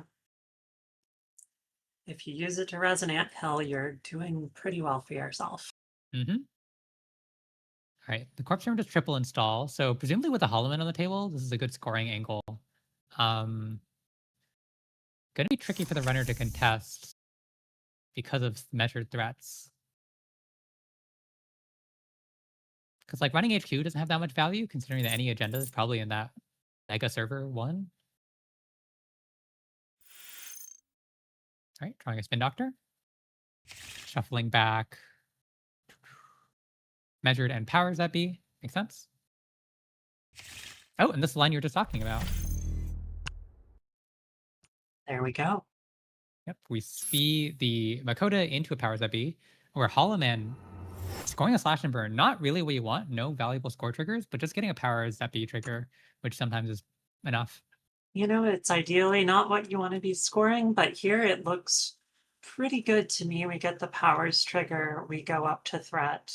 Mhm. We are on game point now, so looking pretty dangerous. Yeah, getting to threat 4 is really important. And because it was tabled before, we even have the extra click to repair whatever Hermes bounces.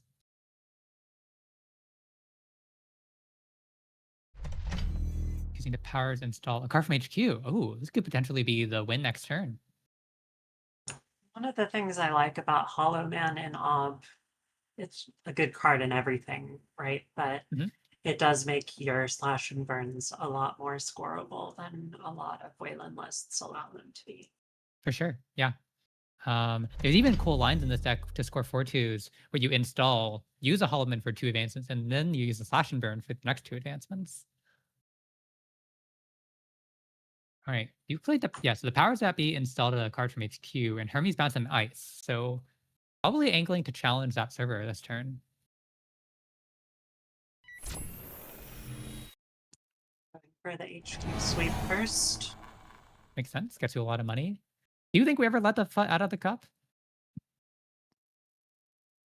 I think it's relatively safe to do so at this point, but generally I would be holding on to it until I'm pretty sure that HQ has been stacked full of agendas and we're likely to hit something and it is not able to make much difference for the rest of the game.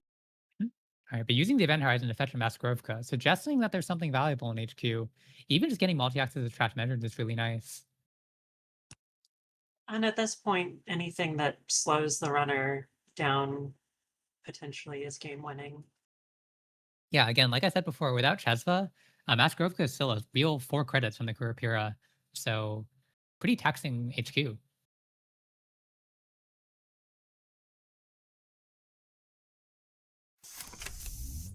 Boomerang. Oh, Boomerang the Development, because there's only 2 counters, so 2 end run subroutines left on it. And that will kill the envelopment since we've already seen an ob trigger this turn. Yeah, really heads up play because Ob is once per turn. Since the Event Horizon use the Ob trigger, Envelopment Trash does just trash it with no upside. Thinking potentially a Spin Doctor on the table?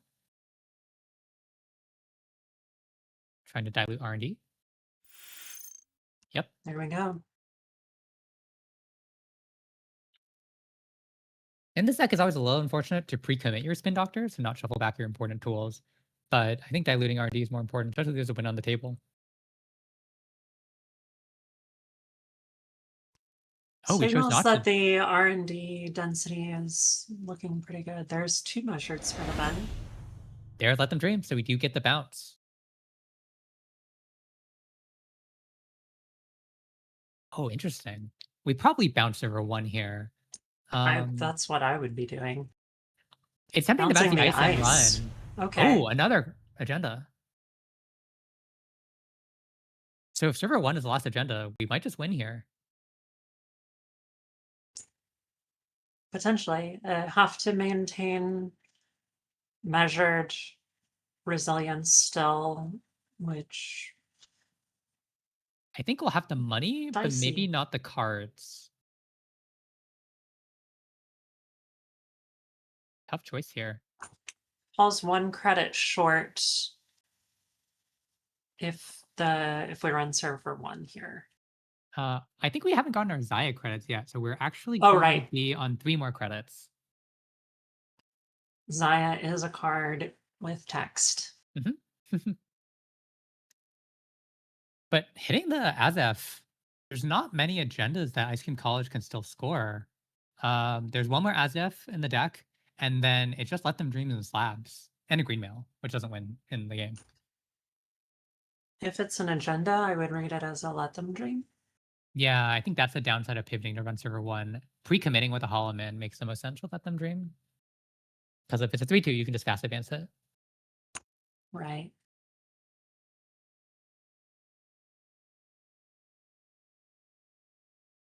Tough choice here.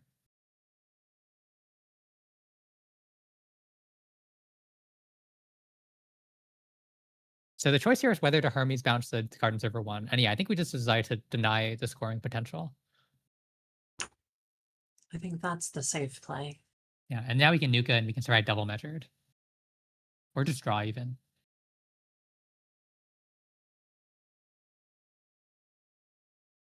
All right, last click.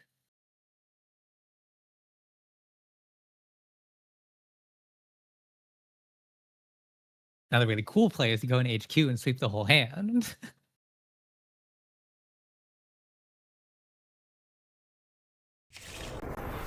Right, getting our Zaya dollars, getting the boomerang.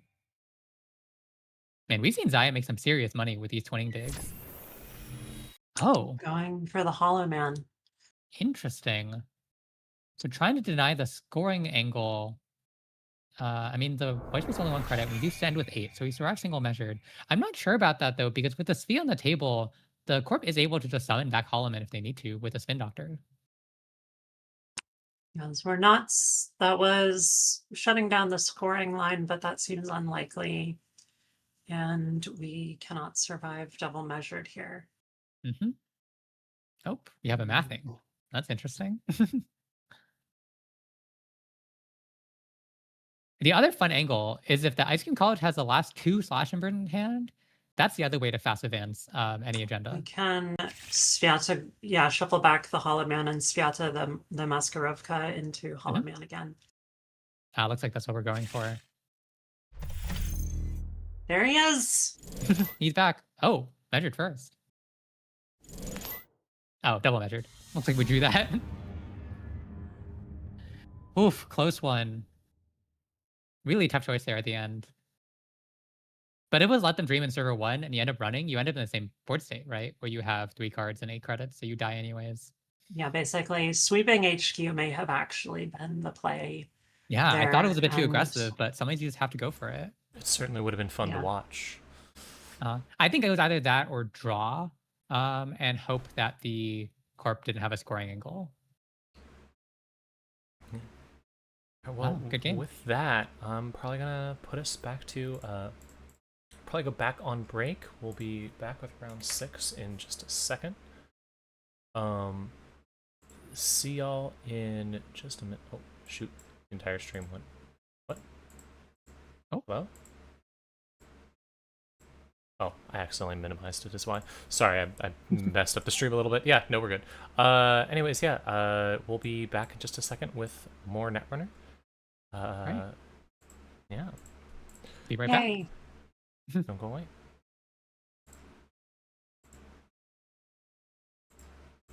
Let me hang on.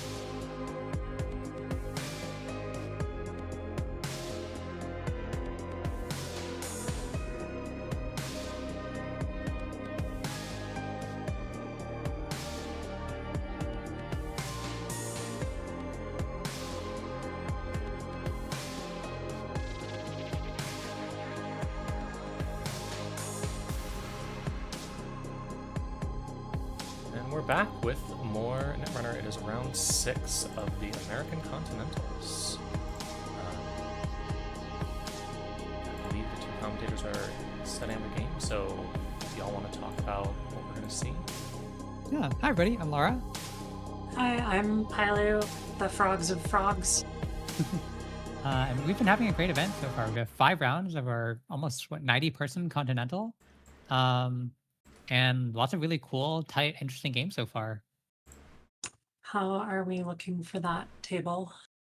We are just double checking with both players just to make sure that everyone's okay to stream. You never have to be streamed if you don't want to. Well, until you end up in the top cut, in which case you're the only game, and you end up being streamed. But we want to see You people. must. We want to see people playing well.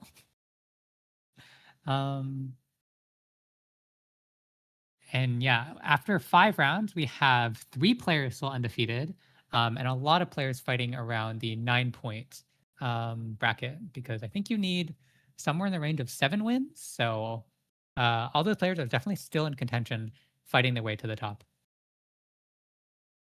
Just a reminder, I think this event will be going to a top 16 cut.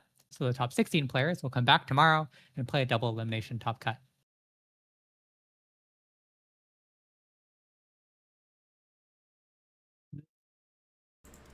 Today is a full 10 rounds of Netrunner, which is, wow.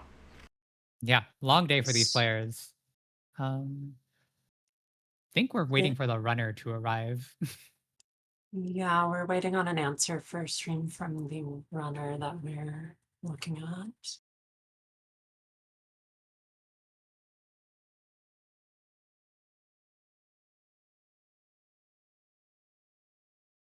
All right, we're good to go. We're good to go. So we get to see a Seb versus Reality Plus game this round. Yeah, what do you think about this matchup? I think that it's going to be really funny.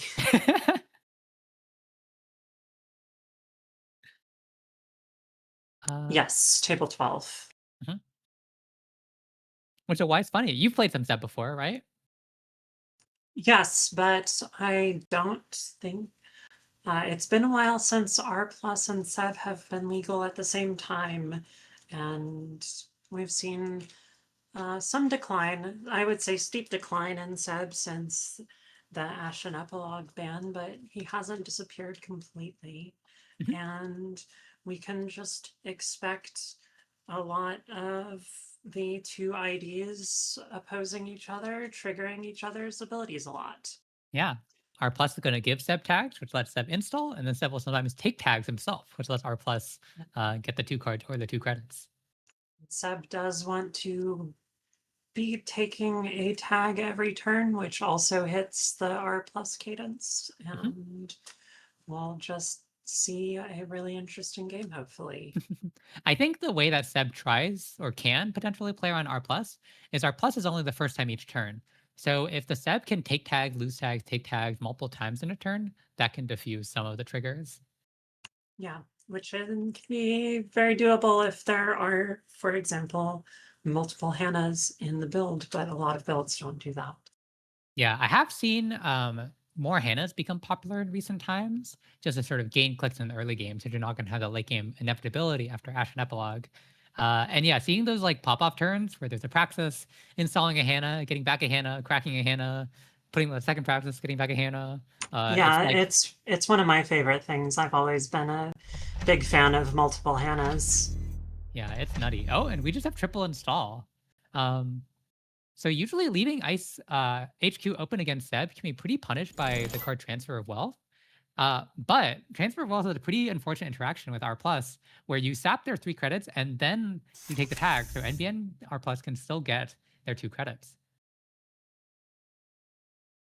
Wow, that was an amazing price. Did you see what it hit? That was an amazing price. Oh, we're on fire. Yeah. Oh, and we're getting a Solidarity badge down turn 1. So being able to clear those any oppo tags pretty easily. And hitting a humanoid. Wow. Yeah. Just hit the good cards. We have the trash engine, which is the most important part for the early game right now. And we are set up for any ice. That's 2 humanoids in the den. Woof. I'm sure that the corp really want to stick one of those for the early econ. I found econ can be really tight in R+.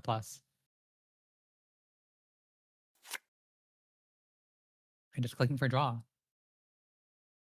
So what angle do you think this R+ is going to go for? It's looking more like assets, but do you think it's going to be scoring or do you think it's going to be kill?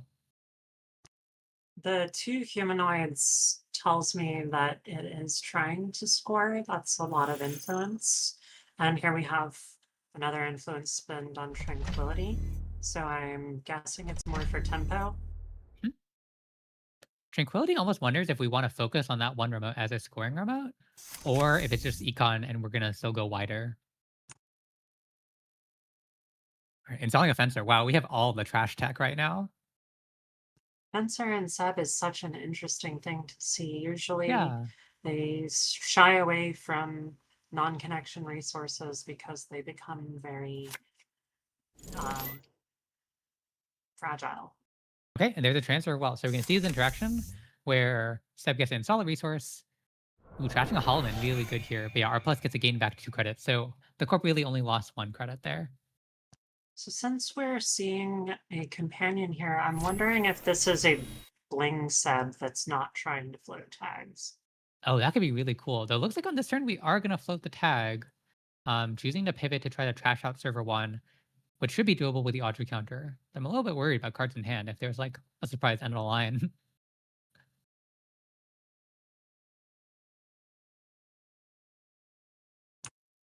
I guess the runner has the same read that I do, that we're not looking at an end of the line risk, seeing 6 HV influence spend. Yeah, as well as a Hollow Man usually leads in the scoring. Okay, taking an Oracle. So not getting a step trigger, but taking 2 tags in 1 turn will diffuse R+, like I was saying before.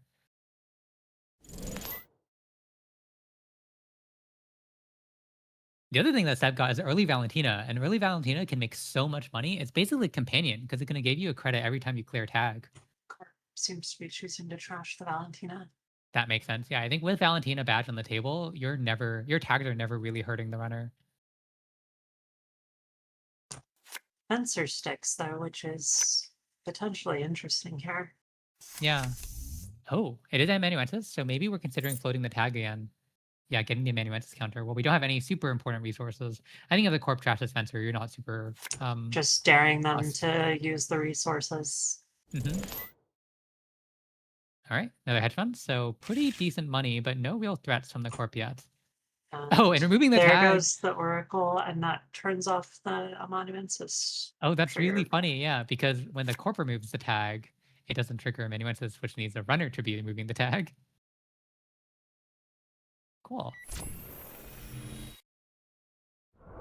There's Oppo. Not surprising. There's Oppo again.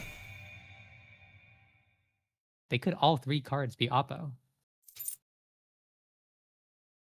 And just taking $1. I think the step was poking for something trashful to use the fencer credit and get a badge counter, but hands all Oppos, all operations.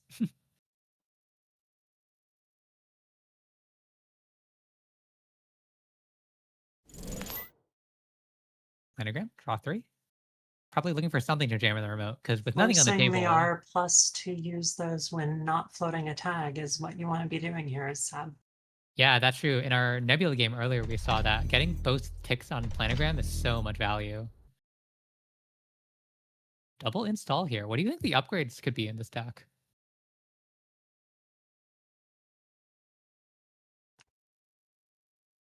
The double install doesn't look like another Tranquility.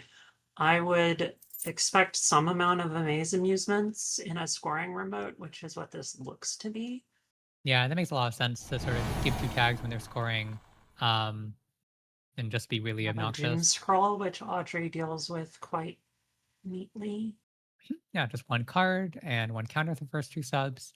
We're also hopefully going to be able to load off our Venture this turn.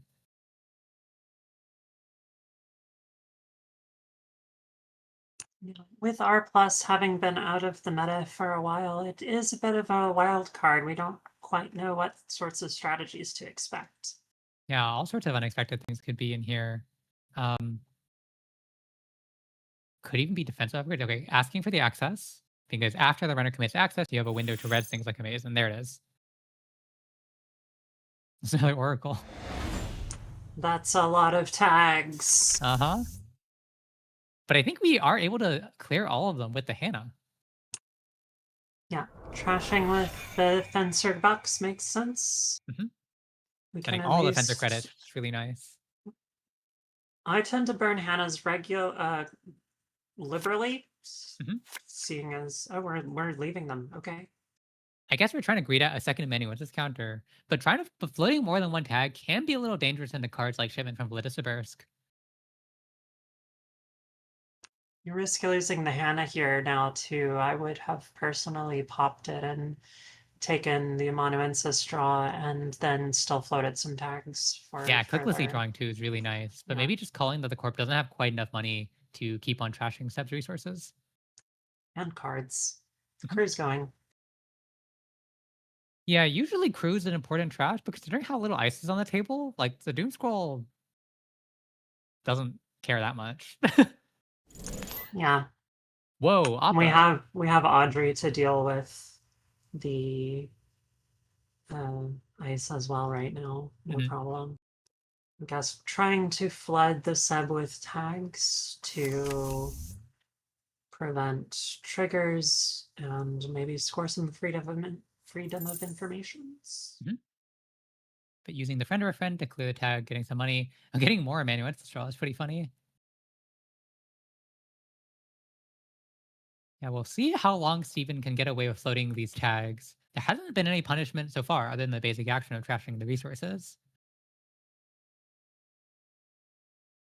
Oh, using the Hannah, so maybe we're trying to clear off all or most of the tags this turn. Down to 1, which I expect that we will be keeping. Yeah, 1 is usually a safe place to be. Perhaps trying to trash something else this turn. Going for it. Yeah, getting the bad counter is really nice. Starlight Knight, ooh, not an ice we see often, but has end the run at scale with the number of tags the runner has when we run threat. Oh wow, and botchless too. Yeah, so that server 1 Doom Scroll is really doing precious little.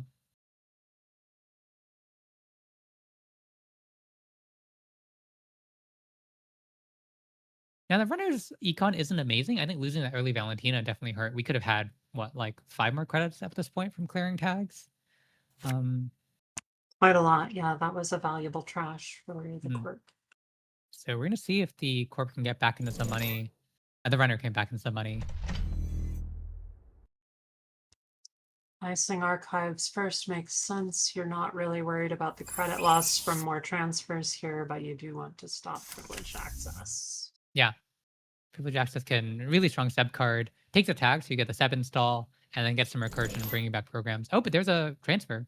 So while not going to hurt the corp economically that much, does give the runner the bounce back that they would want. And there's another Hannah. Oh, looks like we are multiple Hannahs and getting a post-truth for our troubles. That's a loaded fencer.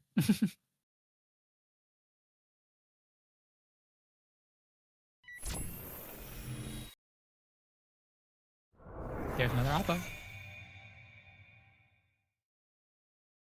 Do you think the corp is going to do the Oracle play again to deny the amanuensis value? That's possible. I'm also wondering if the corp will trash fencer now that the runner is floating a tag and also paid into keeping it, which I think is really interesting. Yeah, maybe looking for more trash flows, but we've trashed quite a lot already. Maybe a future Amaze Amusements, ooh, or Holloman would be a good trash target. How long do you tend to greed your fencers? It varies a lot for the runner. Okay, so we're flooding more tags onto the sub after shuffling and removing. So, So it does do enable not- the Seb trigger.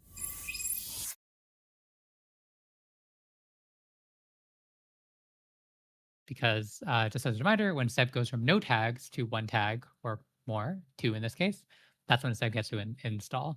So if the corp left the tag and then played Oppo, there would be no Seb trigger. But because the Oracle removed the tag first, ooh, we're going for the privileged access. should be able to get through any ice here with 4 Audrey counters and the crew. The exception would be a fly swatter, which. Oh, Oh yeah, we're 1 credit short, but just a one dupes credit short for trashing the fly swatter. Yeah, that's a good shout. Though maybe we have steals, strike funds in hand for emergency money. True, but we have seen two hit the Ben. That's true. Possible, but not likely. Oh, I never realized this. You can use Fencer credits on the privilege access install. That is true. Yeah, so we're using 1 credit And for we're Fencer to using install one. friend or offend. That's so cool. I mean, this Fencer is still kind of taxing us more than we'd like, but very cool use case.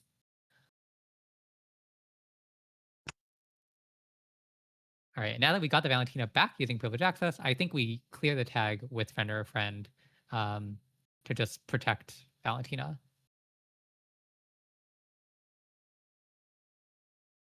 Loading the tag does seem quite greedy here. And Whoa, it's we're what we're flooding the doing. tag. I kind of love this audacity. Just be like, yeah, come on It in and trash it. might have paid off. And we did get a spend the Fencer credit trashing a spin doctor off R&D. I mean, Corp down to 7 credits. Like, he can't afford to trash everything.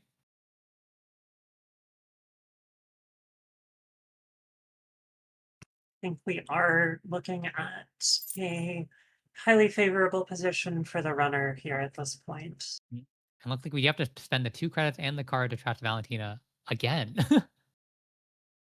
Again, not totally sure what the R plus game strategy is, it being a wild card without established belts right now. Yeah, so that's a little hard for the Corp to get started. Yeah, just being forced to trashing Seb's resources repeatedly because the cards like Valentina are just going to shut down any tag game plans so oppressively. It looks like the R plus strategy is to score behind ice unused tag flooding for tempo and boosting things like Starlit. And that would be quite good here, except Seb is also quite good at removing tags for as many as he takes. Oh yeah, there's another privilege access, so we might just get back to Valentina. This is Sisyphean. It's like trash Valentina, bring it back, trash it again. Yep, she's back.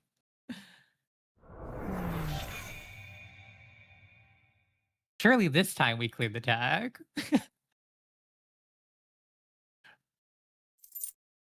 Oh my god. Honestly, not sure what we're digging for with the amanuensis straws at this point. Yeah, my guess is Manuel, just to have a bit more multi-access when you're doing these centrals pokes. It would have to be. Which is usually only one of in these decks, so it's going to be a little bit hard to find. More copies of the price would also be nice to dig into it. But yeah, just like all the Seb value, the whole Seb engine, and yeah, just kind of audaciously floating the tag, being like, yes, I know you can do things with tags, but what I can do, what my engine can do with a tag is better than your tag punishment.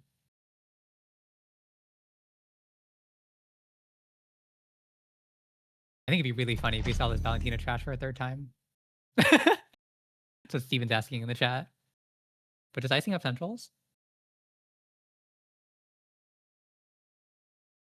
With now the full engine's online with the badge, remove the tag, and then Amanuensis is drawing you 2, and Sure. Valentina giving you credits. Yeah, only missing the multi-access with a full rig and the corp switching to being on the defensive here.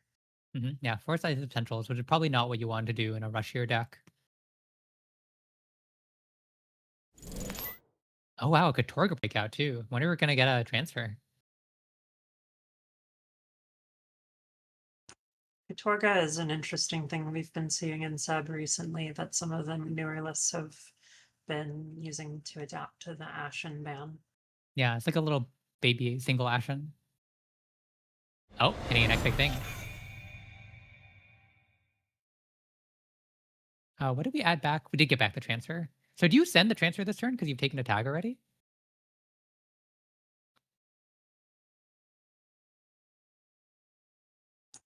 Having just stolen the 3-pointer even though we've been pretty aggressive so far, I would be not floating the tags here. Yeah, so we use a Hannah to clear the tag. We're Oh, just going for the in, transfer. going with the transfer. It's a little concerning if the ice gives you a tag, you might end up floating a tag because transfer will tag you and then the ice does. You But do always run the risk with NBN of yeah. But I guess it's just ping. But nothing. Oh, it's another. Oh, and that's game. woof. That's tough. Really oppressive game from the Seb, just like the full engine flowing, and just able to absorb all the R plus tags with ease. Yeah.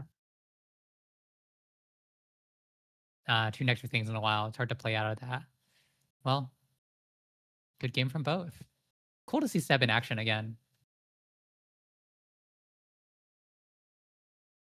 I do have such a soft spot for Sab. I'm a little worried about Reality Plus's performance if this is going to be like how it often performs into Seb. Yeah, you think it should be a bad matchup, but it looks like Seb's tag payoffs are just stronger than R plus tag punishment. I would expect it to be a swingy matchup, but going either way depending on what the R plus is trying to do. Okay, I have a game to watch because that game ended pretty quickly. Great. Table 2, we have a Siki against a Muslihat, and this Muslihat is doing something a little bit special. Yeah.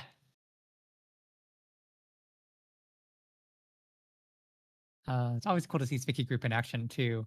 Looks like we have a bunch of big money. Petty cash. Wizard's chest. Yep. And do you see the one card in the score area that's not an agenda?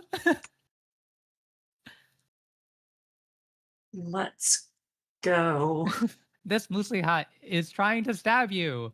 She has unfortunately gotten 6 points along the way, but she can still stab you. Failing to combo by stealing points.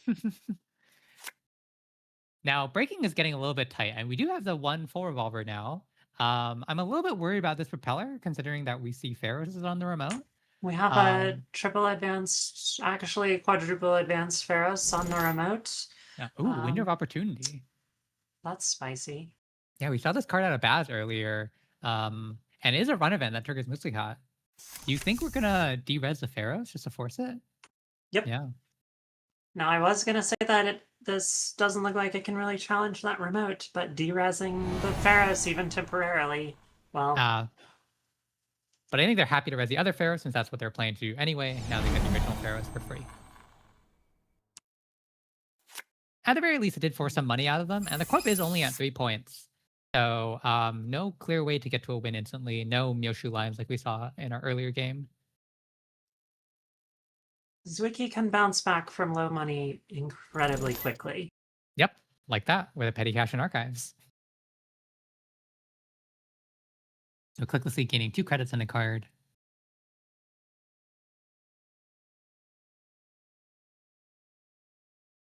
Oh, cool. The deck's even on Hannah, too. So you have the click to install the Gitinho, an extra click to install the Gitinho.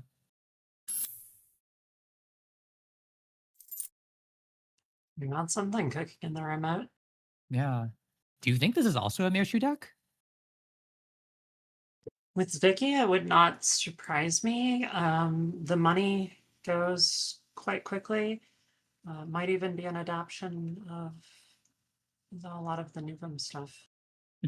Yeah, like server 1 has an advanced card, probably an agenda, and an upgrade, potentially Malapert again. So we could be seeing potentially game, though we might be tight on credits. Right. On the runner side, the Muslihat's revealed Kurapira, which can in theory break these Pharaohs, but it is extremely expensive. Ooh, we're sending a transfer. So breaking the Winchester for 2 is a pretty good deal, but not sure with only 2 credits left we'll be able to break the next piece of ice. Oh, just letting them in. Seeing a measure response. Ooh. Do you trust that here? Do we have the money?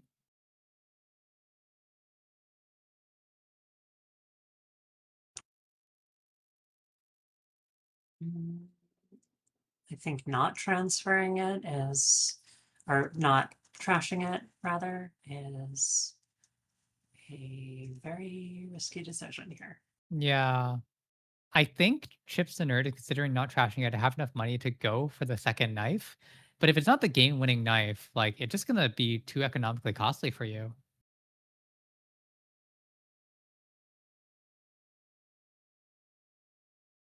I mean, on 6 points, really, the runner should be trying to They're steal. trashing it. Make sense? Oh, looks like we have a bunch of basalt counters used. No basalt counters left. Both of them were used earlier in this game. So no easy way to recur those measures. Checking archives, interesting. Maybe we do want to stay flexible for the potential to land the knife in R&D. We could do it this turn. All right, cracking Hannah. We're going for Estrabado. it. That's a nice way to get through the Beat Walk for cheap. Really just spending a click.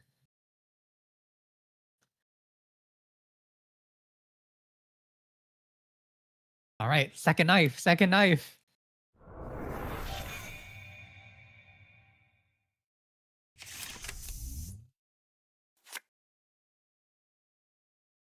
And then last click Have drawing. 2 knives landed, and we are safe from single measured. Mhm. All right. I'm so excited to see if there's a way to land the last knife, but all wizard chests are out. So we have to manually have the Docino, probably pre-install it one turn before doing some more of those tricks like Esterado.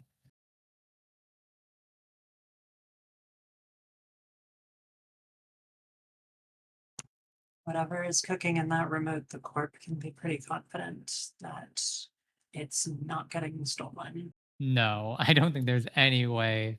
Even a card like Reprise, which can potentially blow out those Pharoses. Reprise is turned on by the runner stealing an agenda. The runner steals an agenda this at any point. That's game. They win. Which is a little bit better than landing a Reprise, but not that much. Using the KPI to triple Ice HQ. Ooh. Suggests that that's the last agenda.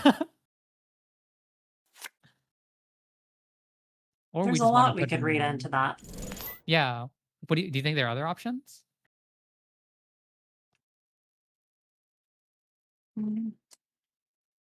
Agenda or measured would be my guess. Yeah. Potentially, you just want to stack an event horizon on HQ so that if they try to go for the knife, you can end the run. All right, so there's a third knife. Yep, so now the runner just needs to gain the money to do the triple access and go for it. Oh, but there's Malapert, so off the books. We can fetch a Myoshu with clicks remaining. There's the Myoshu. Didn't quite get there with the knives. So close. We drew into it too. But well played by the Corp, yeah. GG. Oh, Hermes bounce. Yeah.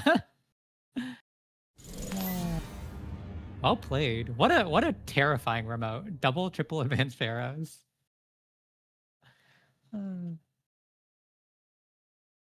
Yeah, I want to appreciate something about this board state. We have collectively in score areas 3 cards that are not agendas. I wonder what the record is. Probably something We with Nightmare have all Archives. of the special agendas. Yeah. Yeah. I think the peak would be like 3 Nightmare Archives, 3 Judginyo, or 2 Judginyo, so you don't end the game. Like 2 Myoshus without winning the game. It's funny. Well, great game. I hope to see. I wonder if anyone's been knifed today, if Chips and Nerds successfully landed the assassination.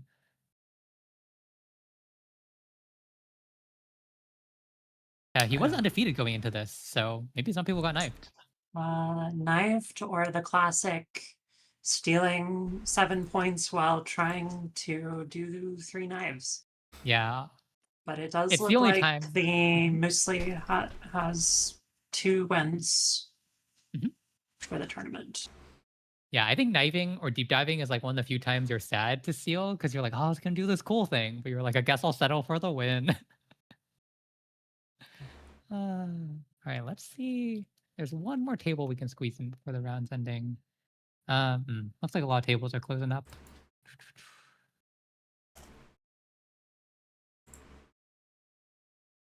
Yeah, most tables are ending at this point, but if y'all have anything else you'd like to check out, please let me know. Maybe Cyber Sharks will go into overtime again. We could go look at Cybershark again.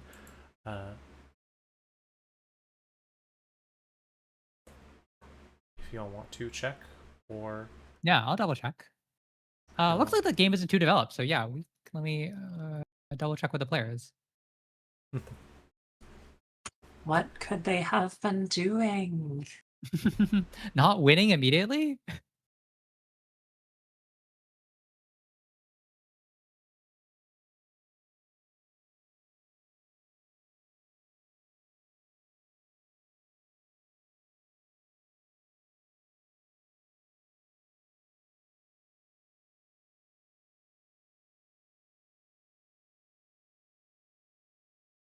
Just double checking with the players, making sure they're okay. So that was a little bit awkward in the middle of the game because like you're thinking through turns, especially complicated ob lines. yeah, quite possibly some people are still going. Hope people have been enjoying things so far. I'm gonna use this opportunity real quick again. Hey, if you're watching the stream and you're having a good time, please consider supporting Run Together. You can get a bunch of cool alt arts and help people go to Worlds. I care a lot about this because it's the way I was able to go to Worlds for the first time. I got to actually watch Worlds. I got to do commentary for Worlds, but I could not have afforded it if not for Run Together. So check that out. Oh yeah. It was Okay, also what allowed me to go to Worlds for my first time, and it was one of the best experiences I've ever had that year in particular. Yay, I'm looking forward to go to my first Worlds. All right, looks like we're good to stream the table. All right. So Cybershark versus Analyze Chris. Which table? Table 17. Table 17. It is 17. Cool. All right, so we have an interestingly developed board state on both sides. The runner is a Vic with DreamNet, so going to be really nice click compressed card draw when you make successful runs, and all breakers, but a little bit tight economically. No drip, no Chesva. Oh, there's one Chesva. Covered it up Looks briefly. like the Vic has a good basic setup, but has had two pieces of WinCon trash, those being Arrow and the Twinning. Yes, no multi-access showing, and potentially, unless we're on a second Twinning, no multi-access the rest of the game. Second Twinning has a lot of influence. And meanwhile, Cybershark is a pretty solid board. No econ ticking other than Speakator, but Speakator is probably just enough, particularly because the Vic doesn't really want to trash it, considering that hostile architecture is there. And the Vic Not only has enough. 8 more cards left in the stack. Not enough influence in the deck for a second Twinning. Mm. Just counting what is in Archive heap. So, hot singles in your area. That's what he's looking for. Could be on a Wake Implant as well, but I would be surprised seeing Arrow here as well. Yeah, also Wake Implant gets really expensive pretty quickly. There's like a Winchester or even just the Yapshar. All right, but having those open markets can be some good money, and we're safe to measure it, and we'll need the money to be safe from future measures. Interesting speed choices here. The most intuitive one is to speed the Tithe for the last Spin Doctor, but considering that we just res one, we have way too many cards in hand. So yeah, looks like we're declining to speed.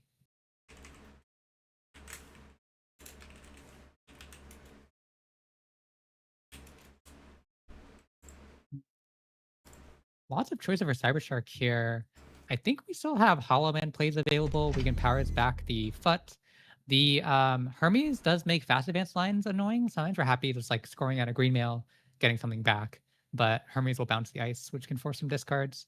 So it would make some sense just to try to table an agenda on this turn when Chris is like sitting back a little bit.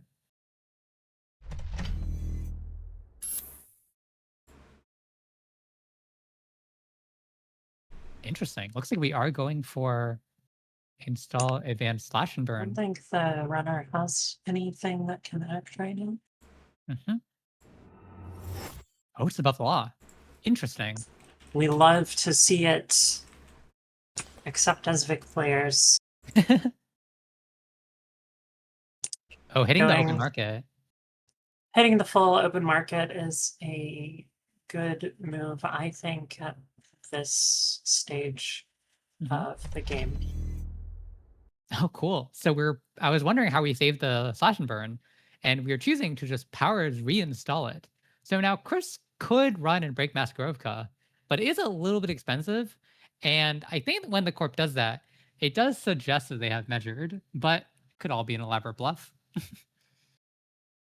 Really audacious It play. does seem like a dare Yeah. to pay through the Maskarovka and then suffer from however many measured response. hmm And all three are still in play. None of them are in archives.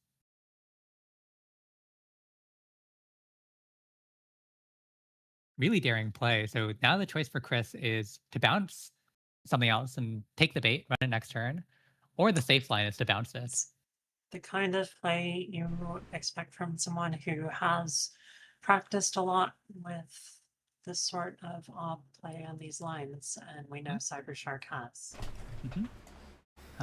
Choosing the bouncing HQ ice instead. So maybe we're going to try to run a cheaper central and just Hermes bounce it.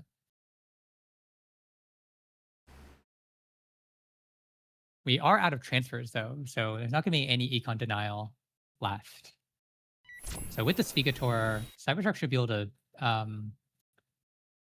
play even triple measured next turn. All right, bravadoing. Bravado keeps us safe. Looks like we're going for the slab. We should have more than enough money for its double measured.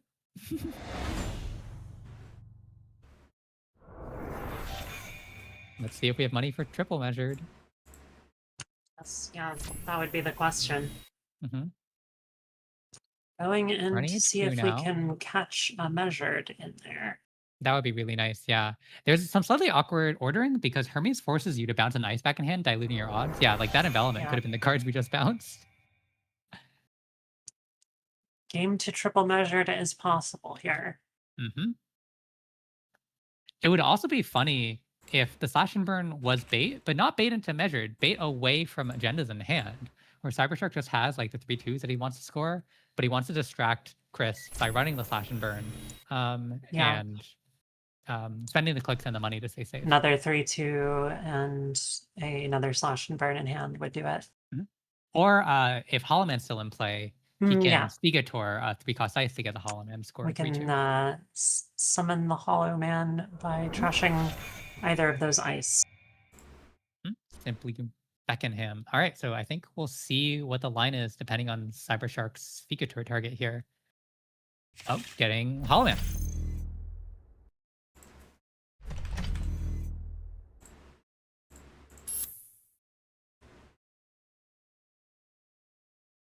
And there's a 3-2.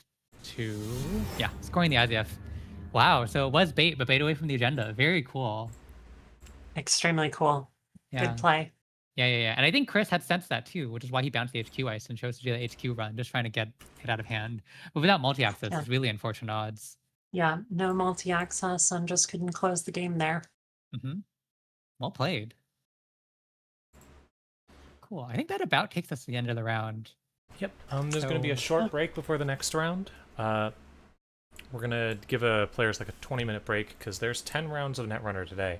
That's a lot of Netrunner. That's a lot of Netrunner. So much Netrunner. Yeah. Drink some water, stretch your legs, eat some snacks. If you're watching the stream, go take it'll probably be about a 25 to 30-minute break for us here. And go enjoy that. Take care of yourself. We'll be back in a bit with more rounds of more Netrunner. And when we do, yeah, we'll be back in like half an hour. Let everyone know that when we come back. Let people know so more people watch the stream. Cool. Anything y'all want to say about how things have gone so far today? It's been fun. It's been a blast. I'm having fun and I'm glad to be here. And yeah, we've seen some really high level play on all of the tables. Yeah. Right. Well, we will see y'all in just a bit. So long. Bye. Bye.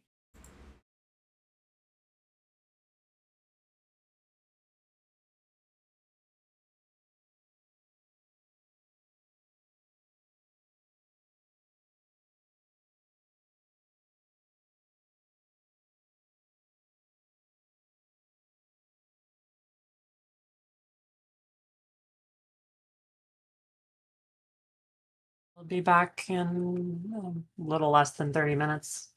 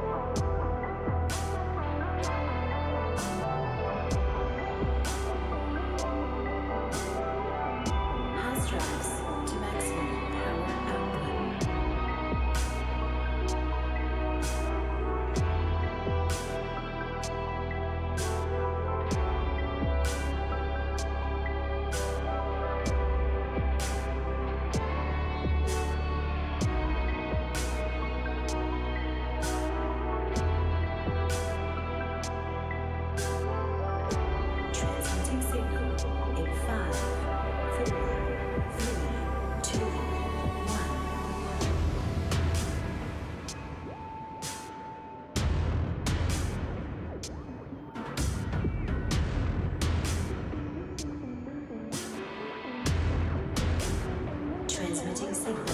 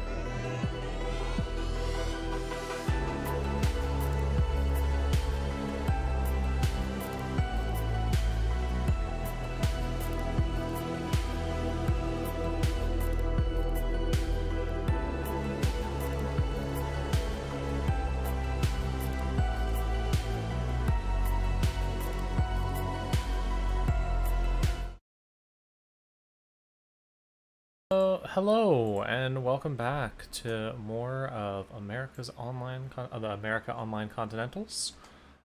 Still joined by Pailu and Laura, who are doing commentary. Hi. Hi. And we'll get started in just a second. All right, and we're good to stream. Okay. So we are going to have what seems like a pretty standard matchup. Alco against Loosely Hot, but I believe that neither of these decks have quite what we expect. I believe we saw this Loosely Hot earlier with a spicy alternate win condition. And this Alco may have slightly non-traditional ways of scoring.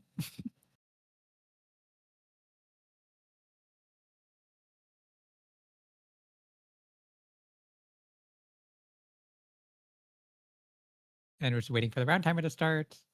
Looks like Corp took a mulligan and runner kept. Frogs, in general, do you think who's favored between Criminal and Alco? In general, I like to see Criminal against Jinteki. I think that there are a lot of ways that the incidental net damage can mess up their economy and their tools, but Mostly Hot does sort of draw cards, so it's a little depends here. Yeah, I think cards in hand are so important against Alco. You really do need those Moosey Hats to hit, because Moosey Hat usually isn't playing Nuka, which is some of the most important criminal burst draw to survive a lot of the Alco damage. And without copies of Nuka, you are just kind of relying on your ID and clicking to draw.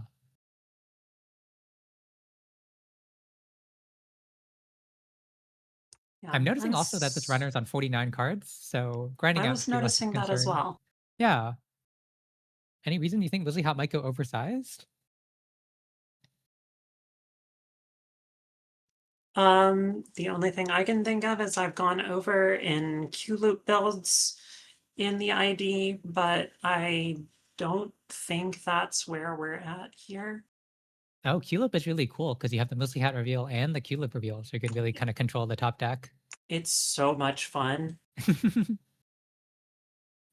All right, looks like we're started. So icing HQ, always good into criminal, ice R&D, just taking credit. So a bit of a slow start after a mulligan. Hope no cohorts or bladderworts immediately to get us started with the counters. Not applying the board pressure, but taking a defensive position against Krem is not the worst thing you can be doing. Yeah, icing up centrals just to deny some of those easy runs, like the clean getaway and definitely the transfer of wealth. We do see a Carpe Diem, which might mean we're happy face checking. Going for it. Yeah, face checking against Alco is always so tricky because if you hit the anemone, you take 3 damage and give them 2 counters, which is a big swing of tempo. But Not Nomad suggests that it missing. wasn't something important. Probably saving it for the HQ ice in case there's a transfer. Yeah. Oh, getting down a class act. Okay, so I was wrong about the burst draw. That's gonna be really good card draw for the next turn. Oh, hitting a Botu. And there is the HQ ice. So all the corpse money, but it will give her 2 alco counters, which is gonna start giving you the tempo you need. Did hit a twinning, That's good. which is good to see.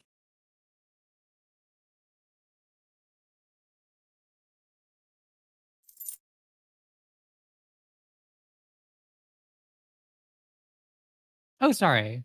I was teasing about this Muesli Hut. Seeing the twinning, I think we are on Reg Muesli Hut. I was thinking about the Jartinian Muesli Hut earlier, but this is a different player. Though if 2 players were on Jartinian Muesli Hut, that'd be very cool to see. Saving the Alco trigger and just getting back up to petty cash credits. Makes sense. Yeah, especially if the Alco hits a petty cash and you can't play it that turn, you feel a little silly. Right, touchstone, yeah, this is looking like a Reg Muesli Hat with a lot of drip. Ooh. Chesma and a Bioband is a lovely little combo where you can use a Chesma credits to install whatever. Yeah, this is fun to see. Yeah, because Biobands is after a successful run, you may install, so it's still during a run for Chesma. Yeah, having the fake credits available on both of those is pretty huge. And I think Muesli Hat has hit both times. We've gotten a Carpe Diem and a Bioband, so 2 for 2. Whoa, this is a Fuji there. Hitting a Carpe Diem and Hermes. Pretty good hits, but it is 3 points.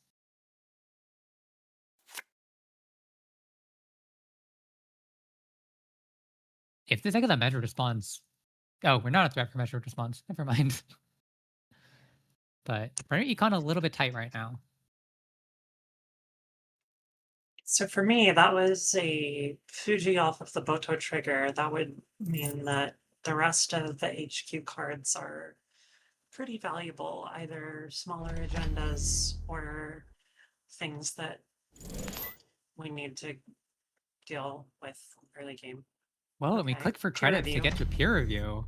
So we're revealing a Fly Swatter, Fuji, Moonpool, and Spin Doctor, and then installing some card in server 1. Could be one of those cards, could be one that wasn't revealed. Could be anything here, really. Cohort would be nice to get a second counter. It could also be Spin Doctor if we have to save it in another agenda in archives. Being at 3 points this early, the runner does want to be careful about measured.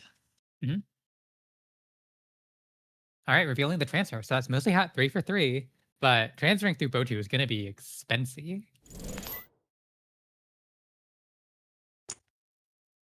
Another buy bands Posting on it on archives. archives again. All right, getting it out of Kurapura for Chester Bucks. And looks like, was that a Moonpool that was discarded? Yeah. So Yeah. not going to use it to score quite yet. Maybe because we have Spin Doctor, we can spin it back when we need it.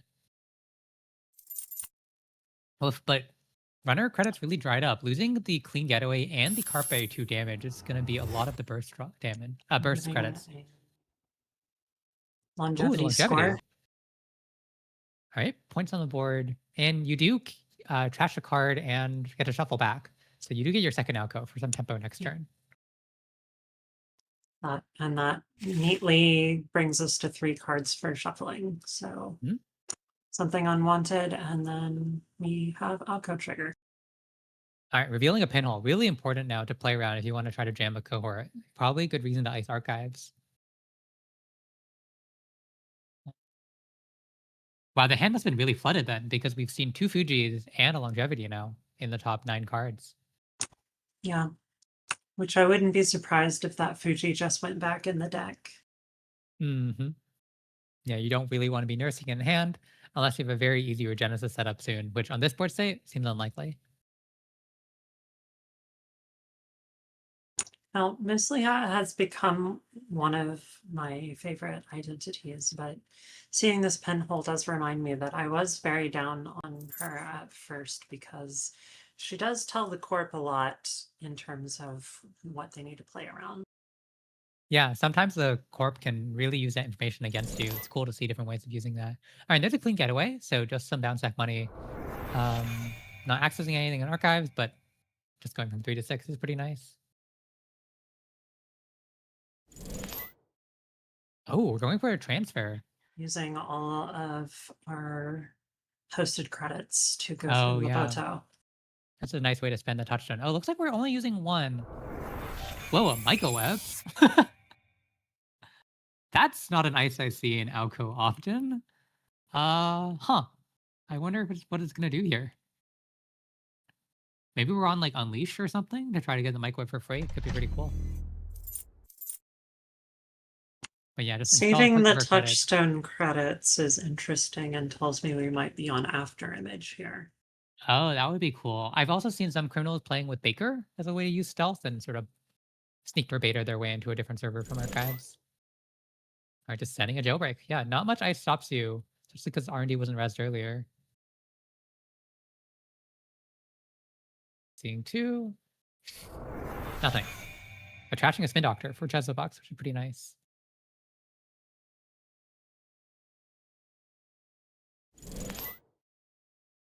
I mean, sure gamble. All right, so the Musicat's definitely back in the money, and Riel is still looking for an econ asset to be ticking for consistent money. And there's a mutual for the Carmen too, yeah. So we have all the breakers we need.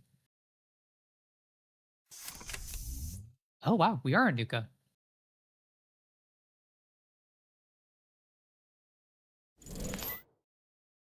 Petty cash, that's good money. Hansei would also be really nice here. Bounce to 10 and get an Alco counter. Runner's pretty well set up here. I'm wondering if the corp is going to be able to catch up or just be on too much of the back foot in this game. Yeah, Alco sometimes lives and dies by their early game tempo. Oh, we're rezzing the Spin Doctor immediately. And Hunting again. All right, so maybe just flushing out 2 more agendas out of hand. Could have been really flooded. Revealing another pinhole.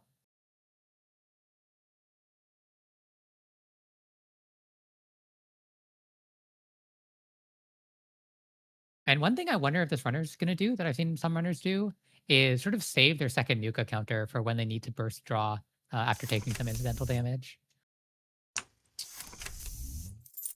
I would kind of expect so since we got draw drip from the ID and we're kind of set up here as far as the rig goes. Yeah, Mystic means that most of our events are going to be cheap. We didn't get an event for touchdown that turn, but there should be so many more run events in this deck. We're not worried about that.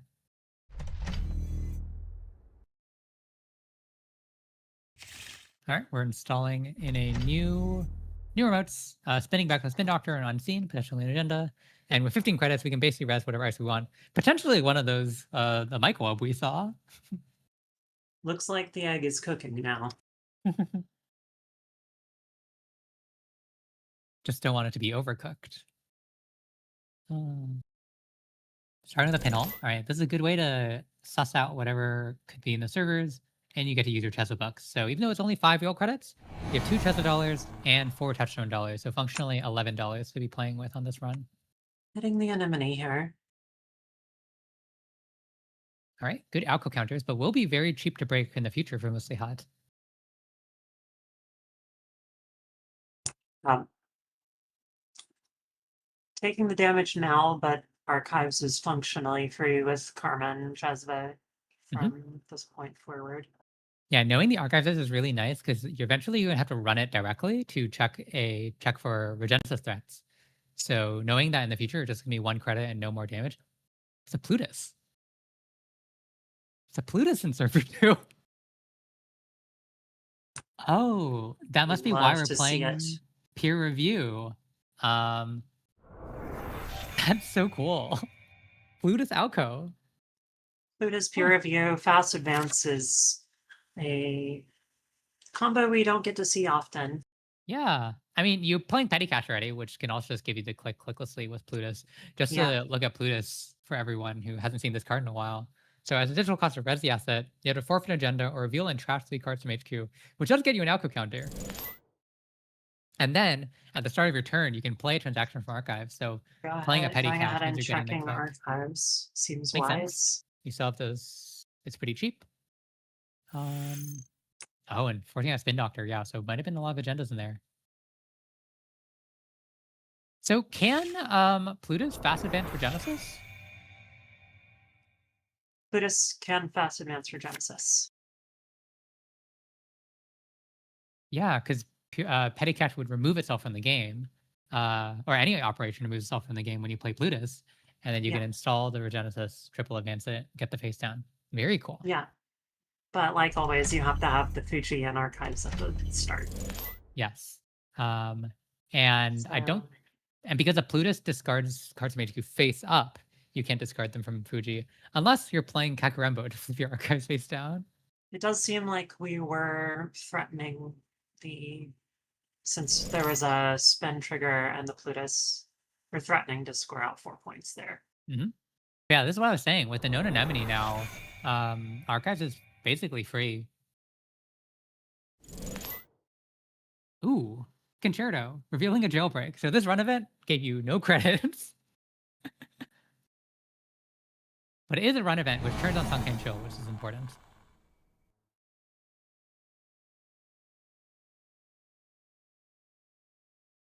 All right. Just a little tattoo, which gets you a career hero counter. Cohort? That's less of a surprise to see in Alco. If anything, I'd be more surprised to see an Alco that wasn't on Cohort. It's so much gas. Yeah. And it's really surprising when you see how Cohort works in this deck compared to other decks. Like when I was trying some of those asset maliases with Cohort, discarding a card's a real cost. But when discarding a card basically draws you a card in the future, so much tempo. That Huge one's a hit. concerto. I take back everything I said. I think that might be the most money you can make on a standard legal run event, huh? It's 0 credits, gains you 5 and a card. Trashing another cohort for the concerto credits. Wow. And together they average out to half an overclock each. Yeah, to like I guess they replace themselves. That's gotta be something. Trying to think if there's any other run event. Joyride arguably draws you cards instead of money. Like that's trick shot levels of money, because trick shot was what, 1 credit to gain 6 over 2 runs? Making sure the archives costs something to check again. That's a good idea. I think you really want some kind of beefy ice, like a O2, maybe even that Micro Web. But with no face downs and nothing on the board, definitely nothing that the runner has to check here. Second Cheza. Oof, centrals are going to be cheap now. The runner has a lot of liquid credits as well. Yeah. How much is Botu to break? It's only 2 real credits. Woof. Bashing a Moonpool and a Fly Swatter. Fly Swatter not doing much on this port state. Looking for a credit. Wow, this runner has been drawing through fast. Only 12 cards left in the stack already. I guess we can see why the deck was on 49 cards. Yeah. We have seen more burst draw than we expected, and we also have seen jailbreaks and concertos, which are cycling through those cards very quickly for touchstone bucks. Concerto is such a funny card because, like, as we saw in this game, sometimes you rip a jailbreak and you're like, why did I put this dumb card in my deck? I could just run the jailbreak. And then you rip the sure gamble and you feel like a god. Well, we've seen the mostly hot get set up and pretty rich quite quickly, but I'm now wondering if this runner is going to have the gas to keep up this pressure. Yeah, especially losing the twinning. So we're a little going to be thin on multi-access. Might just be one more jailbreak. I know some mostly splash a fun finality. But we'll have to see what the rest of the influence is spent on.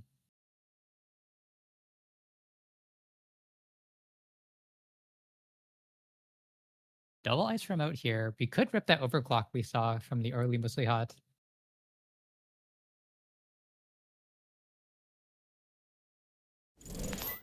Yep, and there it is. Contesting the remote.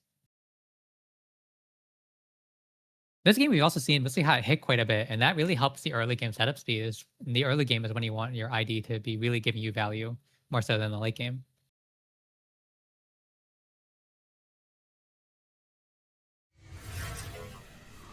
All right, just us water.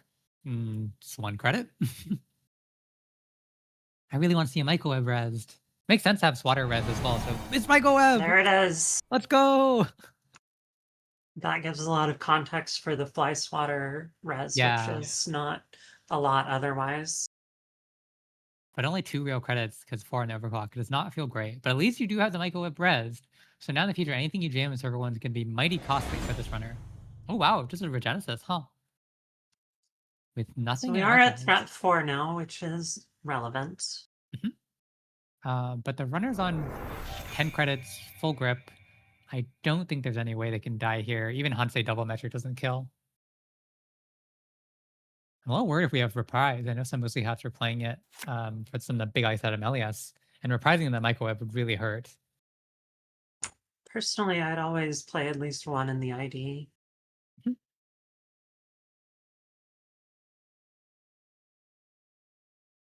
Getting the threat 4 does make Botu bigger. So repeated running HQ is going to be annoying for maybe our next transfer of wealth, which we do still have 2 more left in the deck. We do have a full Kurapira though, so one run through is going to be free. Oh, just making a poke on R&D while it's open. Potentially scary if you hit like a bite, but no, nothing that could kill you, I think, in the end. All right, tricky board state for Riel here. What do you think you're looking for as Corp? Dipped on pretty low, resing that big ice on the remote. I think.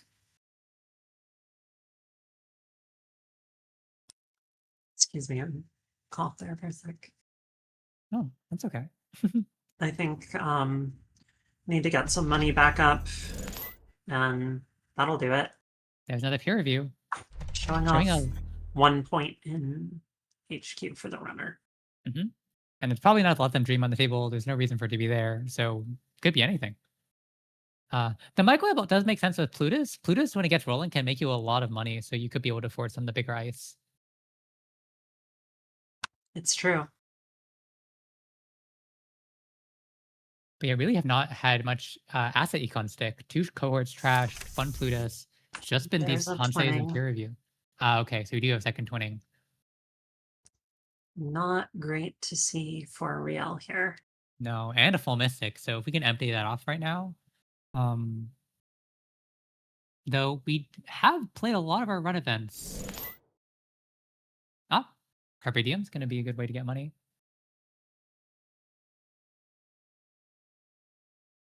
Do we take the HQ run here? Apparently not. Yeah, maybe we're saving the Kurapura counters for transfer and just deciding, yes, I can get my Chesa bucks, but I got 20 charge. I just like stay away from accessing anything nasty. I'll run HQ when There's it's an fine, when I'm fine argument and ready. for fishing for that agenda we just saw just to get the Hermes trigger here. but I also understand saving the Kurapira counters and the twin encounters for a bigger run. Yeah, maybe waiting for a 3 sweep rather than just 2. And I think making a right read that a single unadvanced card in server 1, nothing we're really worried about. With no face downs and archives, mind you. Otherwise, it could be your Genesis. Second Ice HQ. All right. Especially with a known dream in there. But again, Raziel's just not presenting another new threat on this board state, right? There's nothing that you really have to run. Yeah, not a lot of pressure for the runner to act on the corpse terms here. Oh, but we just get full overclock value on this microweb here.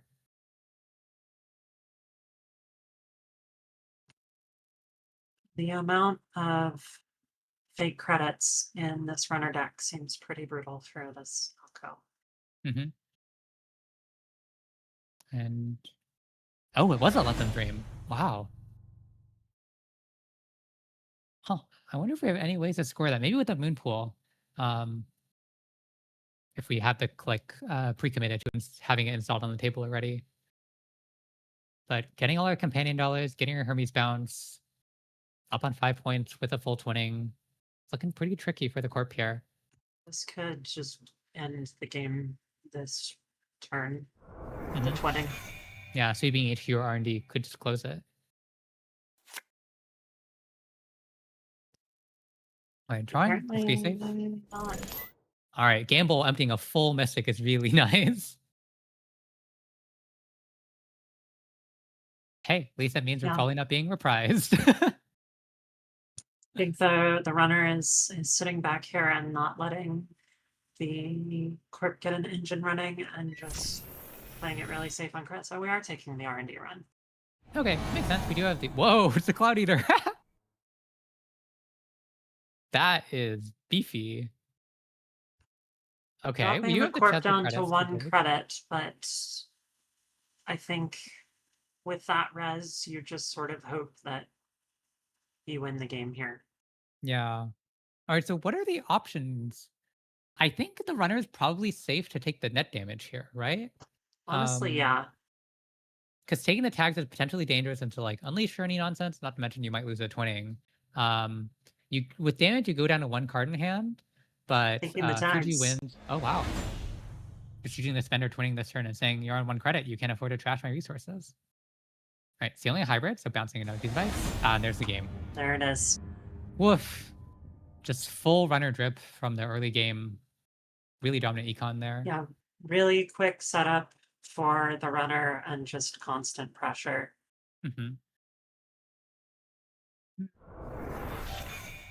Well, good game to both. It's not sure who's still in contention. Cut math is difficult, but there's still 3 more rounds to play, so players are still fighting. Let's take a look at what other tables there are.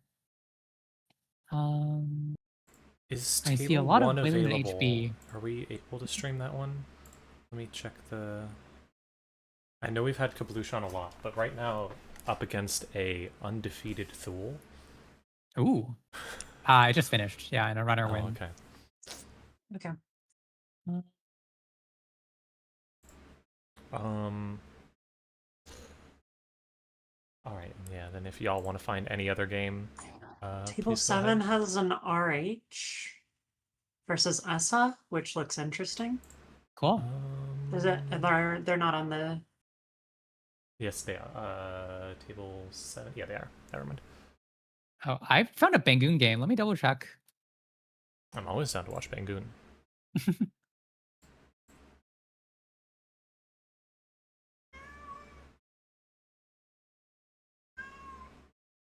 Let me just double check with the players. Yeah, it looks like we're good.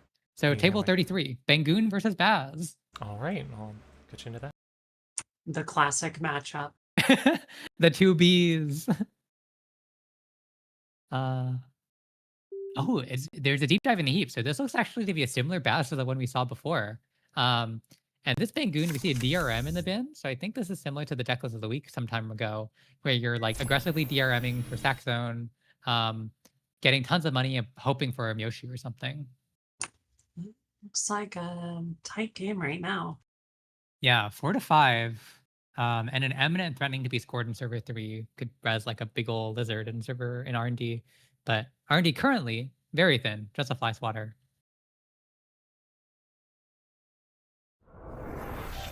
Catching a Malapert off the top, really expensive. And selling out the Underdome.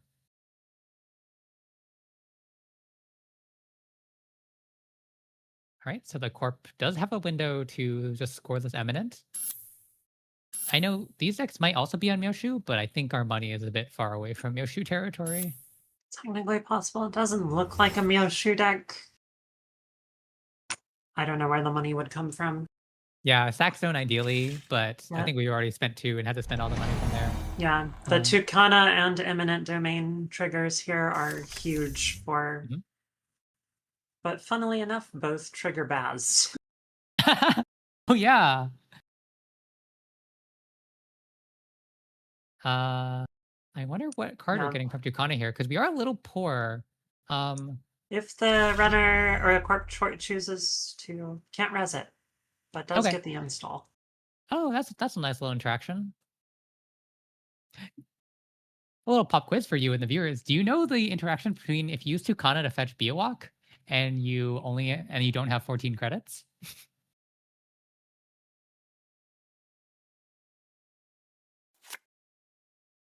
Well, it would be 11. Right? Yes. Yes. If you don't have 11 credits to pay the full res cost, do you know if you're forced to forfeit an agenda? Ooh, Baker. I'll end the pop quiz. I believe you are forced to forfeit agenda if you have at least 4 credits. Anyways, Baker's really cool. Makes a lot of sense for the deep dive too, because lets you get into a different server for your deep dive turn. And getting an R&D run instead for very cheap, just 1 touchdown credit.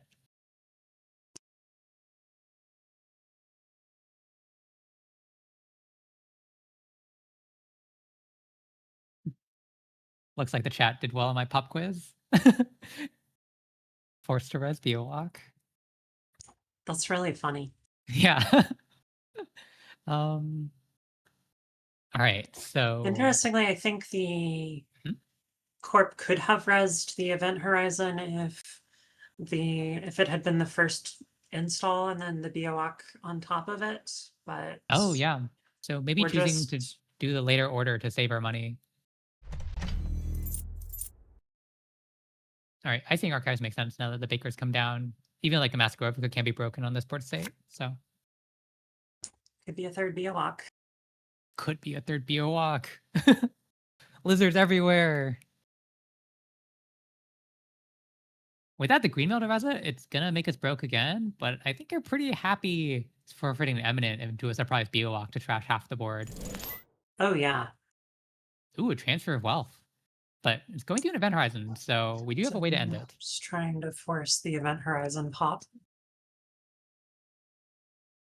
This is the first transfer we've seen, so maybe we're trying to bait out the Event Horizon trash in order to play the second transfer. So this could be a little bit risky, because if HQ is a barrier, we could just end the run here.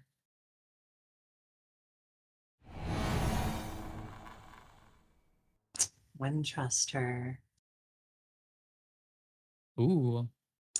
That's a good way to duck to transfer credits as well. So, like, yes, you could go through with the transfer, but you're stealing 0 credits and gaining 0 credits in a tag.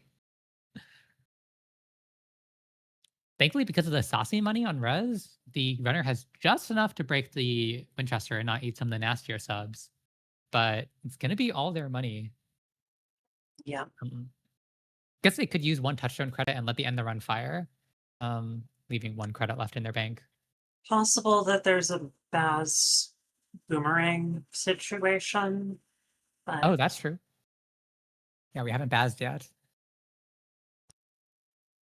looks like the runner is considering the trigger. Oh, that's a cool interaction, because touchdown credits are used during runs. You can use a touchdown credit for Baz. We are having a Baz boomerang situation. Very cool. I wonder which 2 steps we're breaking, though. It makes a lot of sense to just let the end the run fire, but then you are losing your boomerang. So yeah, we're choosing the end the run Just say goodbye to Boomerang. Really good Baz card, but saves us some money there. Just saving a little money versus using the Carmen. And we do still have 2 more Boomerangs in the deck, so we're not too sad. Oh, now we're bakering because the corp has gone down to 0. Very cool fork there.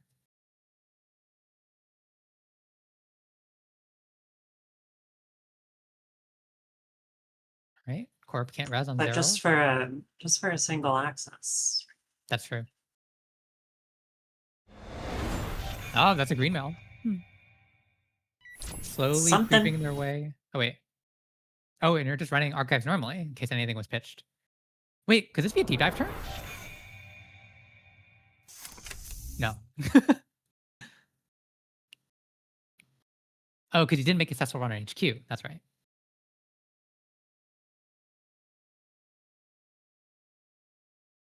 Oh, we do see a petty cash in the bin, so not having those 3 credits at play, it's unfortunate. The corp's probably going to be pressured to just click for 3 this turn. As the person running the stream, I'd like to briefly thank Viola for whiffing on that baker, because I had to go get something out of the oven, and if the game had ended, I wouldn't have been able to click off. Yeah, how much imp have we seen from this runner deck? There's 1 deep dive in the bin, and 1 touchstone in play. So with only 7 What's that? influence accounted for, there very well could be another deep dive.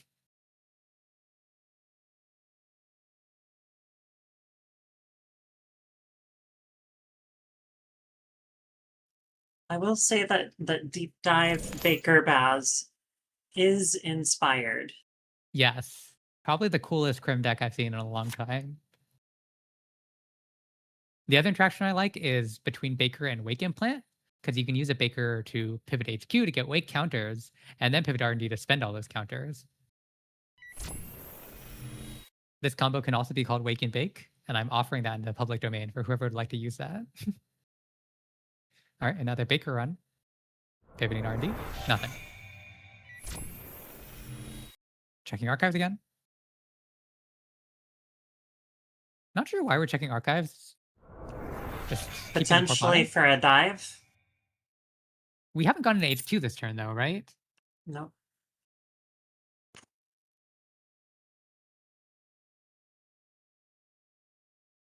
Right, but now the corp is able to play that petty cash in the bin, so can hopefully get back in the money.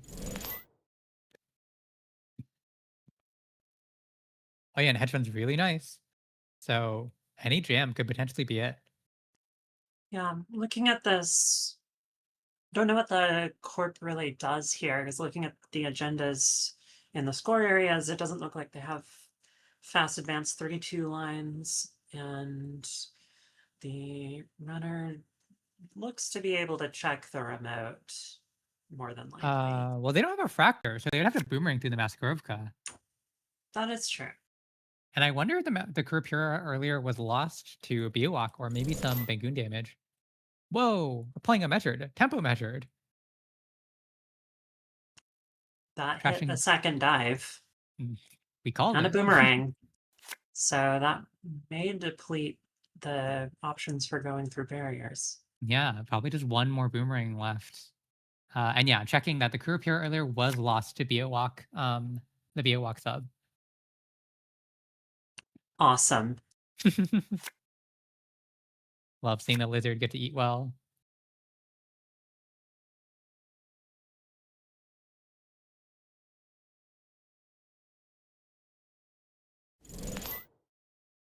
Predictive. So we have limited the runner's options, but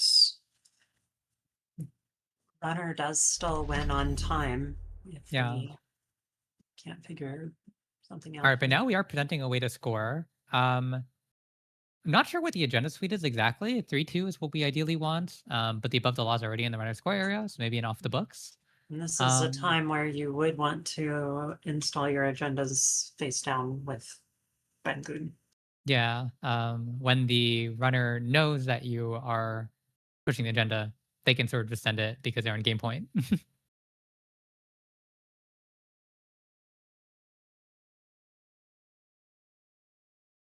I think the best case for TSK Cool would be an event horizon on server 3, so that even boomerang angles on the Maskarovka get shut down.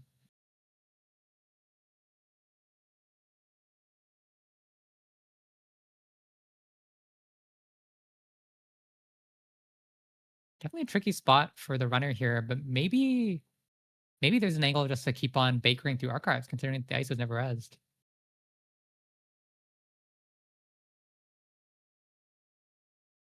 Taking a second to think, having to do the math on the VWalks and the Carmen. It's a big lizard, and a Carmen with no support is not what you want to be using to go through it. Yeah, it is pretty expensive.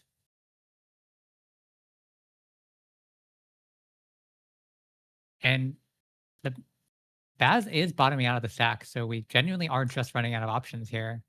Judge has come in with a 5-minute reminder. Okay. Oh, going for a transfer. Okay, so with only one card left on the stack, you know the last transfer has to be in play. So wait, no, this is the last transfer. Yeah, 2 more in a heap. So we can pretty happily just event horizon this one.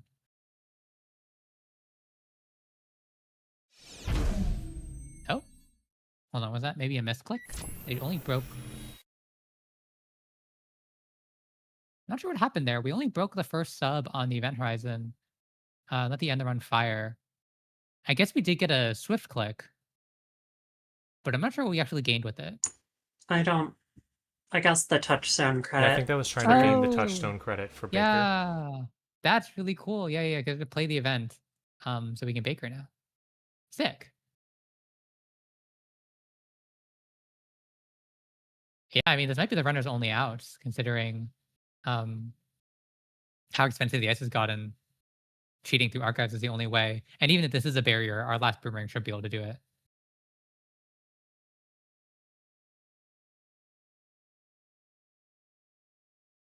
Oh, it looks like they're bumping into the JNet way to forfeit an agenda to red view walk. All right, looks like we figured it out.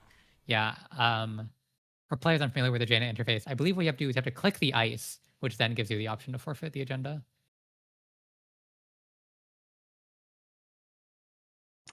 I called the third lizard. There's always more lizards. This might be a little bit unfortunate the game goes to time, though, because that takes CSK Cool further away from 7 or even 6 to tie. And I think the runner should have just enough money to break this. Oh, boomeranging the other server. Interesting. Oh, very cool. Because we do have the exact 7 credits with our credit pool and the touchstone credit to break the lizard. However, that means we don't have the stealth credit to pivot with Baker.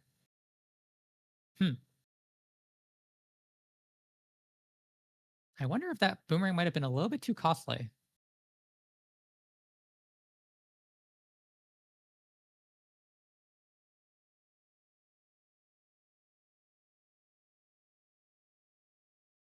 Realizing Yeah. discounted. Yeah, math is tricky. Counting one of the great pitfalls of Netrunner. Second only to reading. And yeah, having to take the end the run. Those numbers are big. Those numbers do get big. It's a big lizard. The numbers go past 5. I don't know how you're supposed to count that high and hold the cards in your hand. Yeah, one hand for card, one hand for counting. Oh, seamless. Whoa, is there a scoring angle here? All right, Let Them Dream does take us up to That 6. does tie them. And we can bottom an agenda or even just add to HQ. I think it's really safe in HQ.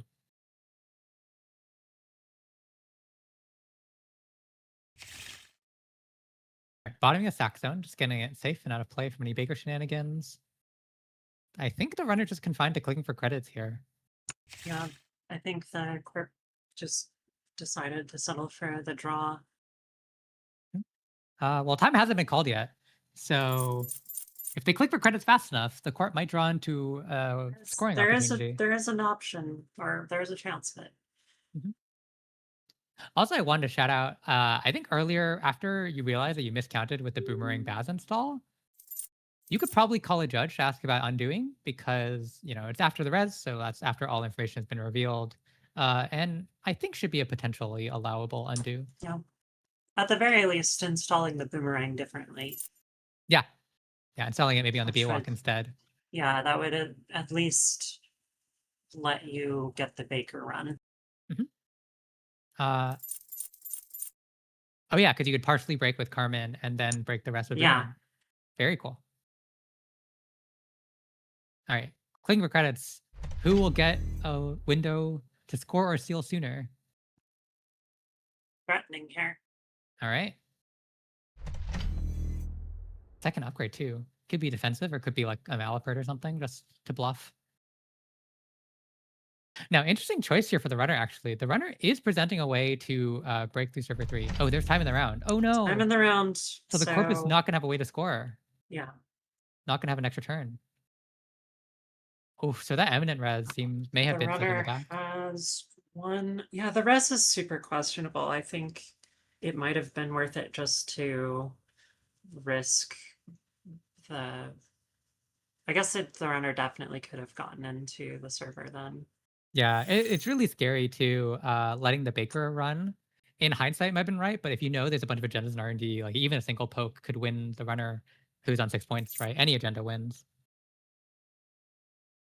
All right, just taking a credit, taking a card. So maybe we decided to change what we installed once time in the round was called. See if the runner can find a 7th point here. So as runner, do you think you go for server 3 or just Baker poke one more card? Well, importantly, the server 3 card was installed before time was called, so odds it could be an agenda. Oh, that's true. Yeah, that wasn't undone. Yeah, the awkward thing about checking R&D too is a bunch of agendas could just be pitched to archives and stay there. So yeah, let's see what server 3 is. And I like this, poking server 3 with the click remaining. So if it does end up being something you can't get through, like an event horizon that eats your boomerang, then you have one more click to pivot with the Baker run. If you can pay through the block. All right, let's see what this ice is. I mean, in TSK's coolest position, because you don't have the extra turn to score, I think you're happy just to spend all your money resing ice, trying to keep the runner out as much as possible. Just a swatter. Okay, so I think the runner has just enough money to get in.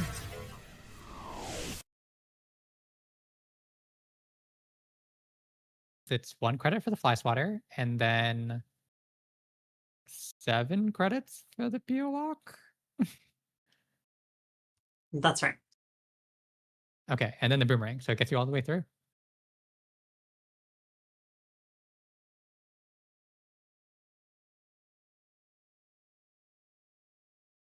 Now we're eating the touchdown credit, just abandoning the Baker line, saying, I need every last credit I can get.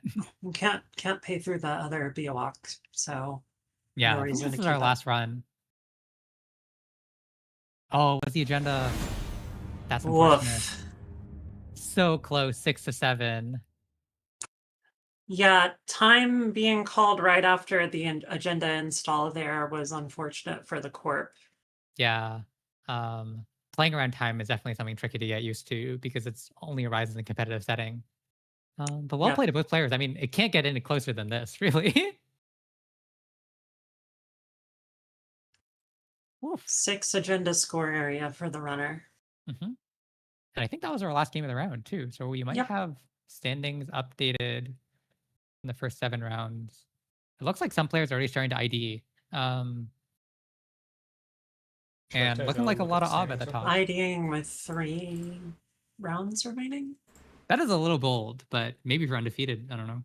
Well, if you'd like, we can look at the standings right now, and I can Yeah, get your let's do thoughts it. on it. First thing I'm noticing, wow, that's a lot of Wayland.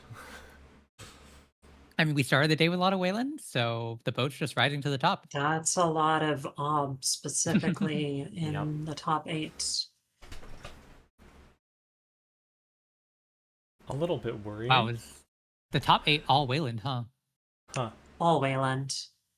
After round 6, at least my standings haven't updated. But we have a 9th place currently as an R+.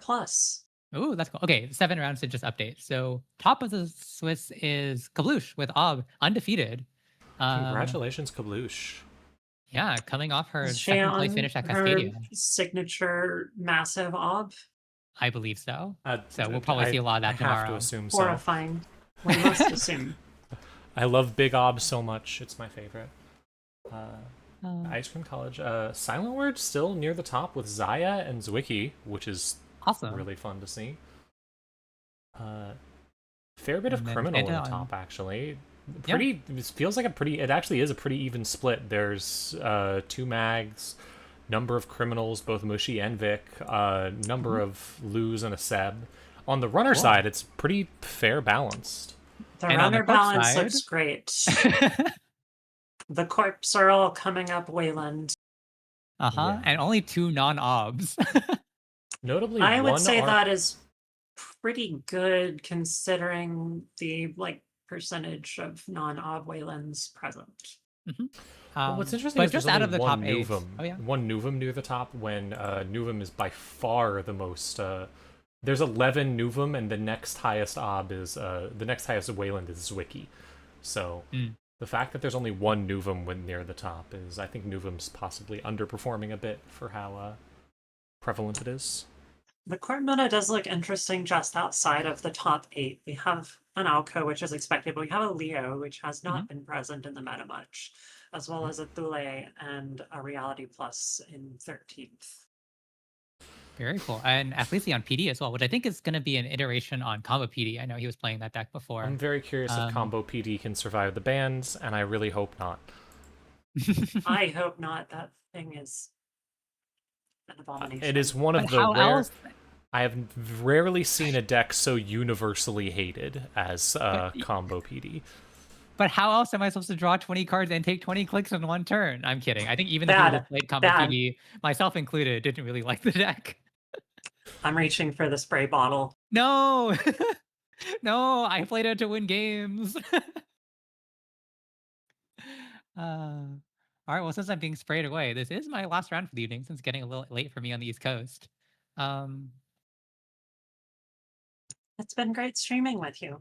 Yeah, it's been really fun. Great hanging out with y'all.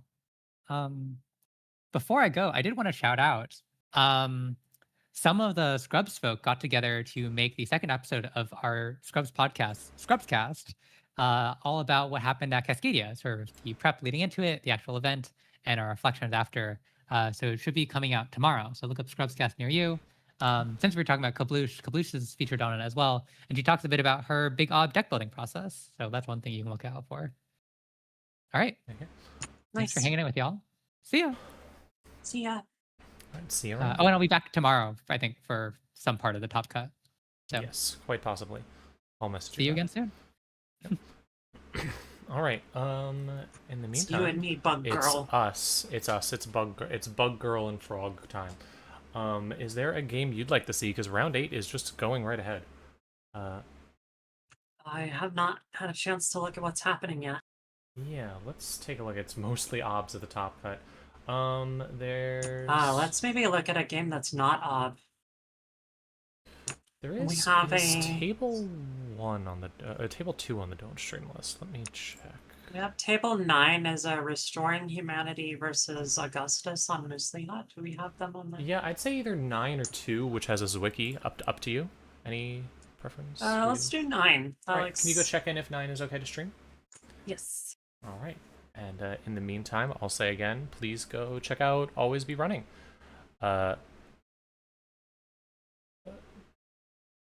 Go check out Always Be Running, or not Always Be Running, Run Together. You can find it on No Signal's website. I'll post it again in chat. It's very cool. It's a way to support people actually getting to go to Worlds. I did not get to go. Almost didn't get to go my first year, but I did manage to go. And it is solely because of Run Together. It also has some really sick alt arts. I'm a very big fan of the awesome Stick and Poke art, even though I don't think that Stick and Poke is a very good card. But it's very cool. Please go check it out if you can. In the meantime, and after that, we will go check out some games. We and got see what happens. good to go on table 9. All for- right, let's go check out table 9.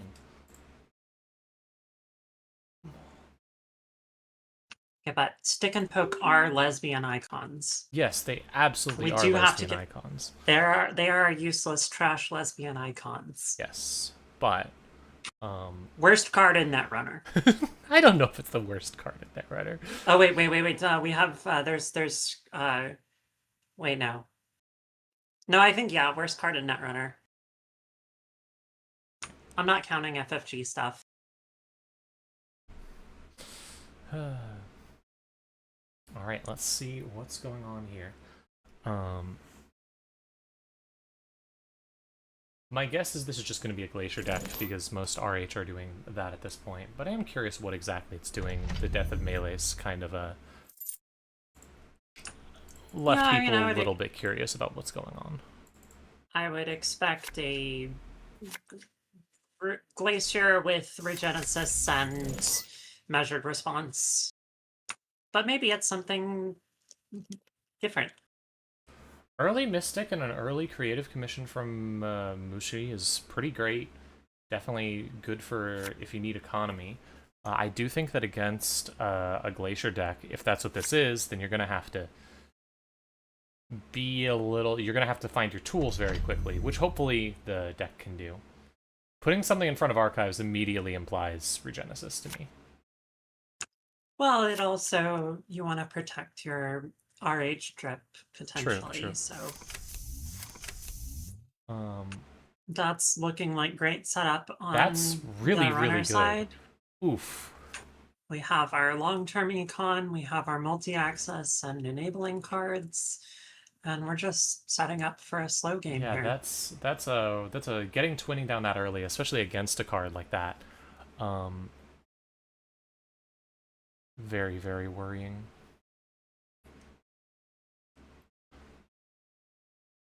I think that this can be really, really good, even especially against a Glacier-style deck, especially if you can just use twinning to steal some cards early on, because it just means that now you can spend more time waiting, spend more time setting up, being more ready. Powerful thing. All right, Potentially just server 1. threatening the Regenesis here. Yep. We haven't seen any sort of icebreaker or anything come from Mushi. Mushi finding nothing. Not the best sign. Caesar... Sorry? No. Caesar needs to find some way to get into that server or into Archives, most likely. 13 credits is probably enough to res both of those. So you can't just force the res on one and then go for the other. Especially if they're just gear checks here. Yeah. Which, with classic kill threat, punitive style RH, you want to just push out the Regenesis, the first one, as fast as possible, and then have the runner worrying about dying for the rest of the game. All right, grabbing a pinhole threading from R&D with the Chesva. Finding a Lacosta. Ooh, that feels great. Getting to trash that with the Chesva credits. Perfect money, too. Really, really well done.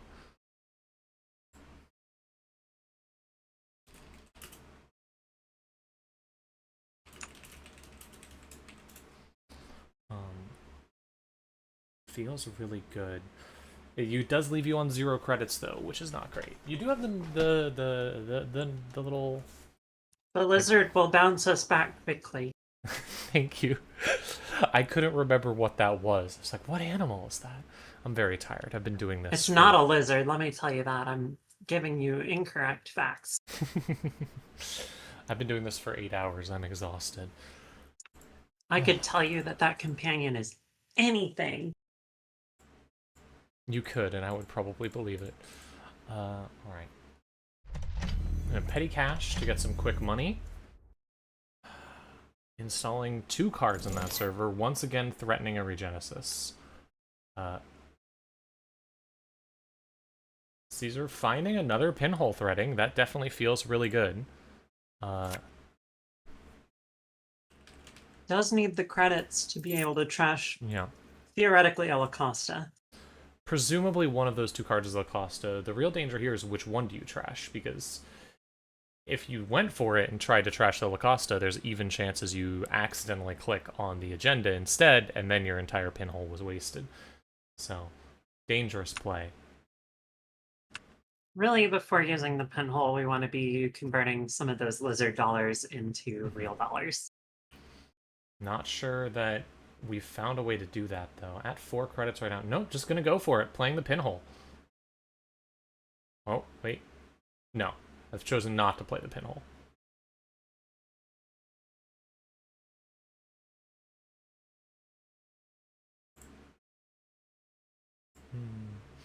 I presume looking for possible other ways to make money, and we'll see what can potentially be found here.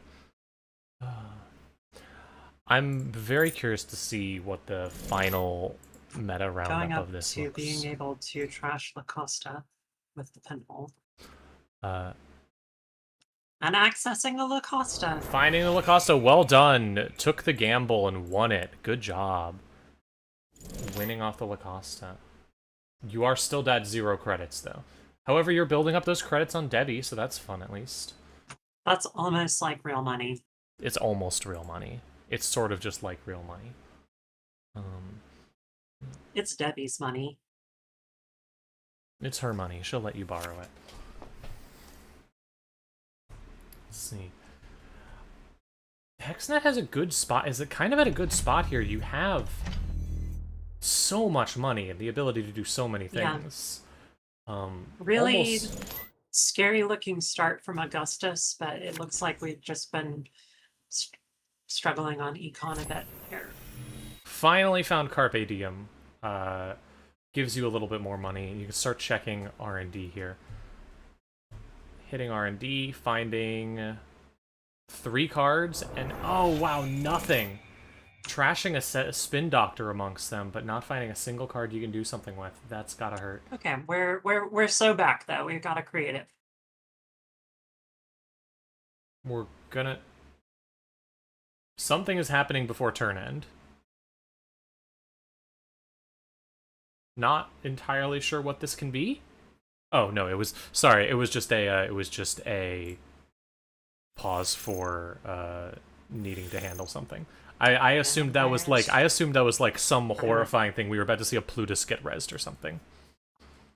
So we are seeing the 3rd La Costa here. Despite trashing 2 with pinholes, could not keep the econ engine from getting fired up.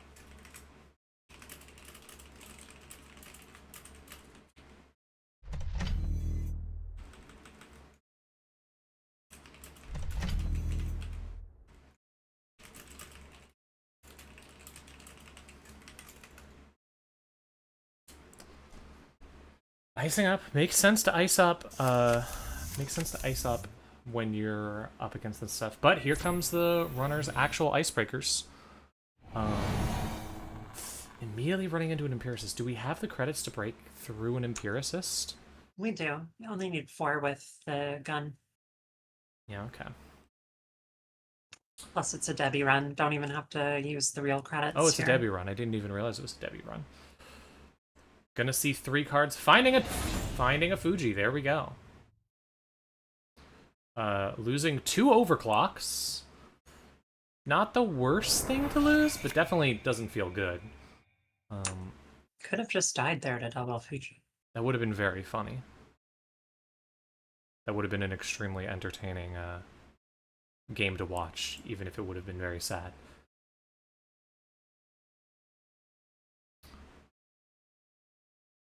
But she's been able to keep up the pressure here really, really well.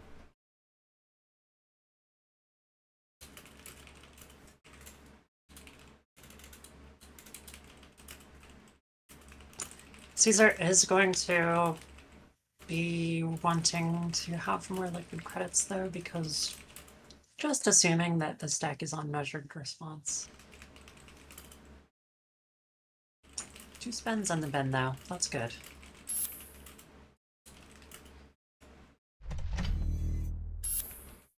Signaling that we are trying to score now.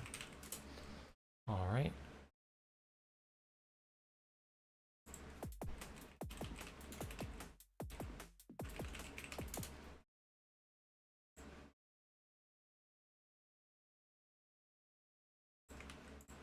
quick second.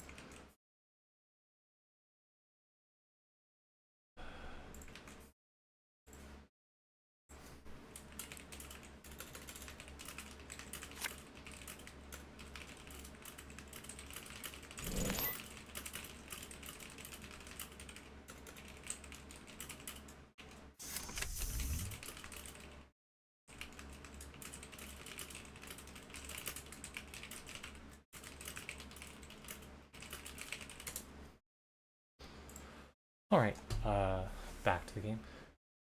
Full breaker suite now from Caesar, and 7 credits. That's enough money to get into a lot of places, although I'm not sure it's enough to get into server 1, especially depending on what else is in there. Do we know anything about what else is in there? We know that there is probably an agenda, and we do not know what the other upgrade is. I would assume it's an onoetic. Scoring a propionegation. And having that propionegation is Going to make it even not harder to good get in. news for Augustus. Now, the good news is, it does have one good piece of good news, which is that you only really have finding a twinning off of Concerto. Fun. Concerto. Maybe a good card. Sometimes. Yeah.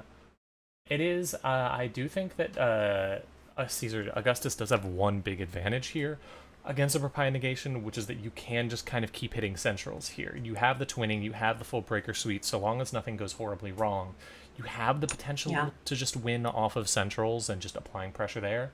But presumably anoetic and a propio is definitely going to be really, really hard to deal with there. Yeah, as Krim here, I think you mostly just pressure centrals, and we're only running that remote. If we can pinhole the upgrade that is unknown there, which is probably a void, and if we really want to force the corp to res some ice over there.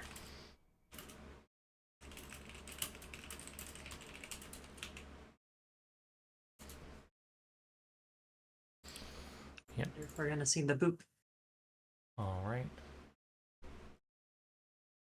Oh, gotta scroll down. Tatubola getting swapped around to get the corp more money. Will we see the boop here? There's basically no money left on any cards. Yeah, there it is. We are seeing the boop into an Atini, and I get to hear the boop noise for the first time in my life. I've never heard that noise on Jinteki.net. I hate the boop noise. That's a very loud noise. Wow.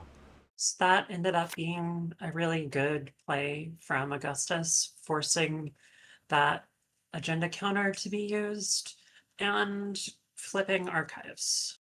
Yeah, definitely rough. While sending the corp down to 6 credits.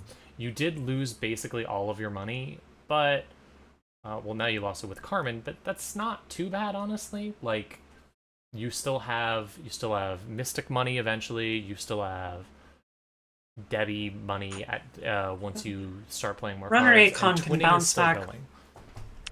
Runaway Con can bounce back really fast here, and the corp is not sitting comfortably at close to 20 credits with ID drip here. Has to figure out a way to recover from that.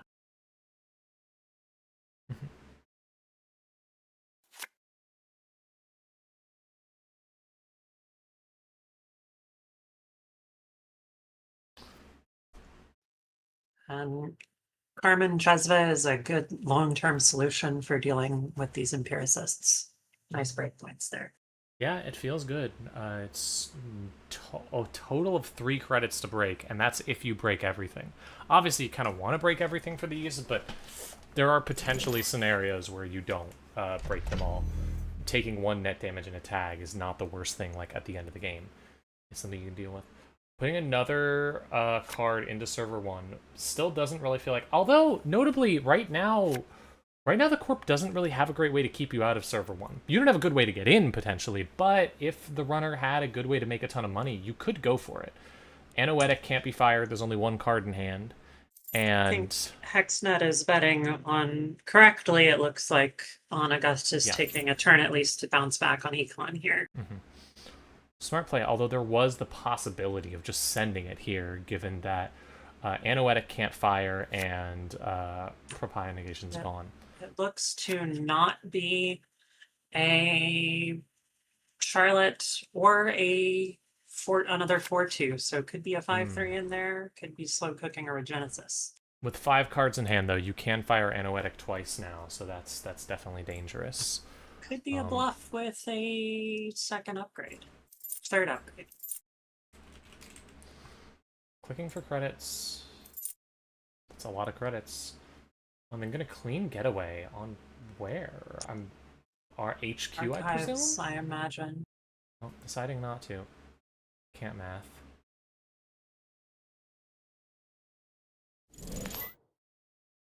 Yeah, clean getaway Going onto to HQ.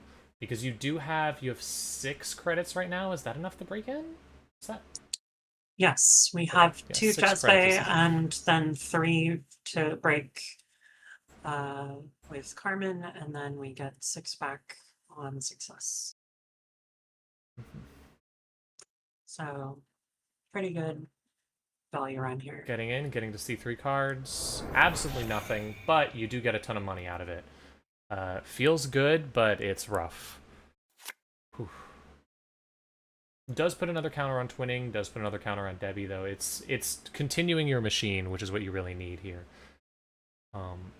Is worrying that there's something with 2 advancement counters. This is probably going to be a Fuji or a... Yep, here it comes. What is it? Just send the message. What are we going to see get rezzed? And a teeny.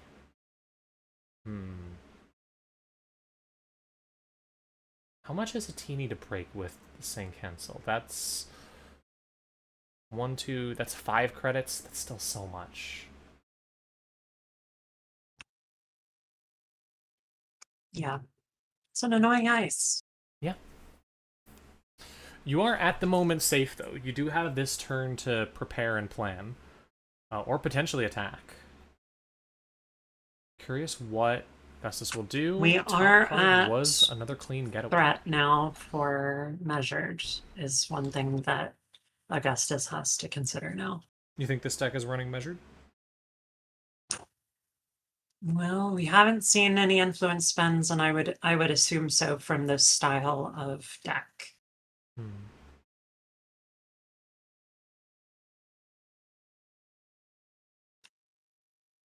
And if it's not running measured, it's certainly profiting off of runners being forced to play around that.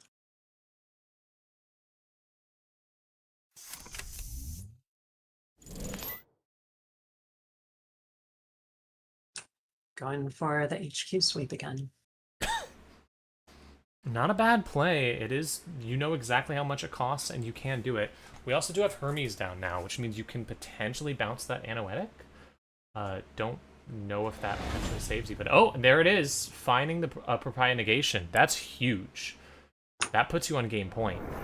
And lets you bounce, deciding to bounce the Anoetic. Not sure about bouncing the Anoetic, because it's I'm not presumably sure just gonna about get bouncing the re-rezzed. upgrade here because it can Yeah. just be reinstalled. There's nothing to run in the remote. I was would have gonna say bounced potentially one of the ice. Yeah, bouncing the ice on R&D, but we'll see. Either way, it's a great play. You now have a much safer option.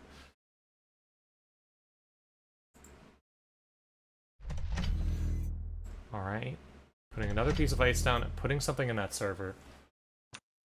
The other thing about bouncing the upgrade was that could be an agenda now, or that could just be the same upgrade.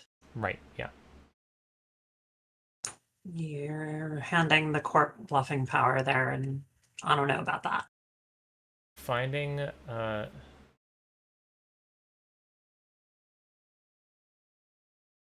runner is considering undoing, revealing the top card and adding to the grip. I'm not sure why you would undo that. Presumably to use a concerto Oh, reveal interesting. with Yeah. Okay. guaranteed 3 credits on concerto. What do I know? I'm a concerto hater. I suppose that makes sense, although also my first thought is just like, well, Like, wouldn't you just... Why wouldn't you just gamble? I love gambling. Don't do that. Just gamble. See if that works.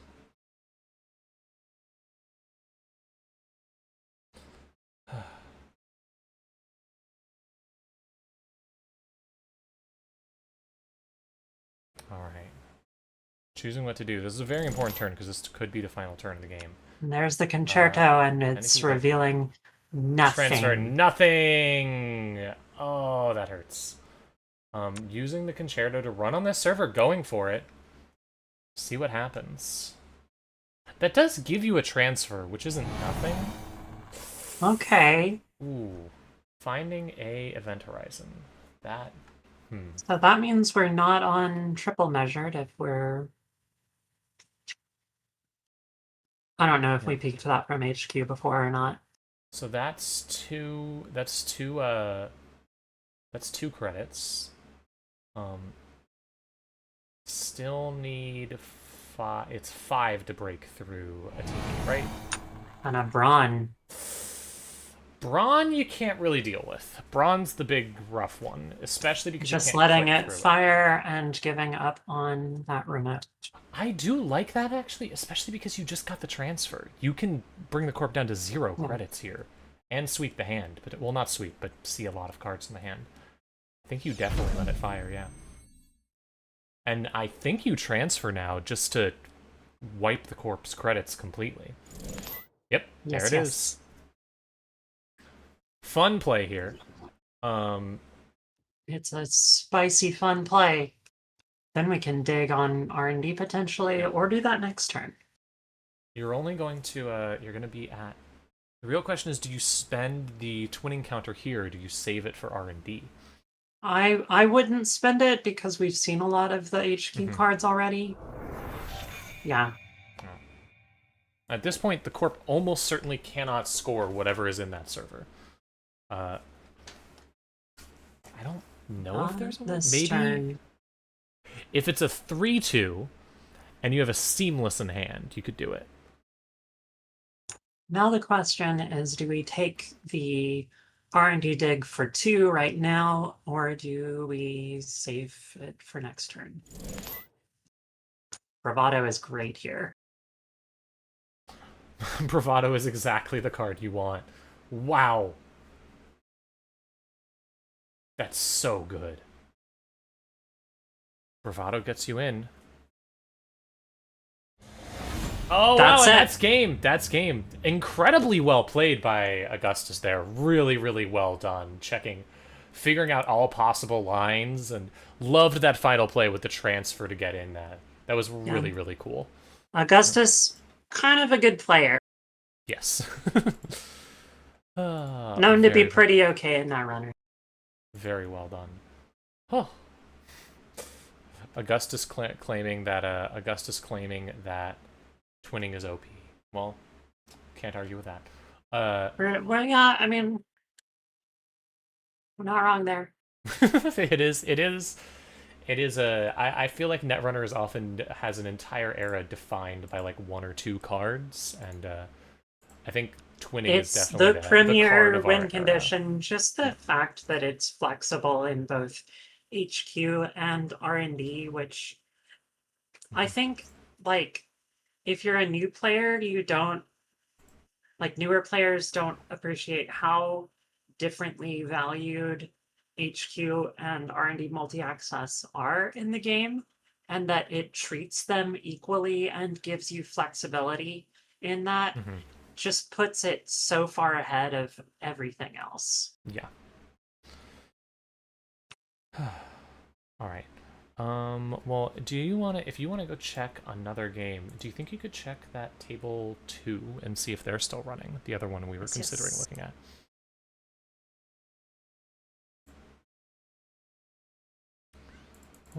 Because I would definitely be interested in what's going on with this wiki game, and hopefully after this we can take a look at that Thule that's in the top cut, or that's in the top, because wow. I love to see a Thule doing so well. I kind of hate it because I don't like playing against Thule, but I'm glad to see it for seeing odd decks continuing to go. Yeah, we're good to go on table 2. Jump in fast because we're both at 5 points here. All right, let's take a look at what's going on with table 2. Both at 5 points, and a run is currently being made. And there is Yeah, just a a- basalt scored with a counter super still on. light setup on those Vicky here. Shockingly light. And it's a... Does this matter at all? There is the SMC on the board, so you can potentially deal with it there. Forcing some resource use here. Yeah.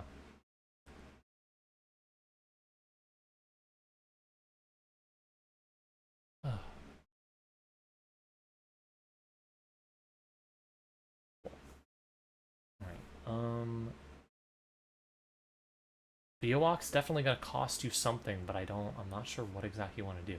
I do wish we could have seen the it is very sad that the Pharos was still the Hush was still on the Pharos, because putting a Hush on a Biowak is extremely funny. Just an extremely funny thing to do. One of my favorite very, very silly things you can do. The Biowak res, I think, is good here. It does set you back on points, but the program suite that we see here, it's a lot of stuff that's playing with just like short-term value, and so forcing the runner to burn some of that potentially really good. Yeah, no, definitely feels very, very good. Got a revolver down, and now we'll spend half of that to go through this.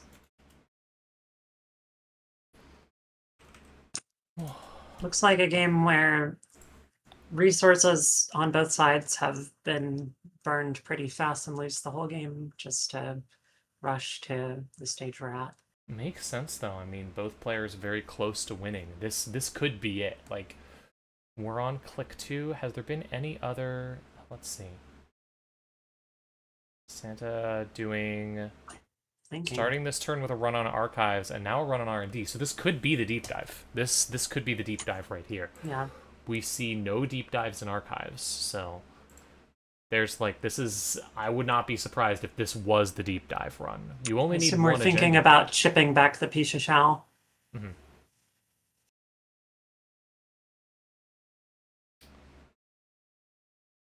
Encountering it, going to pay to break it, not that bad, 4 credits and 3 counters, getting in, and now is when you have your big deep dive ready to win the game, and instead you just access an agenda off the top, and it's over.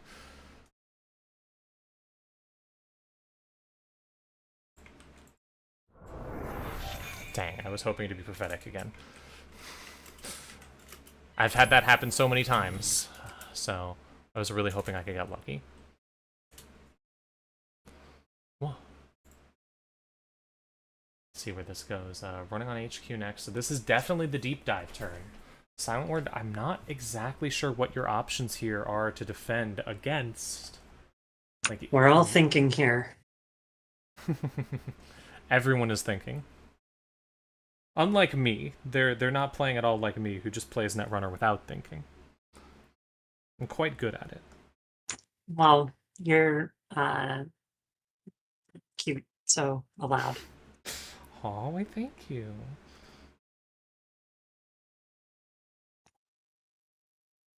We'll see how this goes, though. Wasn't done thinking. Santa was not done thinking. Lots of thinking. And Santa's action window is first.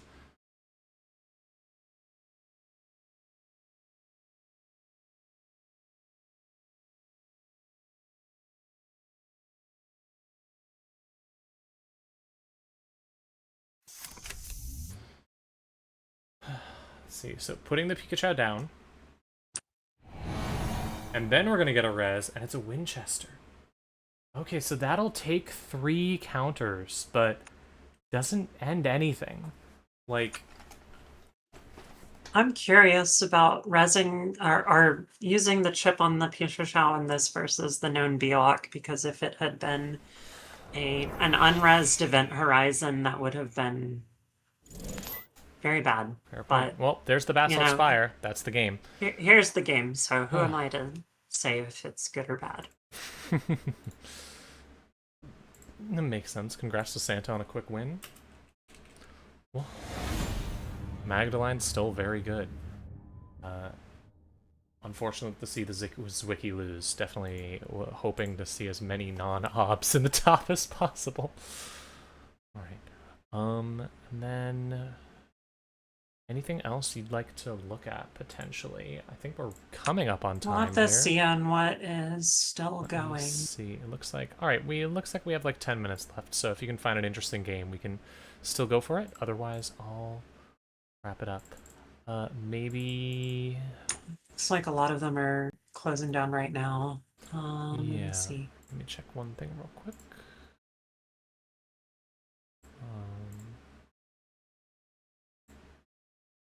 Can you check maybe table... oh, no, that one's off. Actually... can you check table 21? I am doing right now. I looked and I saw Ishwalk and was like, well, I mean, I can't resist. I can't resist a beautiful Ishwalk.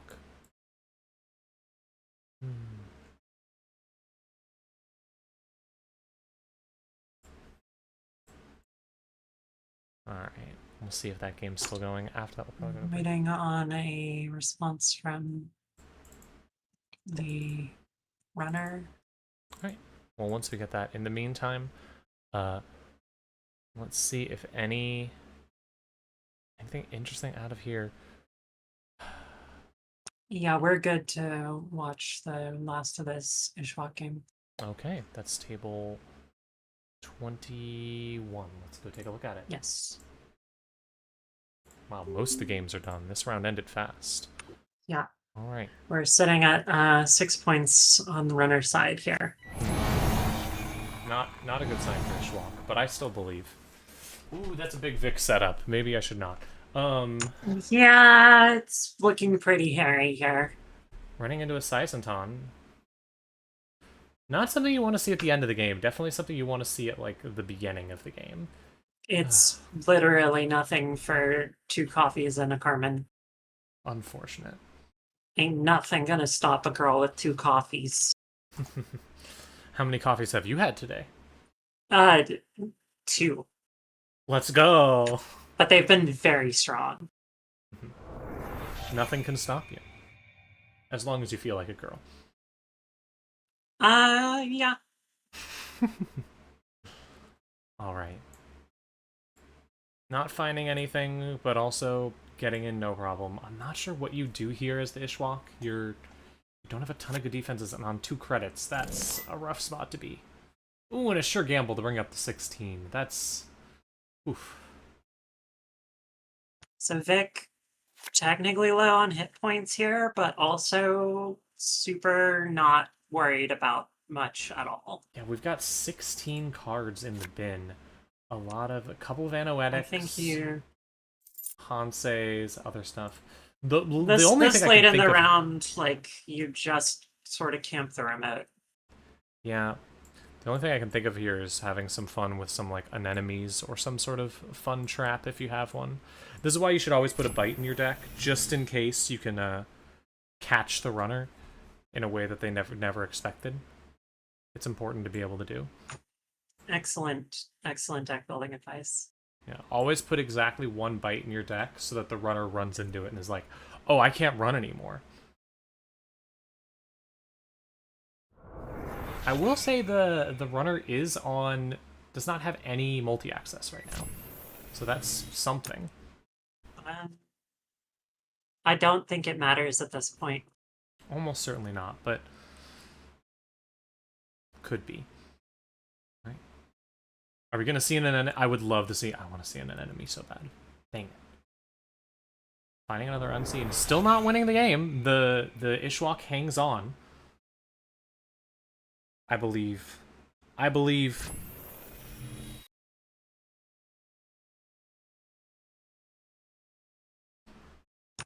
No reason not to make the runs here. Have free money and the corp doesn't have bite credits. All the corp has to do is find the credits and then put down the 2 anemones and put down all 3 anemones and win like that. I believe You're so right. it's gonna happen. All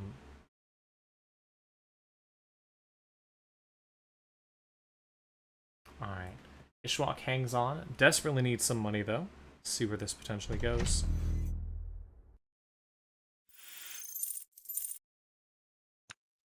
We have money.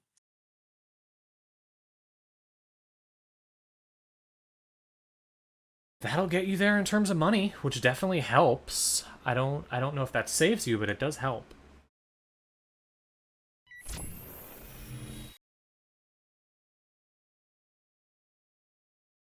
All right. Running on HQ again. Trashed the open market with Paladin. I wonder what we're saving those Paladin credits for at this stage. Not sure, you don't have any money left. Could be that there's still a twinning in hand or something that you're waiting to do it. If there was a twinning, it would be down. Alright, let's see.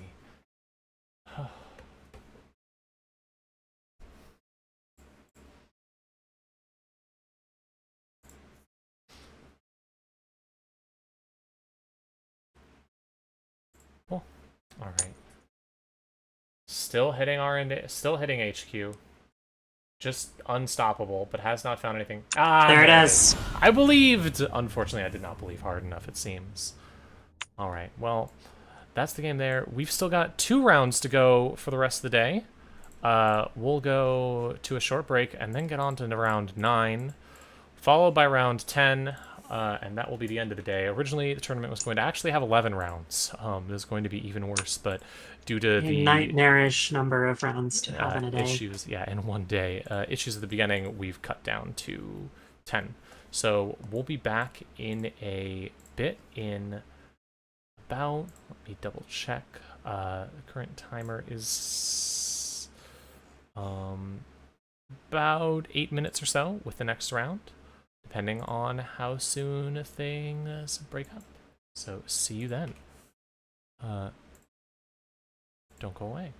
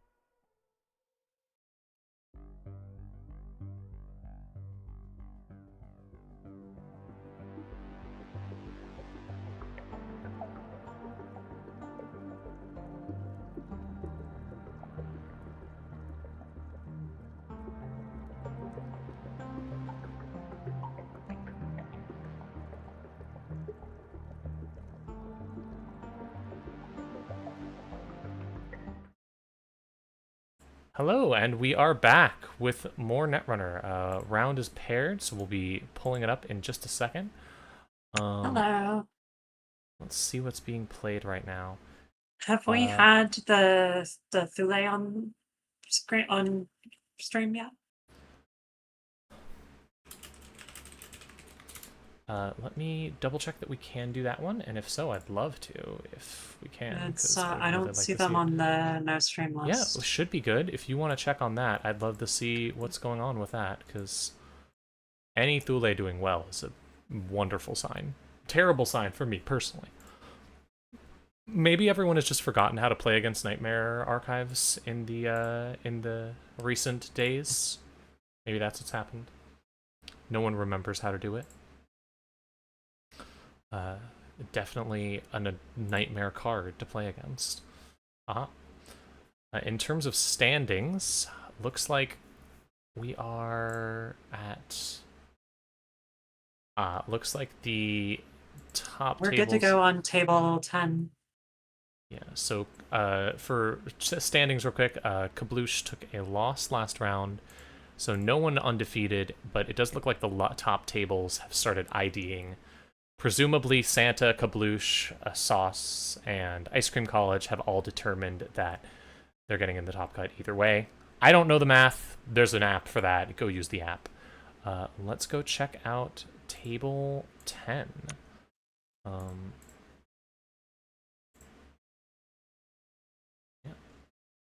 Let's go see what's going on with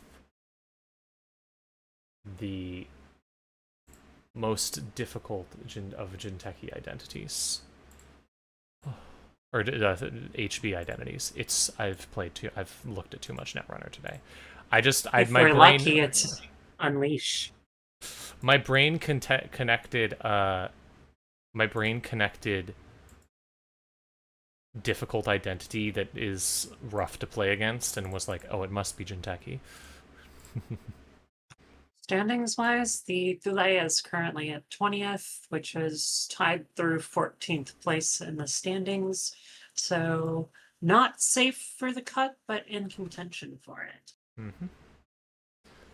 So we are in the tables that are fighting it out for the lower brackets in the cut tomorrow. And it is a top 16 cut, so it is pretty good like that. All right, let's see. Looks like we're getting started, so let's get right into the game. We should be starting in just a second. So yeah, this is going to be Mushi versus Thule. I'm genuinely very curious what a Thule deck is doing right now. I've lost a little track of the Mushis we've been watching. I don't think we have seen Staniak's one. I've been keeping track of who we've seen, although I did miss who we saw in round 7. If anyone remembers which players we watched in round 7, I failed to note. I was here and I don't remember.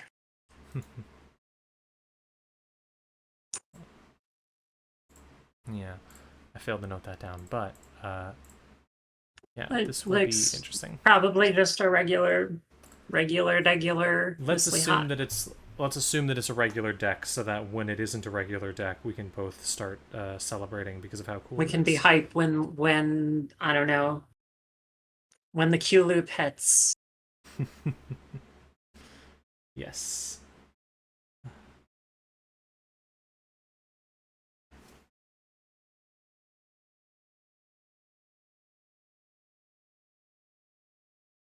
All right. Oh. Looks like Staniak had a disconnect or something, so not a huge deal because time just started. Let's see where this goes. We're off.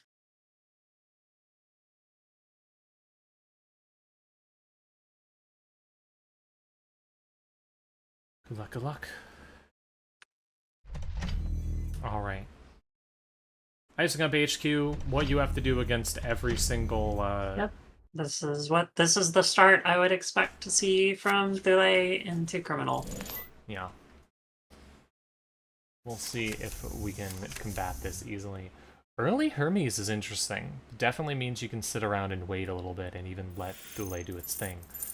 Ooh, but leaving a regolith on the table to just get immediately tons of money is definitely rough. Putting down a touchstone, immediately playing Carpe, finding archives and not making a run. Throwing down a revolver, getting set up really fast. Going in for the long game. Yeah. Nano etching matrix. Nano etching matrix? Nano etching matrix, apparently. Nano etching matrix? What? You click it for 2 credits. Once per turn. Why? 2 credits. Nano etching matrix? I don't understand. All right, seeing a Jagarundi implies well, core Doesn't damage do a isn't lot super yet surprised. because we're not at threat 4 and the gun goes through for a single bullet.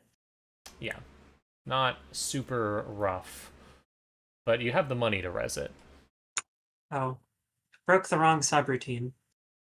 Ah.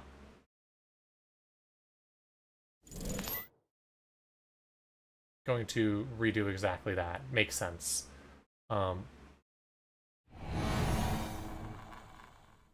Jagarundi, of course, has 2 subroutines, one being give the runner a tag, and 2 being if the runner is tagged, do 1 core damage. So getting rid of the first one turns off the second one, so don't have to worry about that. I am also curious about the nano etching matrix. Why nano etching matrix? Well, it's inconvenient for the runner to trash, and getting one of the ontologicals early seems good. Bouncing the face down remote. Click for 2 credits just doesn't seem like a lot. But clearly, this deck has been doing well. The counterpart, Calvin, I think has been good in a number of decks in the past. Mm-hmm.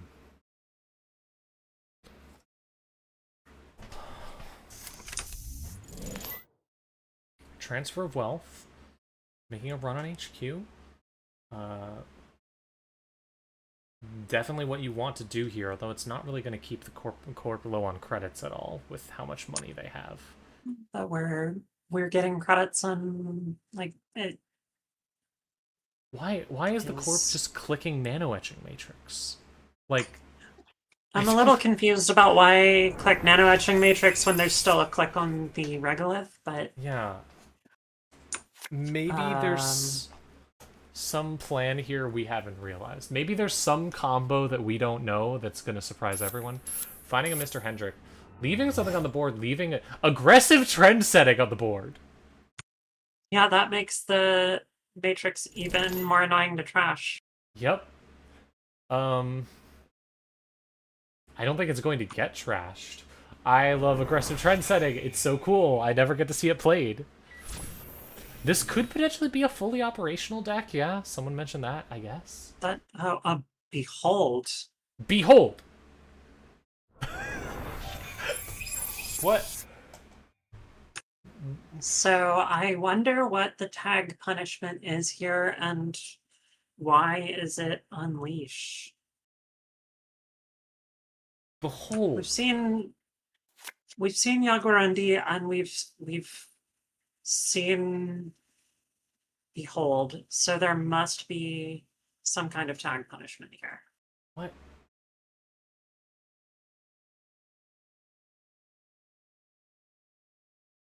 There must be something. Is it just unleash? But what card are you unleashing? I mean, ideally tier, but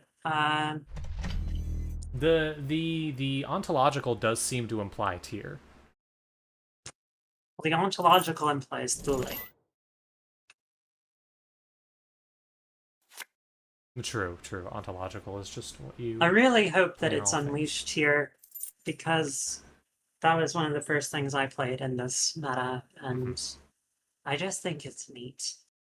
Nano etching matrix still being clicked. I don't think you get a huge prize if you click nano etching matrix enough, although I think now that maybe you should. We're keeping the... Mad Unleash? Maybe? Maybe? Oh, that would be so funny. Another nano etching matrix? Okay, this does actually seem like it might be Mad Unleash. Yeah, That- we're keeping the regolith for something. Mad would be the reason. Mad would be the reason you keep the regolith around. And it would Yeah, also I mean, explain the that would aggressive do it. transcending. Oh my gosh, that could be it. I want to see this happen. I hope so. Then what do you do with the Mad Unleash? Okay. There's a nightmare. Finding the nightmare, that's good. We are going to see it. Finding a distributive tracing. Okay. Hang on a sec. Now, notably, you're going to have to spend 2 clicks to trash whatever this is. Finding a Gypstad grid. Gypstad. You probably That's... do want to trash that. Yeah. Yeah.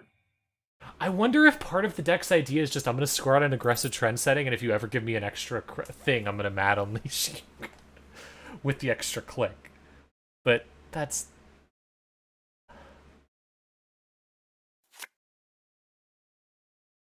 There's got to be more than that.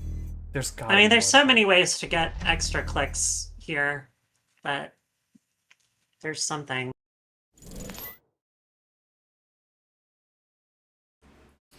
All right. Direct access. Twinning with direct access. That's pretty good cool. here, yeah. That's actually pretty good against delay. Doesn't look like it's going to pay off. I feel like... Unfortunately, didn't pay off, but still pretty cool. Maybe save it for a bigger run, but yeah, it does come Alright. back, so we're not losing it. Let's see where this is going to go. Mutual favor, grabbing a Kurapura and putting it down. The runner is still playing as if this is a normal deck you can play normal Met Runner against. I have my... I don't believe that anymore. I believe this is some horrifying abomination, and I'm excited. Assuming that the Kurapura install was because we saw a barrier coming.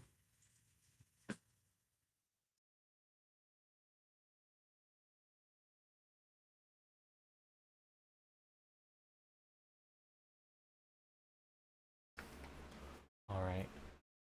Transfer of Wealth, still good here. Still does what you need to. Finds an ablative barrier. Not great.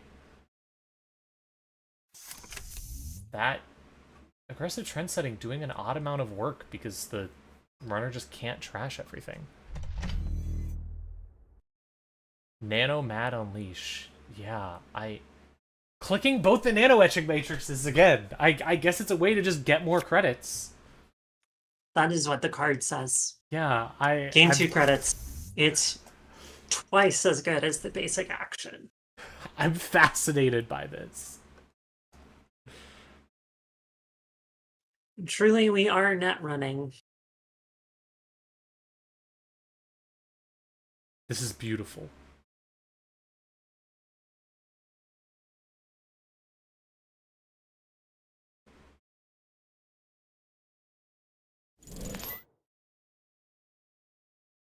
All right, here we go.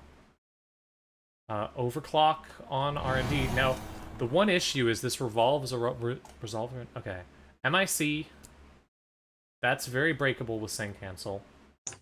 Yeah. Not that hard. We have enough credits on Touchstone and Overclock to see still one agenda here. Okay. It's an ontological. Okay, so we're at 3 points now. We don't know. I'm really curious what the runner's seeing here, because presumably the runner, having seen all these cards, knows more about what is happening than we do. Like, can see more about all of this. And by actually by bouncing that ice, might have literally saved. Oh, okay. Here we go. Hypoxia. Gaming. Distributed tracing into hypoxia. The way it was meant to be played. My god. I'm obsessed with this. This is awesome. I'm so Trash glad the we got to see- distributed tracing. That's what you want to see. Wow. Actually, a pretty harsh hit for the runner there. Yeah. And runner having to spend a whole turn basically And now we're clicking the matrices again. Matrices. getting the money back for the matrices. We also still don't know what's in server 7 at all. We don't. It is still a That's, mystery. it's incredibly suspicious. I want to find out so badly. My current guess is that server 7 is at least one Mr. Hendrick and something else. Yeah. Putting down another piece of ice. Because you could here, potentially, like, this is a spot where you could start threatening to just mad and kill, I believe. What's the text on mad? I haven't seen that card in so long. It's on. 3 clicks, trash any number of cards, give the runner a tag for each one trashed. Mutually assured destruction. Any number of Okay, run we're advancing a card in server 7, and we trashed the regolith finally. Huh. Needed the money, I guess. There goes. I so guess maybe we it needed isn't the mad. one extra. I'm so confused. Yeah.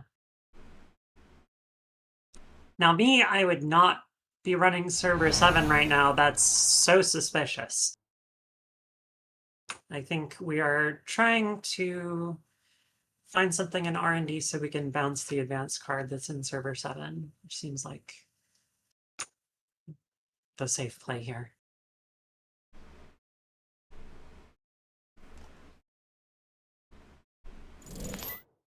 Runner is going through, Oh, trying to see more cards. Going to see 2 cards.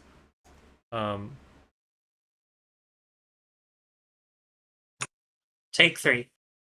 Take 3. Trying this again. Okay. Running on here, seeing another Jagarundi. Going to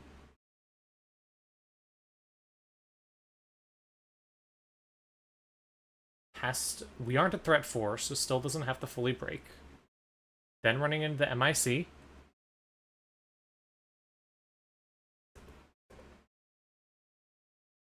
Getting past the MIC. Can't click the MIC because, or you can't trigger the MIC. Letting see 3 cards, including a Let Them Dream. Get to bounce the, bouncing the advanced card there. Finding a bifurcation. Ooh, okay, so that puts you at 6 2 points. core damage. And 2 core damage. 5 points. Yeah. 5 points? 5 points, there's a nightmare. Oh, right, Let Them Dream is a 1 point, yeah. Yeah. Fake points. Oh no, and a reprise? Put the nano etching back in hand. Dang it. You could have put a nano etching back in hand. You fool! The nano etching was core to the game plan.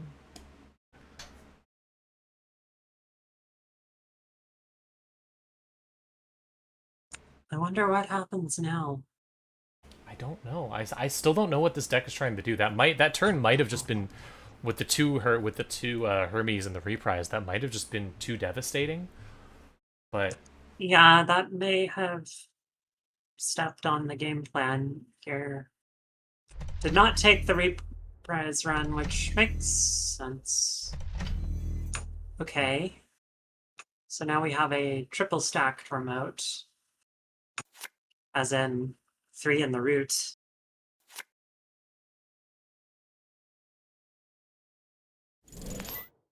Three cards in the remote. Probably can't run on that either way, just in case it's 2 Mr. Hendricks.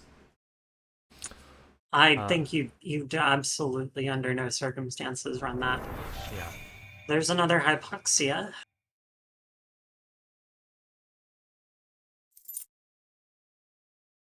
Runner is taking a credit.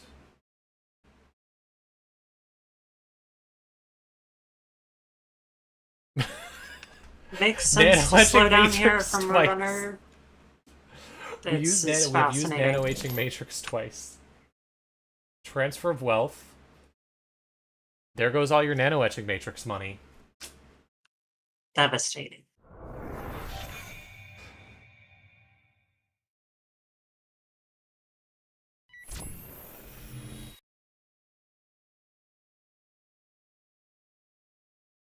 And a regolith.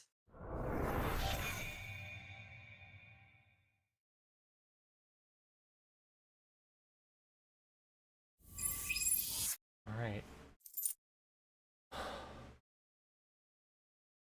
There's so much money, and we haven't... I don't know what you're using it for still. There's the regolith. Okay, clicking it 3 times, up to 14 credits. Is that enough to do whatever this deck is doing? Maybe? This Thule has a really good record for the day, so there's something here. Maybe the Thule just... like, I don't know what happened here. This is fascinating. It's beautiful either way.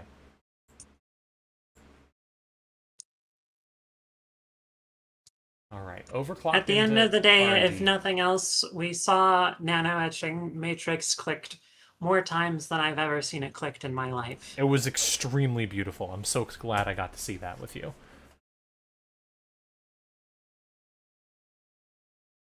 Getting into R&D, unfortunately, still no real problem doing that. Probably the end of the game here, I would guess. Got another nightmare, so taking the core. Fair enough, we're hoping to close the game on one more agenda.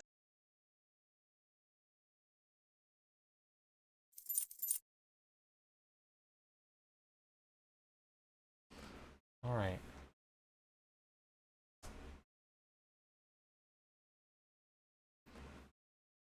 I believe in you. I don't know what you're trying to do, Chips the Nerd. I don't know what your plan is here, but I believe in you. Alright, there's another piece of ice. Maybe that's the whatever the ice is that kills when you have a ton of tags. Maybe that's the one right there. Maybe the combo is now online. Unleash Vixek? Yeah. Mad Unleash Vixek. Plus some way of getting an extra click. So That's Nano... so convoluted. Yeah, Nano, Mad, just Unleash Vixek.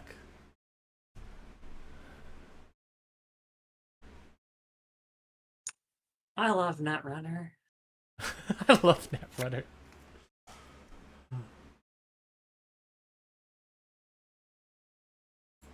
Four cards in archives that we haven't seen. Show us a cool card at least. Don't find anything in hand, but show us something cool. Please. I want to see this game end. Distributed tracing. Okay. Okay, just a single distributed. So we can safely say that a distributed tracing hypoxia is going to happen. Here's the chance. Or something. Your big moment. Can you do it here? 15 credits. Lots of cards on the field.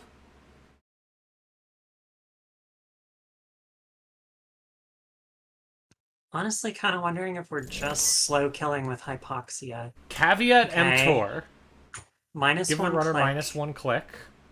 Okay. Advance something. Trashing regolith. That's it. What? What? What's going on? Overclocking back into R&D. It's another it was just another Jagarundi. Well, it's the one that got bounced Oh, earlier. yeah. So we haven't seen any other ice then. So, yeah, I want to have more insightful commentary here, but I really don't know what's happening. Yeah, that's... This is clearly too big-brained for anyone else in the world. Yeah, I don't know what's going on. Someone in chat is saying it's not mad. What's the deck's win condition? What's it? How does it win? Hypoxia's you to death. I guess. I mean, we took a click away from the runner there, so that makes this really annoying. Could just be And distributed end of the also- line. But then if you're just distributed end of the line, why are there nano etching matrices?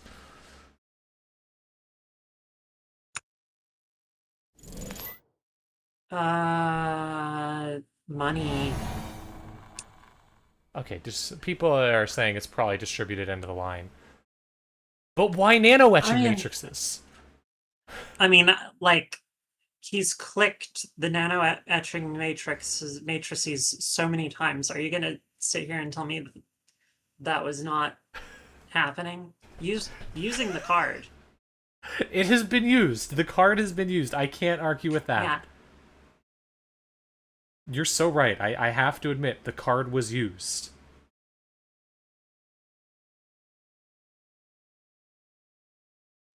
And as the runner, you sit across from it and you go nano etching matrix. That's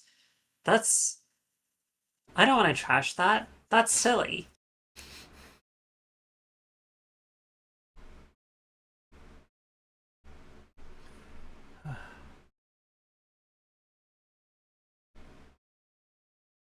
If there's an end of the line in there, we haven't seen it yet. But we do have the distributed tracing, so if it is that, any turn where there's a run could be the last one.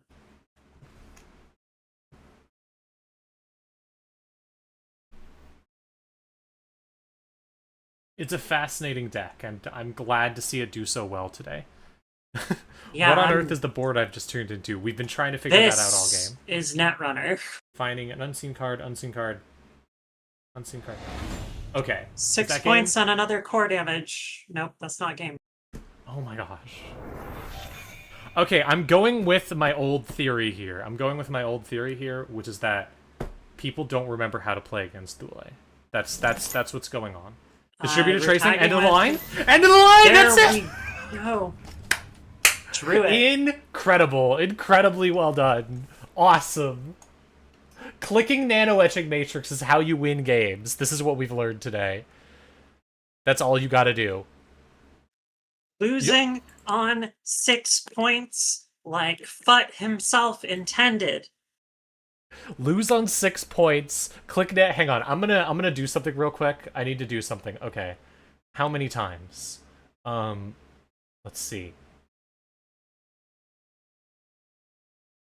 I'm gonna scroll through chat and I'm gonna count this. All right. Jim tracing, twinning, pure class hat. Where are our uses? It's not there. Nope. That's other turn. Okay. Regolith, that's all regoliths. We don't care about regoliths. Those don't matter. What matters is, okay, two uses of nano etching matrix. I'm going to count all of these. It's important to me. This was beautiful. I loved this. This was really, really fun. This was a wonderful game. None where is that turn? The game has ended. I can't keep reading the chat just to find out. And I've been kicked out. they So- were both used for most of the turns that they were on the board. Yeah, they were used. I mean, they were used a lot. So- Maybe they're just good. Yeah. I don't know. I feel like it fit with the game plan. Do you mind checking in on tables 5 and 12, I believe, and maybe 14? Let me check if any of those are good. I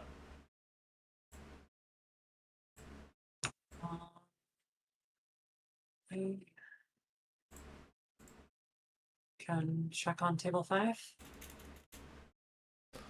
Check on table 5.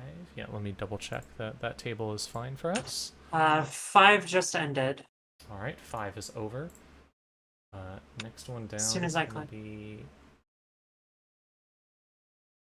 12 and 14.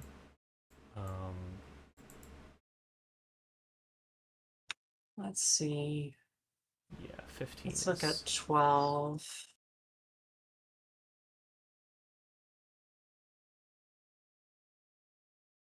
It looks Yeah. like it's almost done here, but let me see if we can join in. Yeah, check on 12 and 14, and if we don't have those, we might wrap it up for now.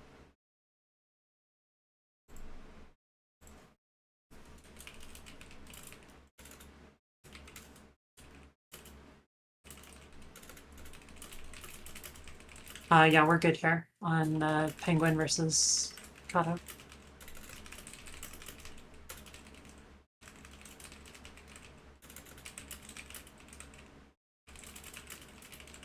All right. Let's Table 12. check it out for table 12.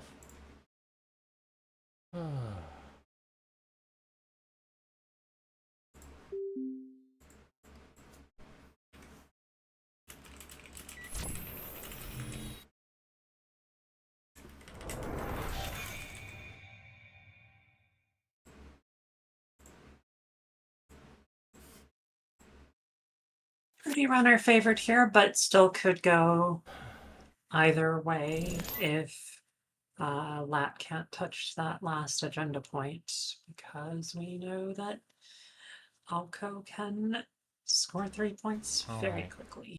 Yeah, definitely. So, wow, 6 points for Kato. That's pretty good here. Not looking Yeah. bad. Has the buffer drive on the board, which can potentially get back like a deep dive to win the game.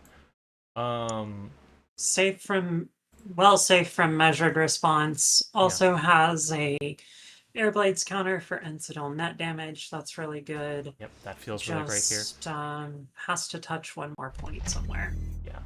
See how this goes. The real danger is 4 points means that you could just lose to like a single thing. The FUT, it doesn't feel too bad here because, oh my gosh, the runner is 21 credits. I didn't even notice. Rezzing the FUT is... I'm not sure about that. Like... Well, it doesn't matter for steals at this point. There's no... And if you don't res it, you can potentially bait the runner into running that server. Yeah, I feel like It's giving it away in the heavily defended server is... Yeah. Okay. Looks like we're running Archive, so I presume this is going to be a deep dive turn.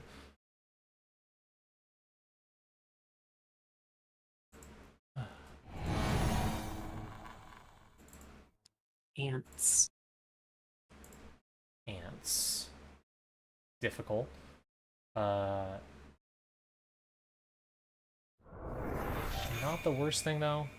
Reasonable to break. Unity gets through that, no problem.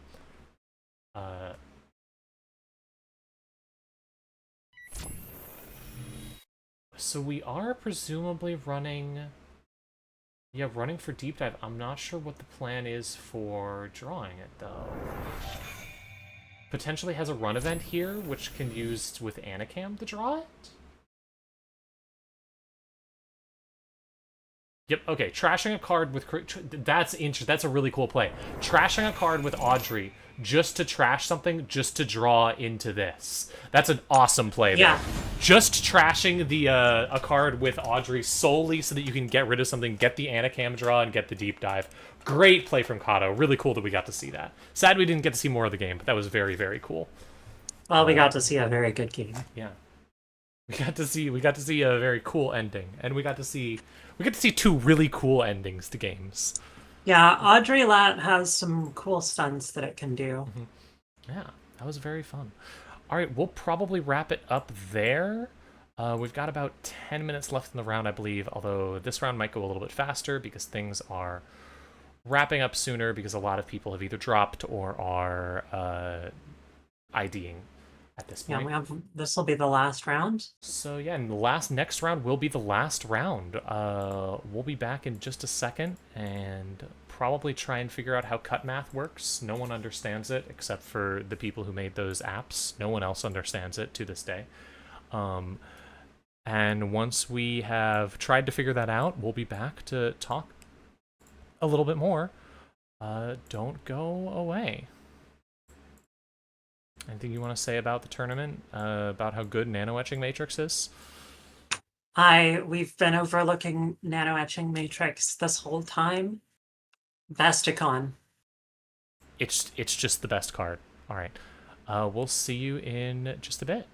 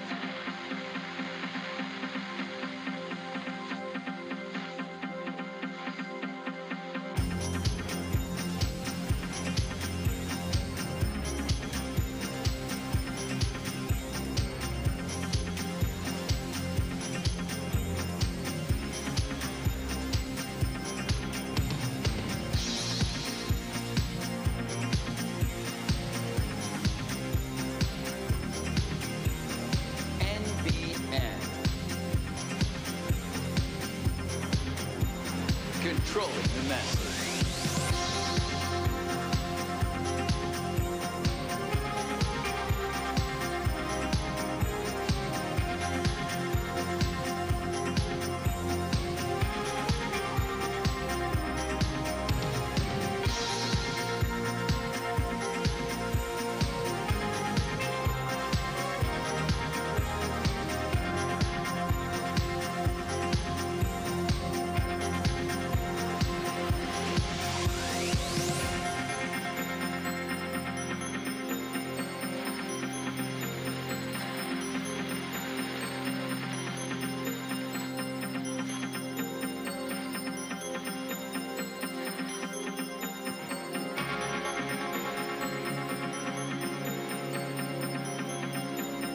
And now, broadcasting live from our near-Earth hub studio, we bring you this NBN special report.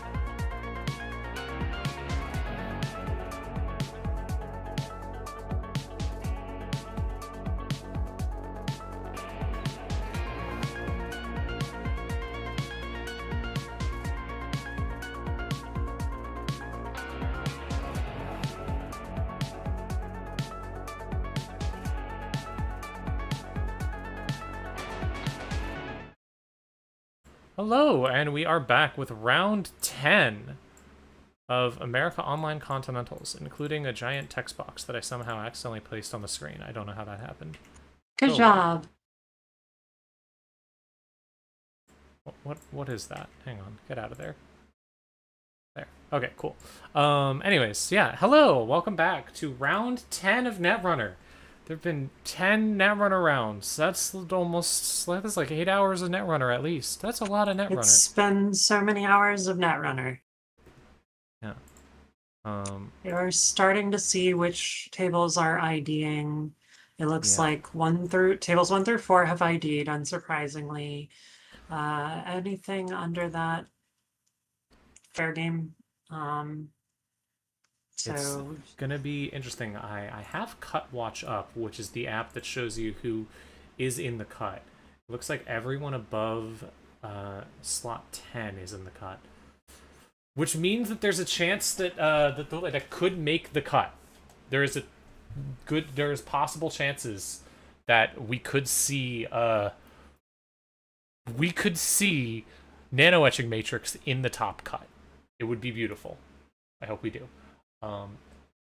In the meantime, let's take a look at some of the possible games. I think that table 5 looks interesting if they play. It's Let me PD see versus that. ESA. We have not And seen... also table 8. I don't think we've seen either of them. if table 5 ends up versus playing, Vic. if at table 5 ends up playing, which is at Lisi versus Chonky Seal, who are at Lisi is safe, and Chonky Seal is technically not safe, so it is close. It's dangerous. Yeah. They might end up having to play. And definitely that would be an interesting game because we haven't seen either of those players. We haven't seen at least I believe makes it no matter what. Yeah, has the record right now to get in no matter what. But Chonky Seal has to win potentially. So we'll see where this goes. I'm gonna give them a second to potentially ID.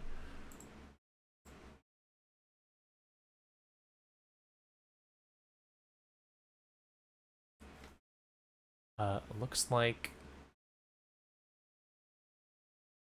we are still seeing things get considered.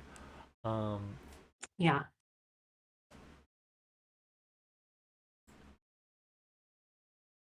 If Lisi has asked Chonky Seal for an ID, Chonky Seal's thinking. Not clear. Could also potentially do table 6 or table 7, both of which are players that are very close on the bubble, and we're not sure where that'll go. We just watched Chips the Nerd play recently. Yeah, but if Chips the Nerd wins, then we get Thule in the top cut. Oh, that's so fair. We could potentially do that. I do want that. Yeah. We would have a definite bias though, but do you want to go check if well, in that case, do you want to check if table 6 is going to be IDing or such? I was asking table 5. Oh, well, check table 5 first.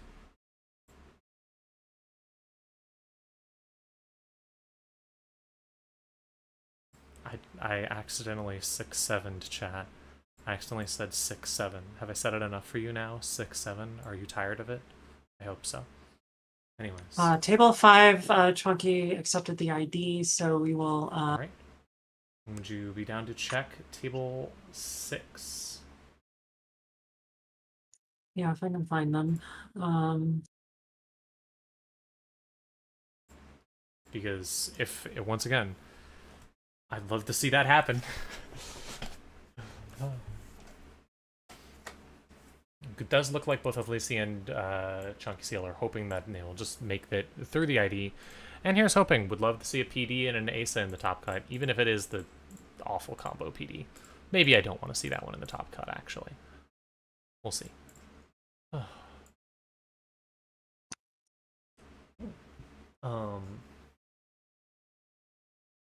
Yep, we got an okay at table 6. All right, let's go take a look at table 6.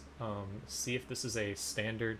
We've seen a very non-standard Thule. Will we see a non-standard Mushi, or will it be something more reasonable? I think it's probably like normal. I expect most of the Mushis to be just regular criminal. We'll see. Doing a last call for IDs in the chat. Last chance if you'd like to ID. As a reminder for anyone watching, if you ID, that's just an intentional draw. Both players get 1 point. 1 point is potentially enough to get you into the top cut if you have enough stuff. I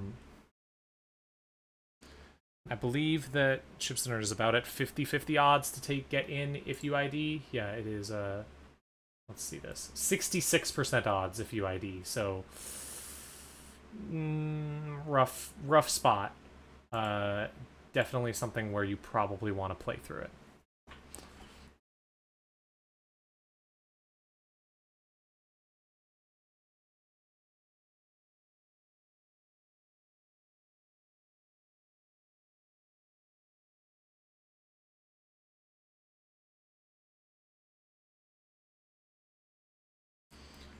But here we go. I am very excited to see how this potentially goes.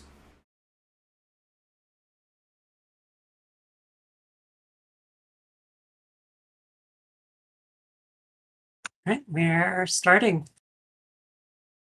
All right. Starting with a Spin Doctor, immediately drawing up. Oh, let me get the game on stream. Starting with a Spin Doctor, immediately drawing up.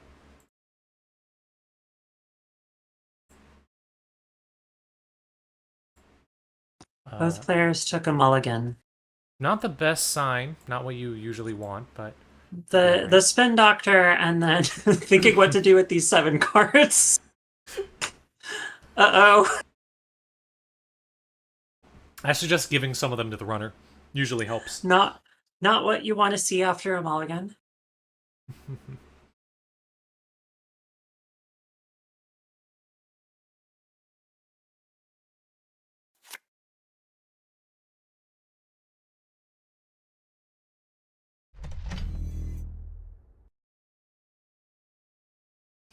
All right.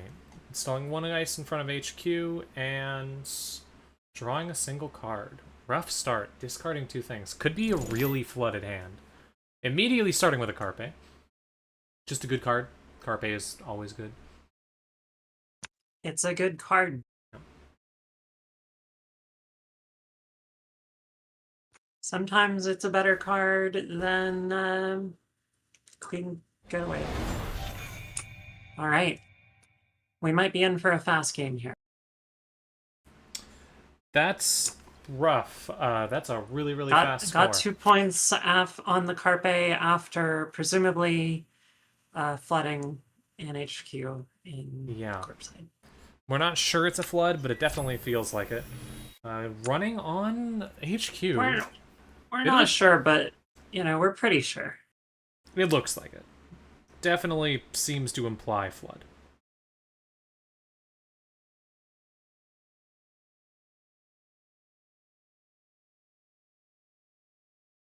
Looks like Chips is reading this as a flood and poor econ hand for the corp and is just naked running HQ to try and see if they'll Smart play that here. ice.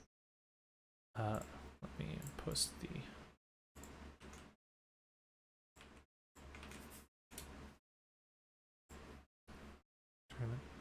It's a smart play. Challenge your opponent to actually show you a scary piece of ice or something. Nothing bad can really happen here. Worst face check with the naked board is like a Afshar. Mm-hmm.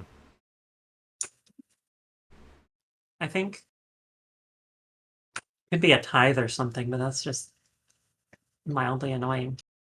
No, I think you're right.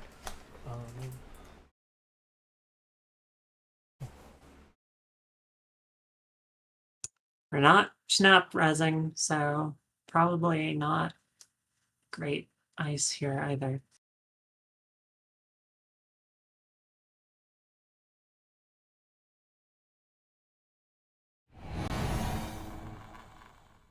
Yeah, not where you want to be.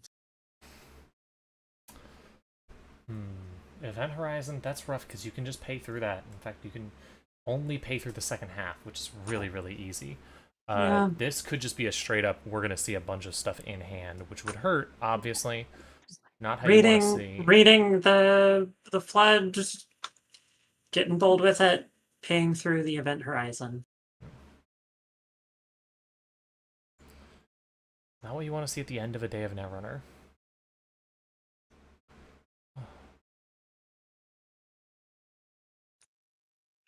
Getting a particularly bad corp draw at the end of a long day of Netrunner feels really bad.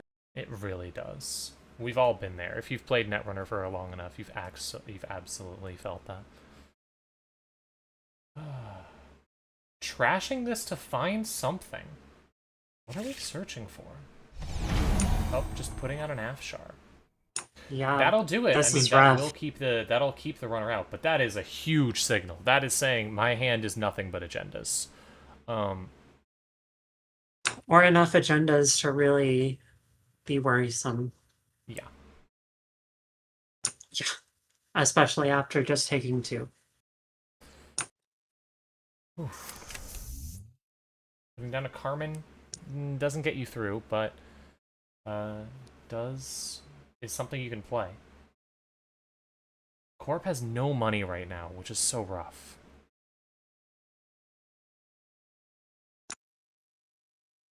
I think it makes sense to get the Carmen down right now in this board. You're not really in a rush to get your money back up here. That makes sense. Let's see. The ob could be on like Bladderworts or something that could ping her out of your hand and you don't want to lose her.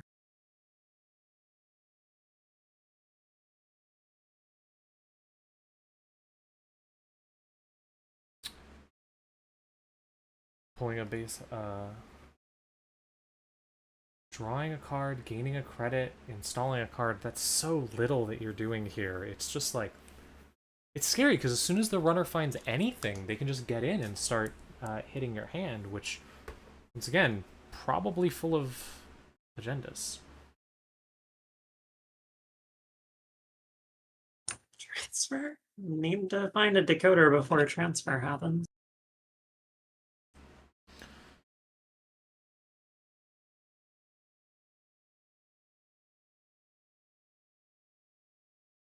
Saying that whatever's on top of the stack is much dumber.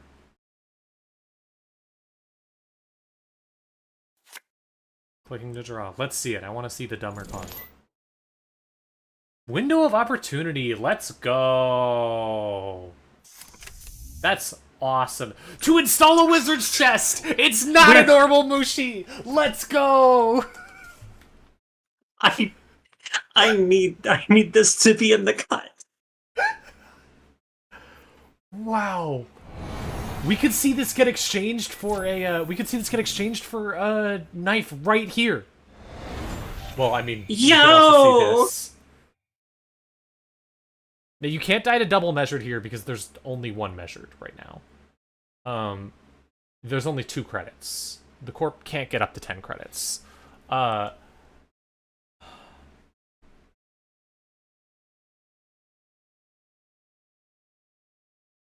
Does it? You can't. Yeah, I assume Tristan's just worried about what could potentially be here, but like A single measured would be. Yeah, like a single measure doesn't kill you. It's not gonna like. I don't think the corp can afford to. All right. Do that here. Oh, Spin are there Doctor. 3 agendas in there? Ooh. Did we get the nothing but agendas hand? No, okay. Alright, here it is. There's the knife! Let's go! Oh, it's so beautiful. It's so beautiful. uh, 4 points and a knife in your score area at the end of turn 2.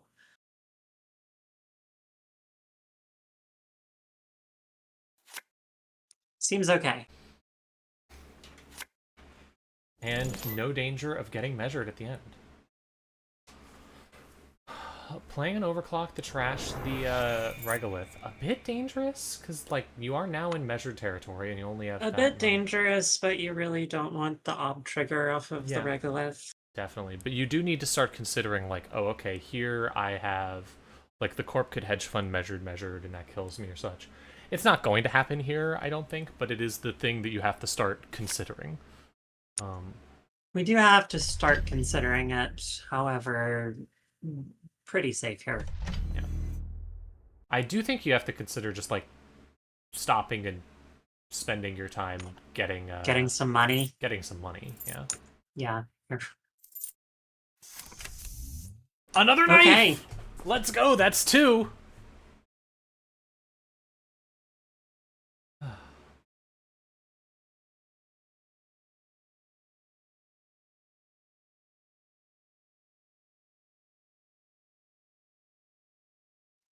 The knife. Suspicious.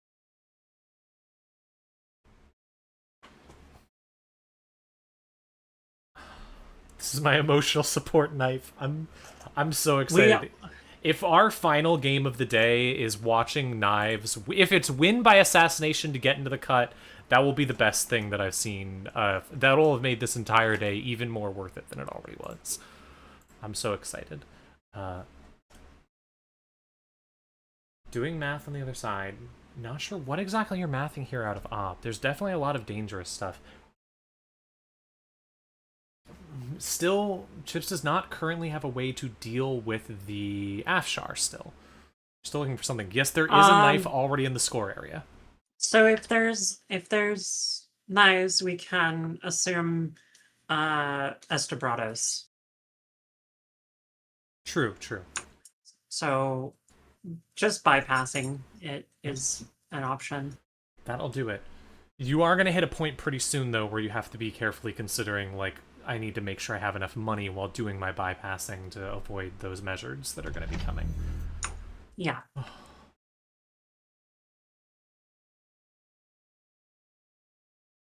Putting down a third card. Now, the other thing is some of these cards could potentially be agendas. The Hugh Forgets might just be saying, okay, you're not going to run on Central, you're not going to run on Server 2 has been sitting there for a while. Like, you're not going to run on my stuff because you're thinking of this as a game where you're going to win by knives. You're going to not pay attention to those. I'm going to hide some stuff out there. We'll see what this could look like. All right. Clicking for 2 credits. Listen, it's simple. All you have to do to make money, play Nano Etching Matrix and click it a bunch. Okay, we are back in a Netrunner game. Yep. Econ is happening. There's Runner actual money side on the and field. the court has cards in play.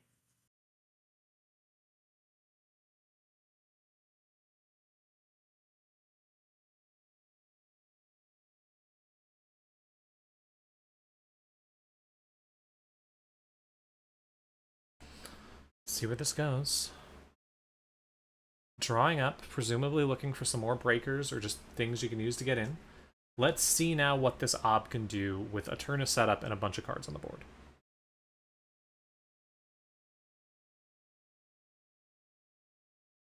Yeah. Which, assuming that this is some form of twink shipping variant. Yeah, there's a lot of things you can potentially do.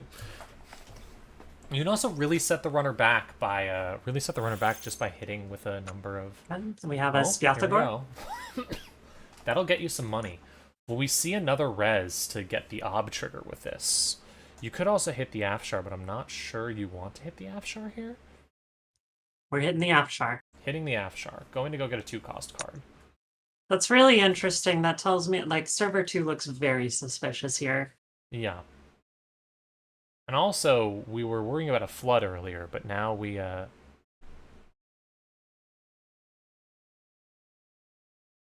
pinhole the remote. Could pinhole a remote to access server too, true. Really curious what we're going to get here.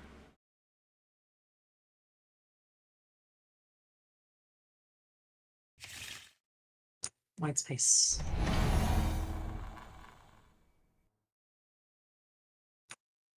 We traded that running a for white a space. much worse offshore. I mean, Ah, yeah. That was my other guy. yeah, okay. Scoring above the law, can't trash anything with it, but it is 2 points. Using that to Getting get something the back. powers trigger. Oh, and then you potentially can get back the Afshar with that, I presume. Could also get like a hostile or something, or just the regolith to get that, but there's a lot of options where you can get back here, and all of them feel pretty good.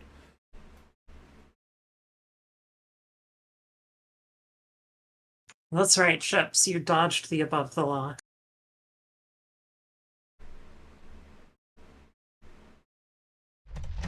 Alright, let's see. And we're reinstalling the regolith behind the ice. Makes sense. Gonna have some real money soon. Yeah, Now, I notably, mean, potentially here you're just rezzing it at start of turn to fetch the twink with Sviatogor, but now notably here, I will say you are currently running only have 5 credits, and the runner can just go through a white space if the runner was feeling up to it. Carpe Diem. Hermes. Okay, that'll help a lot.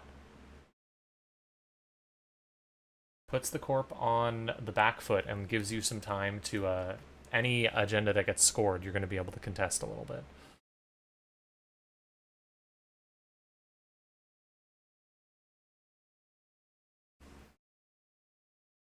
at the same time leaving the Sviata and regolith on the board is quite dangerous. However,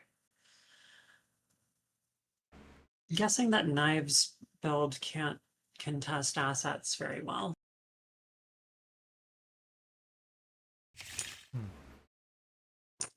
Using the white space to fetch Fut. Getting a Fut. Fut's interesting because it does let you do some incidental damage in a number of ways. At 4 points, you're not really going to be stopping the runner, but it's something. 2 more pieces of ice. Interesting. lot I of think ice. I would have. I And think a lot my of line there cards. would have been to res the regolith and fetch Fut with that behind the iced server. Could make sense. Maybe the server 7 is a hostile architecture to protect Fut. Runner is drawing up, plays a Hannah. That's something that'll help you get in, if you want to. Making a run on the Fut, going to trash the Fut. 3 credits to do so. No hostile out right now, so you don't need to worry about that. Apparently not. No. Wait, yeah, okay, trashing that.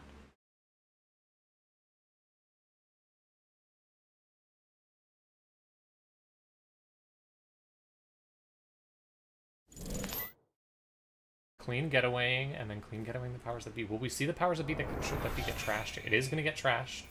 Ending the turn on 5 credits. Don't have a way to immediately get up to credits, so yeah. Could use this Vigator on the anthill if you wanted to get a 2 cost, if there's something interesting that's 2 cost. We are leaving here on the board a lot of money for the corp and vulnerability to measured response. Yeah. Like, right now, there is the regolith sitting in server 4, and it is just, like, you can't res it and click it and instantly win there, but it's close.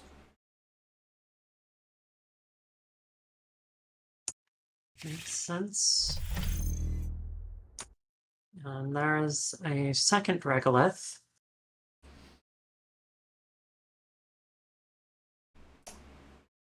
Well, that's more money than you can really do anything about. Oof.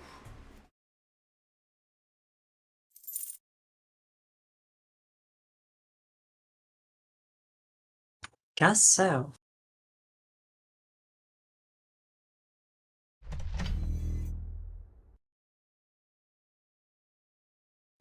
Really icing up those centrals.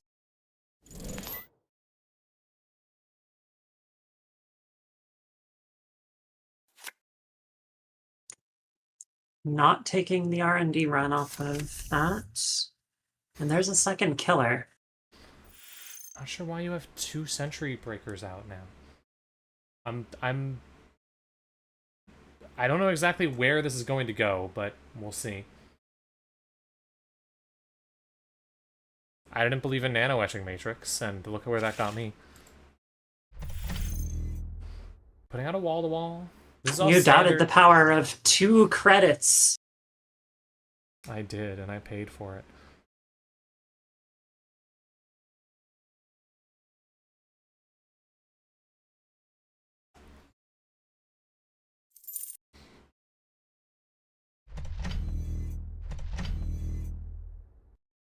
Money. Corp is now on 17 credits and just has so many different ways to potentially use them. But Yeah, the thing about these asset ops is that they will go from broke in the early turns to just being on 20 credits consistently for the rest of the game. the runner does have one powerful thing though, which is that the Corp only has 2 points, and here we go. We're doing things. Okay. Bravado is played, running into an ice you can't break. Oh, it's money.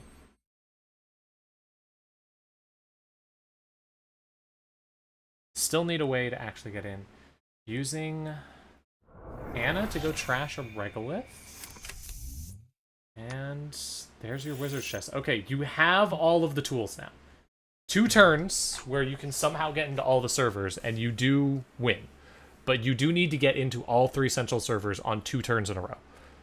Leaving the Sviata on the board at this point feels very iffy to me.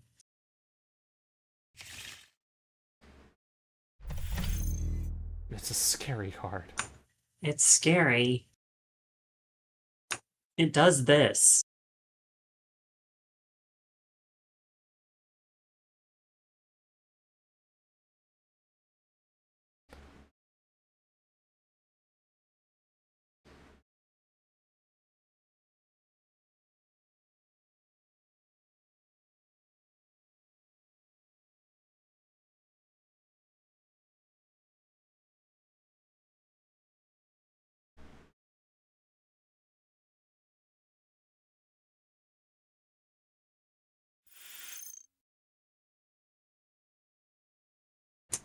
Ah, the secret twink.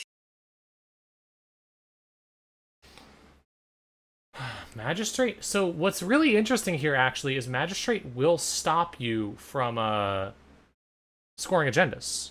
That can stop you. You know what it can't stop you from doing?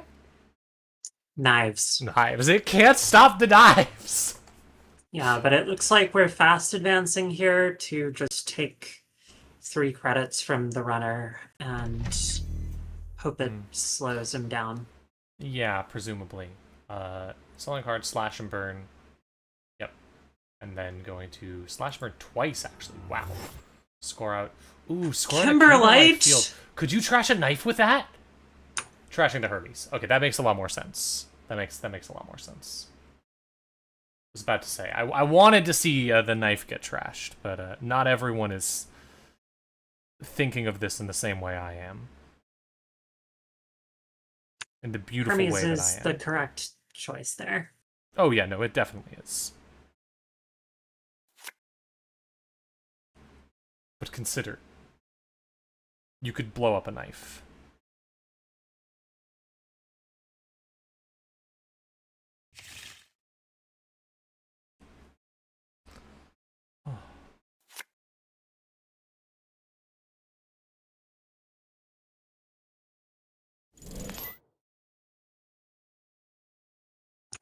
Bahia on the Sviatogor. We're just solidly in Yeah. triple measured range.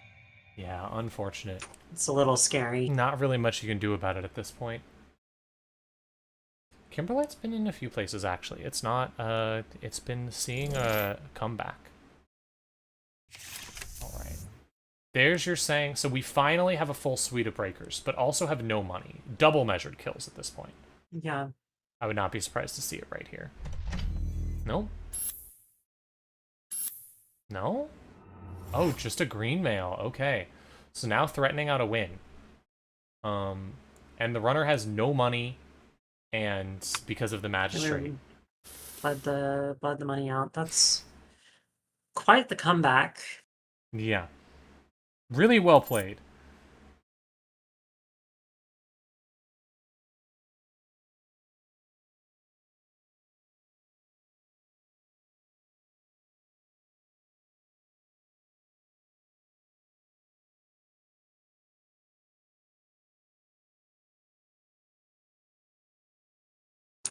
Magistrate is a bit of a non-bow with FUT because they can deny the steal to also not take net damage, but clearly it's doing some work here.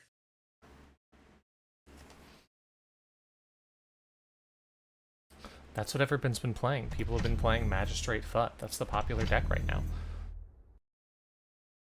And I guess just threatening a score out from that iced server. Yep, easy way to win, Or unfortunately. installing the magistrate. It's so sad to see your plans to knife everyone. Finally seeing the Estebrado, but probably too late at this point.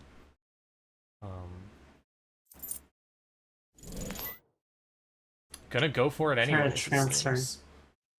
So transfer. First ice isn't a huge deal. Second ice could be the big problem, but at this point, like, if you lose, like, you lose. You don't really have any options left. Yeah. What are we gonna see? If it's something breakable, then you've got a thing. That's... We can deal with that. You can deal with that. Yeah, that's, Gonna take all of the credits. It's gonna take all your credits, and the corp's gonna get a free install. But you do get to steal 3 credits from the corp, which is pretty cool. Oh, it's interesting though. If it fires, you can install an Event Horizon on HQ here and then in the run. You could, yeah, you could do that. Not the worst play. There it is. There it is, yeah. Oof. Oh, that's mean. Are we gonna see? And it fires. Wow. Really good play. Really annoying play. You don't even have the credits to fire another transfer like you might want to. With just a couple more, you could just send another transfer, but you need a credit to break descent and a credit for cancel. Running on server 4, just gonna force the res. Keep the corp honest. Correct choice. Yep. Go ahead. Always keep the corp honest.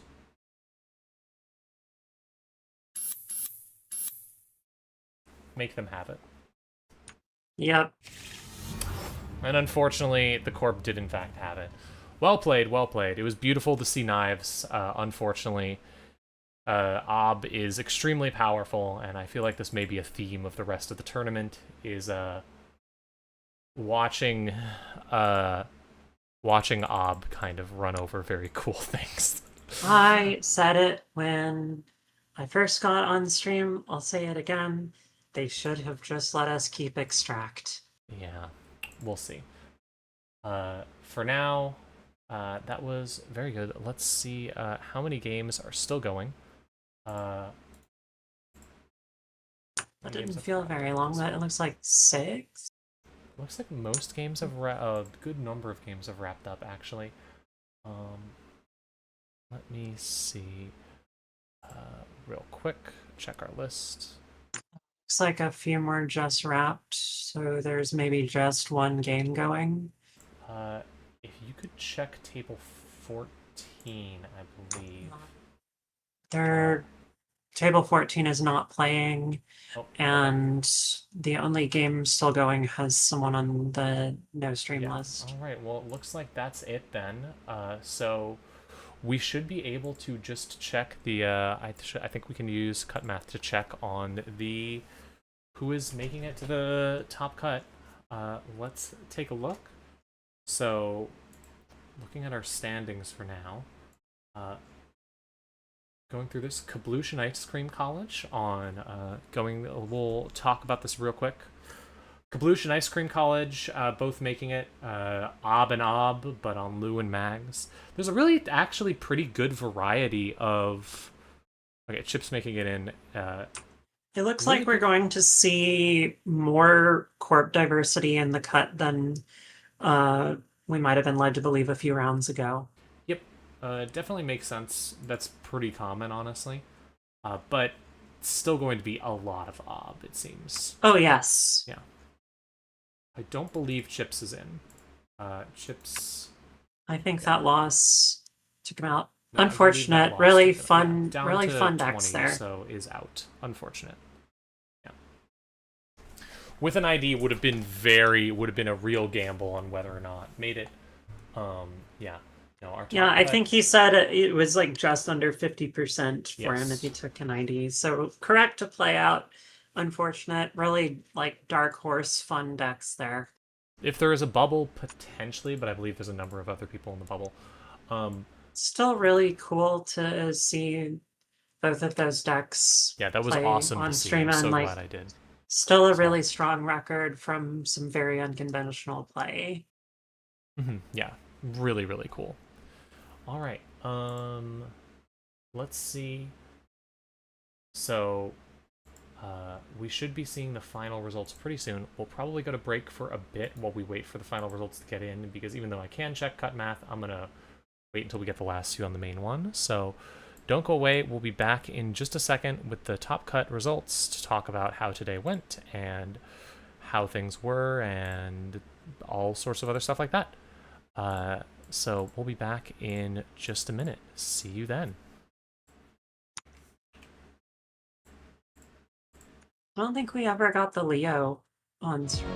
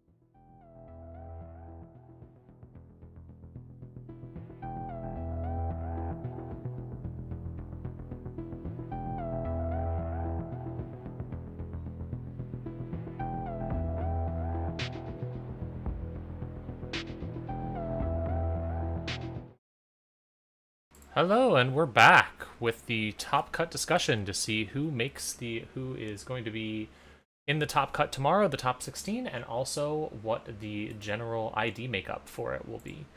So let's go take a look at that now that everyone is in. Just as like a obvious standout, exactly half of the top cut will be Ob. Exactly half. Incredible. All right. Eight, I'll go through eight of the 16. I'll go through the players real quick. Kabloosh in first place. Congratulations. Love to see her there. With an interest. I am assuming this is a very interesting Ob because Kabloosh has been allowed. Kabloosh is allowed to play Ob. She's been doing this for longer than anyone else has. Ice Cream College in second place with Ob and Mags. Santa on Nuvum and Mags in third. Mystosis on Ob and Lou as well. And then all with 23 points. Then Metrics Go on Leo and Lou. Interesting to see Leo on the top cut. I'm excited to see Leo back. Yep. Yeah, no, it's really cool. Caesar on Mushi and Auko. We saw Caesar today. Really, really good player, obviously. Just played very, very well. Viljam's on R+. 1 R+ in the top cut. Interesting. We got there. There is, in fact, I think that is that the only... Yeah, that is the only NBN Yeah. in the entire top cut is 1 R+ from Viljam's. And hilariously, also one of the lower performing corps in the entire top cut. Because one of those games was a draw, an intentional draw. And the other two... Yeah, definitely carried by a very frightening runner record there. Yeah, 15 on the runner side, so Undefeated not necessarily the runner best there? sign for our... Yeah, I believe so. 15 because 10 games today and balanced schedule. Yeah, that Yeah. would have to be undefeated. Wow. So yeah, R+ represent, although not sure what it means.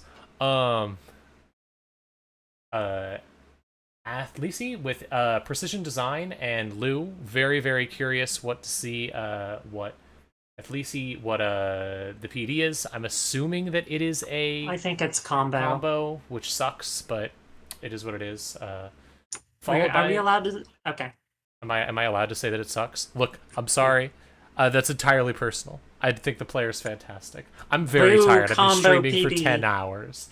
Hooray for Athlisi, you're fantastic and wonderful. I assume. I don't think I know you. But yeah, boo combo PD personally. Silent word on Zwicky Group. Cool to see Zwicky Group in the top cut. And Zaya. Yep.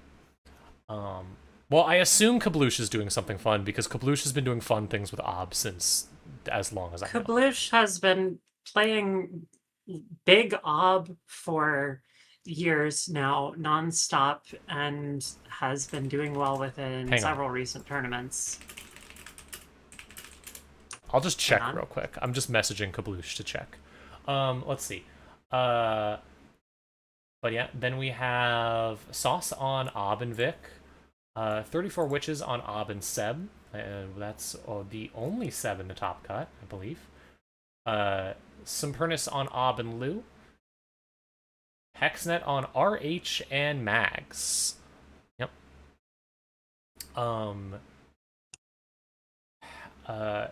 Lots of Mags in the top cut. Sleeper on RH and Lat. Chonky Seal on...